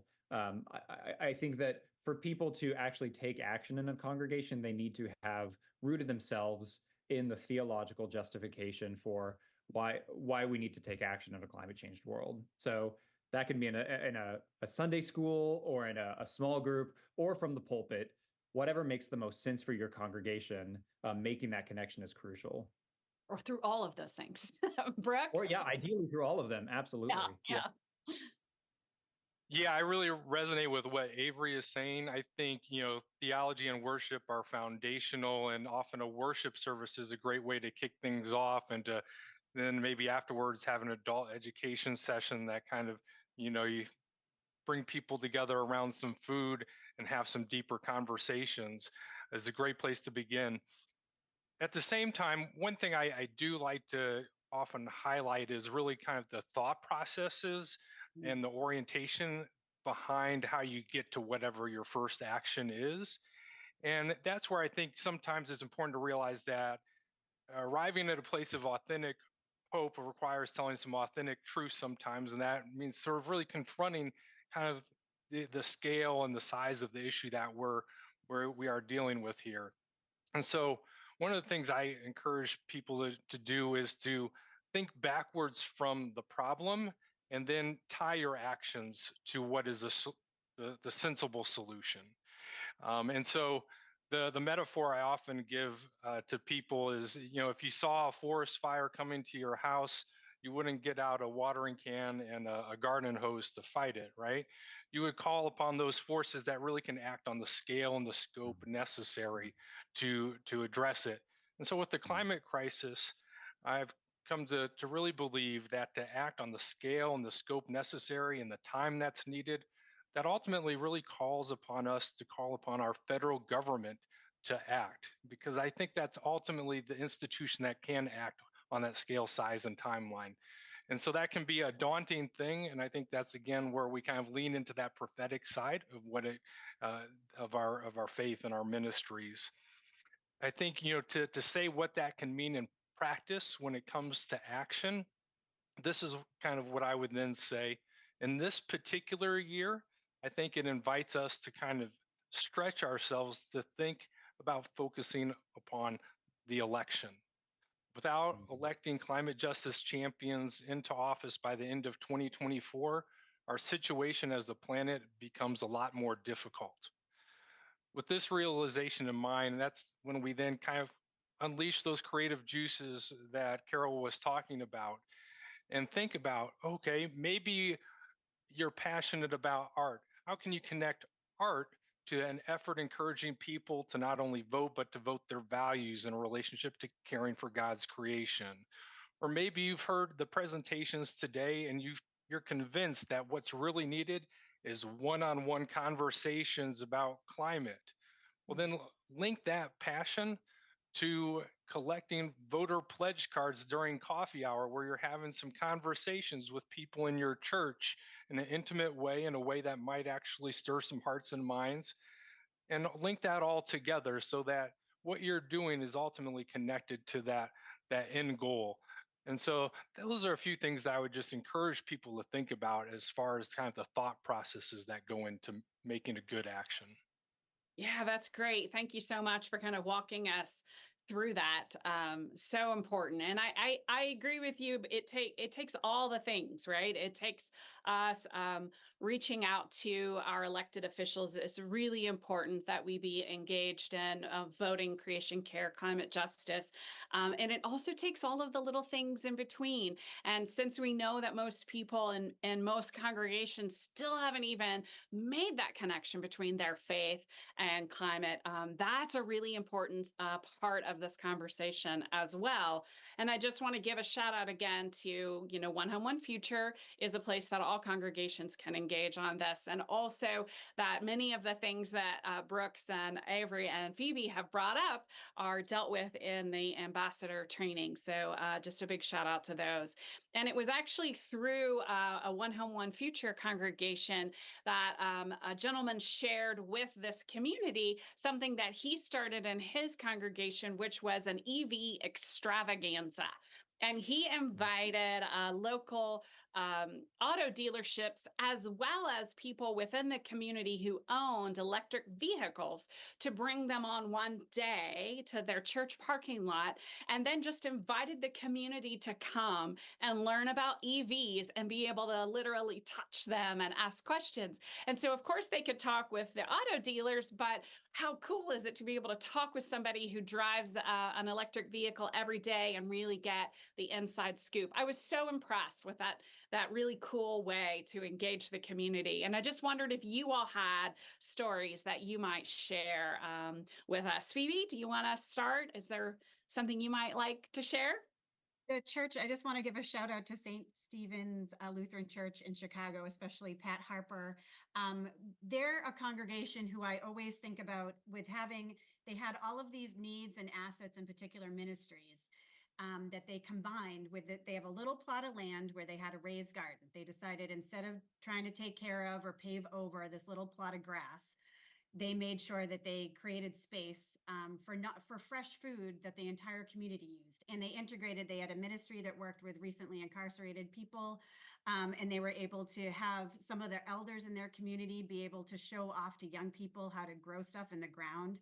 They had a vacation Bible school all centered around, hey, your vegetables come out of the ground like this, and then you eat it and make a salad together. Really integrating the full life of the church and community that they already had doing, not a separate thing, integrate it into what they were doing. And it brought incredible life to their community. But yeah, I just wanted to highlight to what Brooks was saying as well, the idea of not having to have a separate everything. There are so many ways to integrate this into events that are already going on in the life of your community. Just think about where people are already at, go to them with this understanding. Amen. And ask the particular ask. Yeah. Brooks, you want to jump in? Yeah, I want to, continue with the election theme because I know some churches can find it hard to imagine wading into those waters. Yeah. But we've had some awesome churches lead the way and be an example of what can be done. In Boston, there's a church that's both United Church of Christ and Presbyterian. It's called Church of the Covenant. And like a lot of churches, they do their annual stewardship campaign in the fall for financial pledges. And one year they decide to lean into the other meaning of stewardship during the month of October, stewardship of the earth.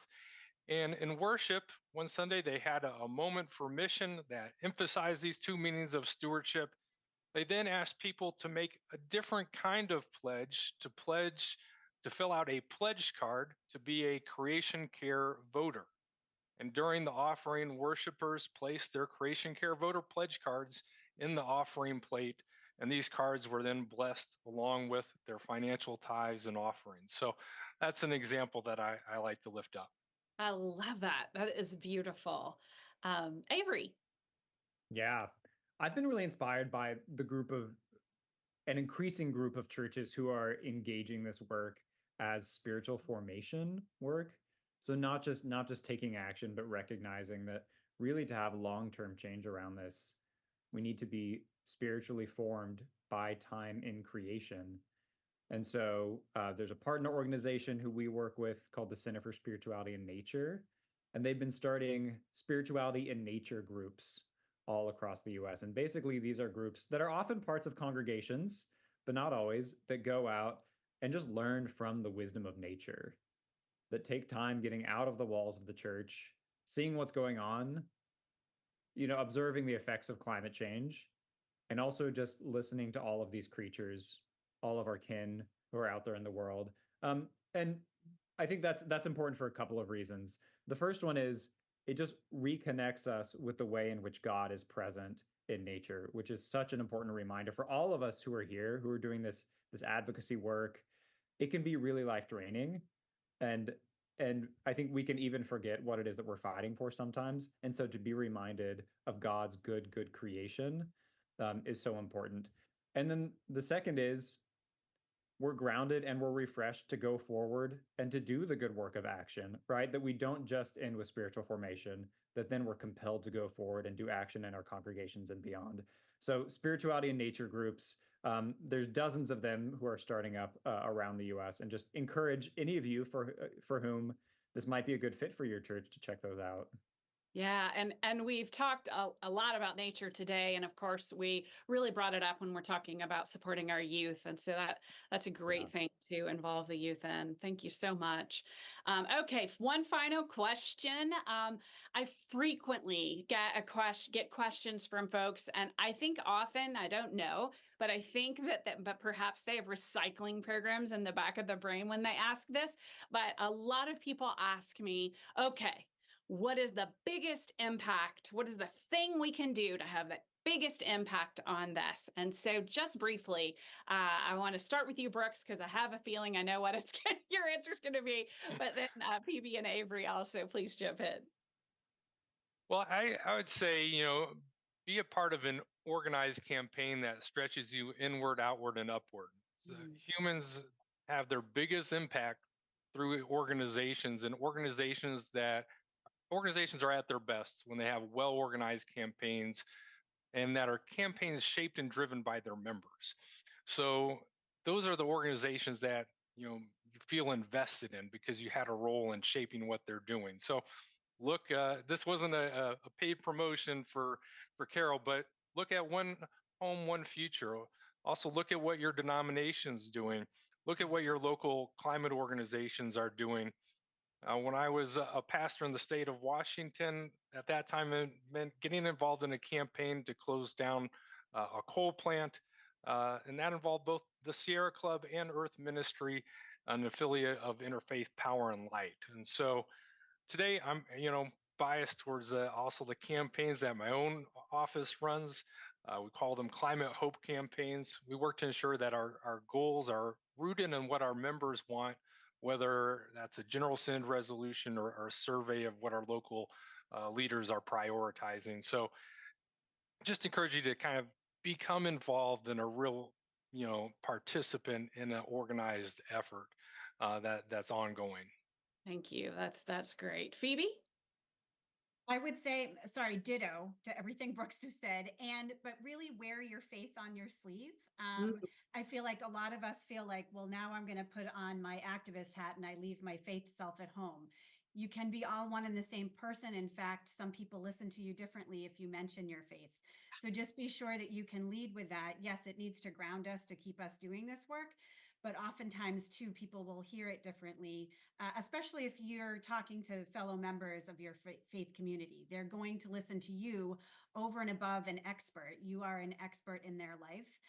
So just keep that in mind, that you have a huge personal impact, but join a campaign with your group so in our faith tradition, we have God's work, our hands. They're bright yellow shirts. They're like how we get out into the community. Just put that on. Make sure people know that this is part of a reflection as to your faith life as well. Don't hide it under a bushel. So amazing. As a pastor, I used to say to my congregation a lot, how does your life look different? It should look different. So love that. Lead with your faith. And we are trusted messengers. And Megan reminded us of that. So it's really important that we talk about it. Avery. Yeah. Just like Brooks was saying just now and Phoebe earlier, that the work of a congregation should be looking outward and making external connections. I'd also say work on building your team at the congregation. That it's for the long-term work that we're doing, right? We're not going to solve this problem in the next year or in the next 2 years or even in the next decade. The work will continue. And so it's important that we have institutions, no matter how small they are, even if it's just 2 or 3 people in a congregation who are carrying this work forward. Find your allies, organize within your congregation to build up new leadership and pathways to decision making, like Brooks was saying, and then ensure that work is institutionalized in a way so that it can continue, so that even if you yourself get burnt out, which no doubt at some point you will, there's someone else who can step up and carry the torch forward. Thank you so much. And I would just add that really all of us, I know on this panel and all day today, our speakers, what we're not asking for is some new program in your congregation. What we're asking for is a faith lens that you put on that helps you integrate creation care and climate justice into all the things that you do, for the preaching and the teaching to how you take care of your building, your grounds, your outreach in the community. How is climate impacting? How do we need to adapt? How do we integrate this into all the things we do? Well, I just want to thank each of you so much. I treasure the friendship I have with all 3 of you. I'm so grateful for you all, and just blessed to journey with you in this work. Thank you so much. Thanks, y'all. So now we're moving into a time that is our call to action to each of you who have joined us today. I want to ask you, where is the Holy calling you next? What gives you and your congregation energy, and what's important? What's that value? What stands out to you as the most impactful steps that your faith community can take to start, or the next steps to embody stewardship of creation, advocate for justice, ensure the well-being of our planet for future generations? So in the spirit of unity and shared purpose and practicing our 5 steps ourselves, we warmly invite you into action as an individual and as a leader in your faith community.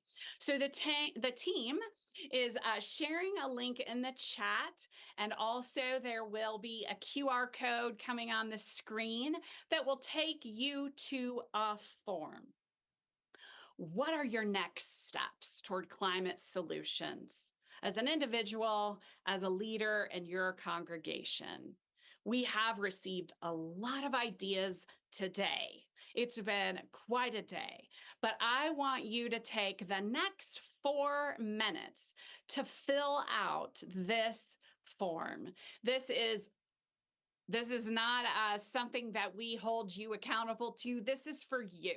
We want you to take action, to commit to yourself and to your God the next things you will do on behalf of the good of all creation and climate justice. So I'm going to be quiet now for the next 3 to 4 minutes as you complete this form.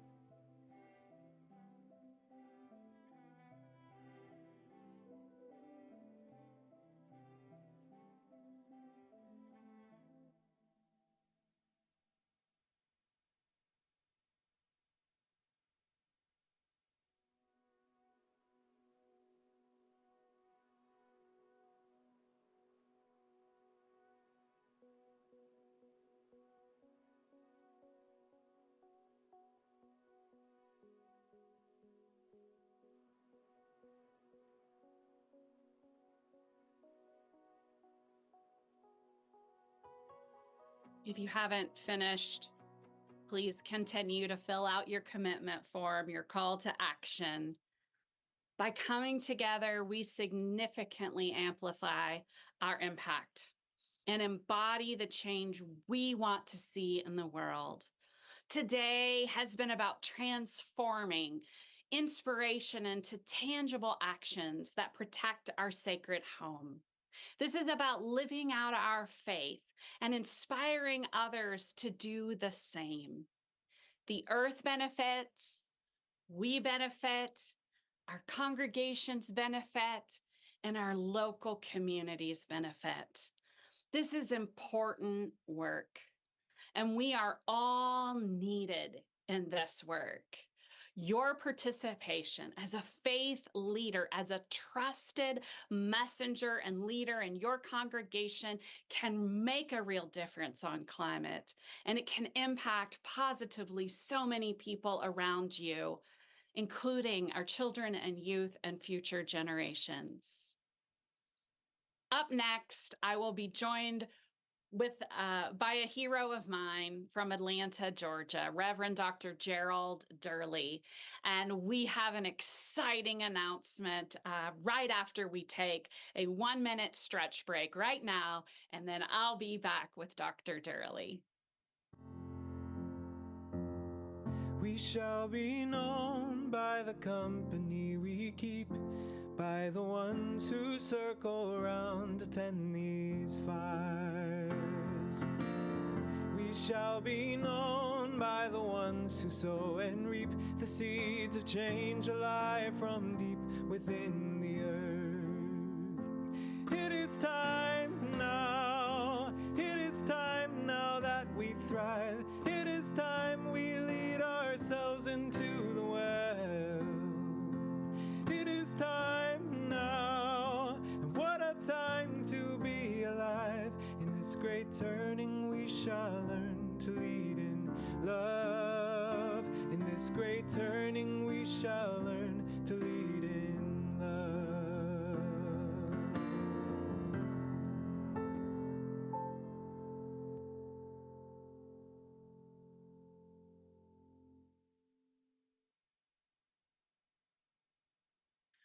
Welcome back.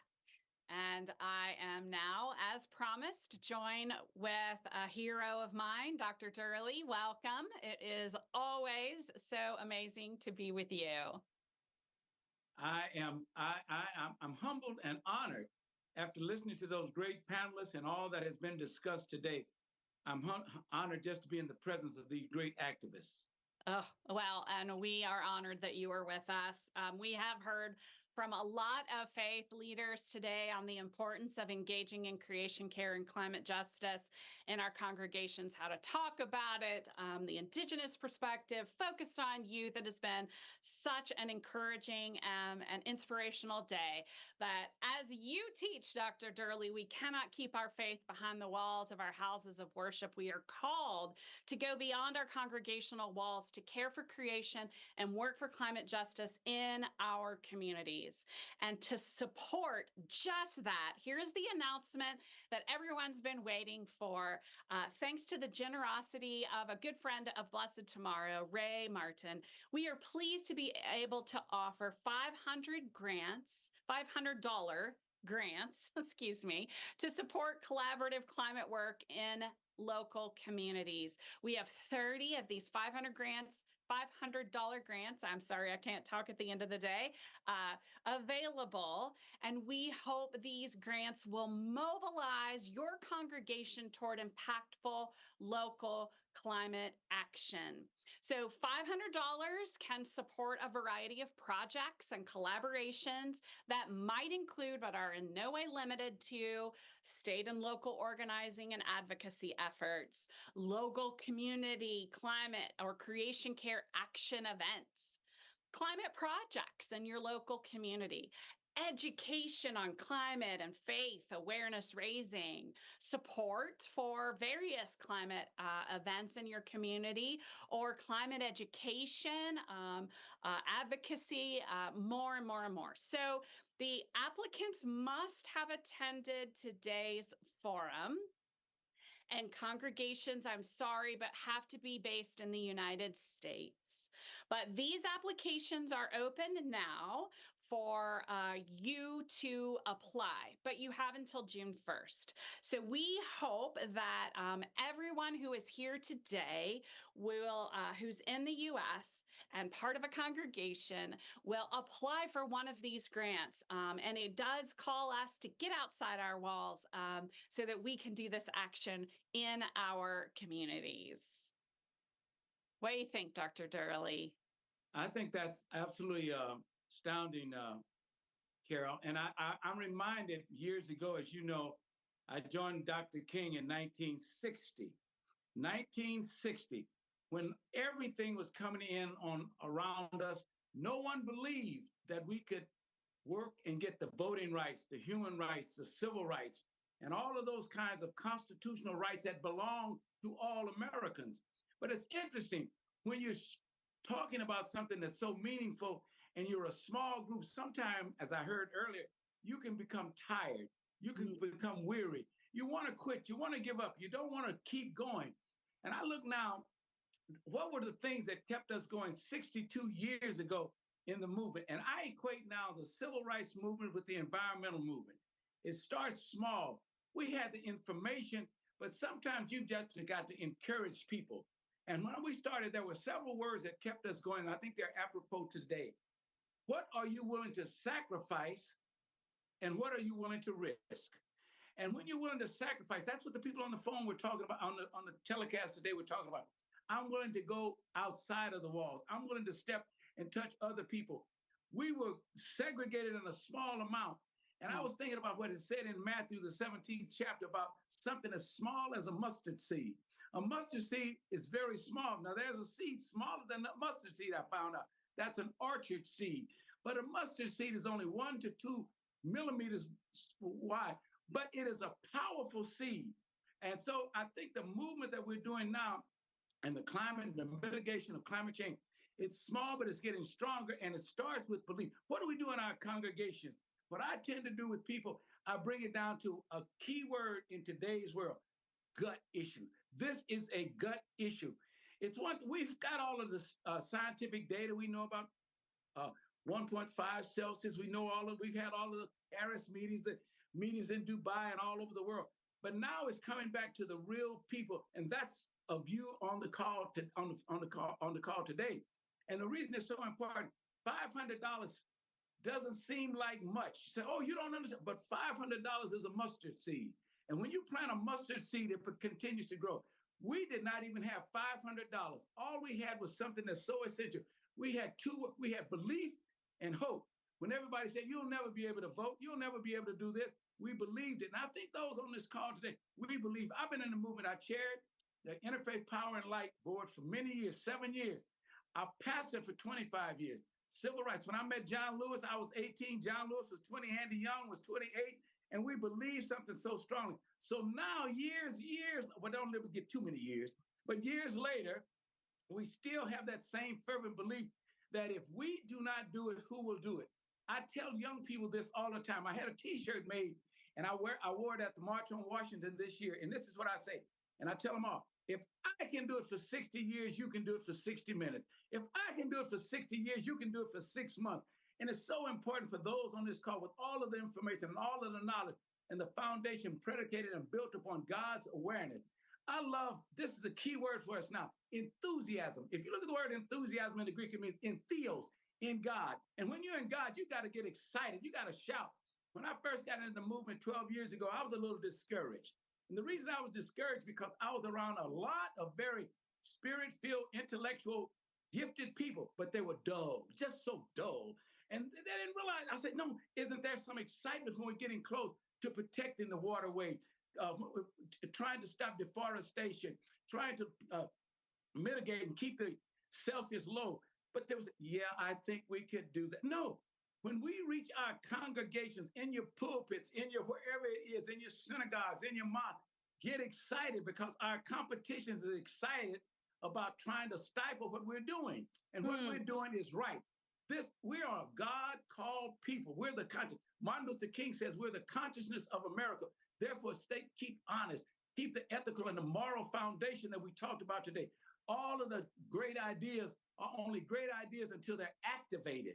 And the activation comes when you believe it. And when you begin to believe it, then all of a sudden something takes a hold to you. Maybe some strange word like a spirit, a Holy Spirit. There are a lot of spirits, but when a spirit gets hold of you, you can't keep it quiet. So as we go through the next several months and years, and I heard somebody's going to take some time.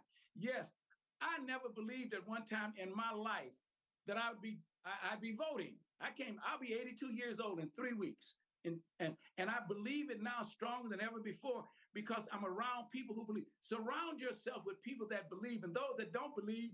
And what a belief? I'm talking about believe that we can make a difference when it comes to challenging the auto manufacturers, when it comes to petrol companies. We're fighting down there in North and South in Louisiana now, the 85-mile track, all the cancer road. But we're believing, we're telling people we don't have the legal background, we don't have the finances, but we have something stronger than, we have two things that are stronger than, we have a belief system and we have a God that's never failed. A God that when the valleys are low and the mountains are high, you can say, I can't handle it. God, you take over, and allow God to take over. And I'm not talking about somebody just jumping up, speaking in tongues and all of that. That's fine. But I'm talking about a very pragmatic way of looking at the process, looking at the legislation, looking at the excitement, looking at the enthusiasm, and tell people we will not bend, we will not bow, we will not break, and we will not back up. I'm not trying to pump you up. I get excited just talking on a phone. So you know what I must be like when I'm at the Public Service Commission, who's trying to raise the prices right here on Plant Vogel here in Georgia. When I get in front of them, they know that I'm there. Everybody ought to know that you're there, but don't just be there by yourself. Get outside of the wall, because the walls can keep you in, or they can keep you in, or they can allow you to go beyond and bring people in to make it a better movement. So I'm just so pleased with the grants that are going out, those that were receiving the grants. And it's interesting how it multiplies. This is being given by Blessed Tomorrow, but when you give, you shall receive, and it will multiply. Right now, we've been organizing, we're strategizing, and now today we start mobilizing. And when you mobilize, you just get excited about it. It's so much excitement.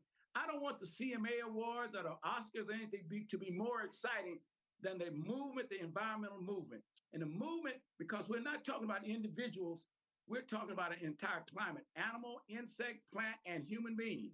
So therefore, this is a time that we need to do this. All the information, I heard some great ideas about how to excite people, but you can't excite people if you're not excited. And excitement in the world in which we live now, we're in competition with the Atlanta Housewives on TV. They tell a lie and people believe it. We're telling the truth and they wonder, do they really believe it? Let them see the excitement in you. And it begins to flow. It begins to ebb. It begins to get excited. I'm excited now just listening to what I've heard today. And thank you so much, Carol, for just letting me kind of come in at the end and just say a few words. And like I said, I'm equating it with what we did. They said, you'll never get a civil rights bill. You'll never get a human rights bill. You'll never be able to vote. You'll have to continue to have to count the jelly beans in a jar and all of those. But again, that was where they were. And we're at that point now. The environmental movement I think it's alive and it's well. And the reason it's well is because of those of you who've attended today and made a difference. You made a difference today. Now go and make a difference tomorrow.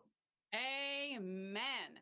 I just am so inspired by you all the time. And I love just like, let us have the vision of what can be and let us keep working towards that. And if you can do it for 60 plus years, then we can do it for sure.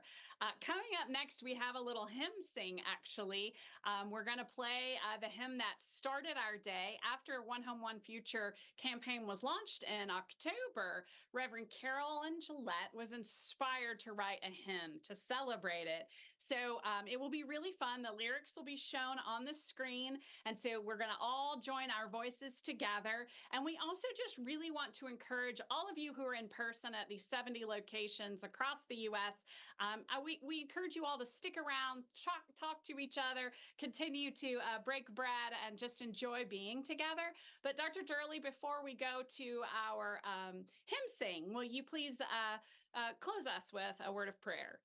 I certainly will. And even though I can't hear you, when I say, if I can, you can. When you're in your congregations, turn to the lady or the man on the either side of the pew and say, if I can, you can. Now watch this. If I can, you can. Thank you, thank you, thank you, thank you. We never went out to face any opposition unless we sought the counsel and the wise guidance of a God Almighty, a God who can carry us. So there's no better way to. The benediction means this is the beginning, the step out. This is not the end. Benediction doesn't mean it's the end, it means it's the beginning. And we would never, even though we were afraid, even though we were out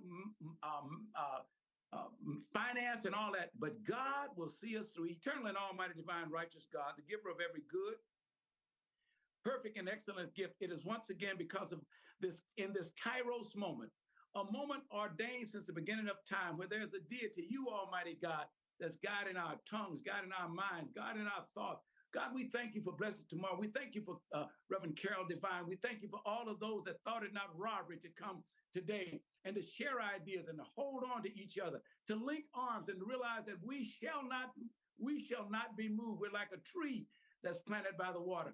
Hold to the belief that the environment belongs to God. We're treating it like a used car right now. But there are those of us who believe that there is power in prayer.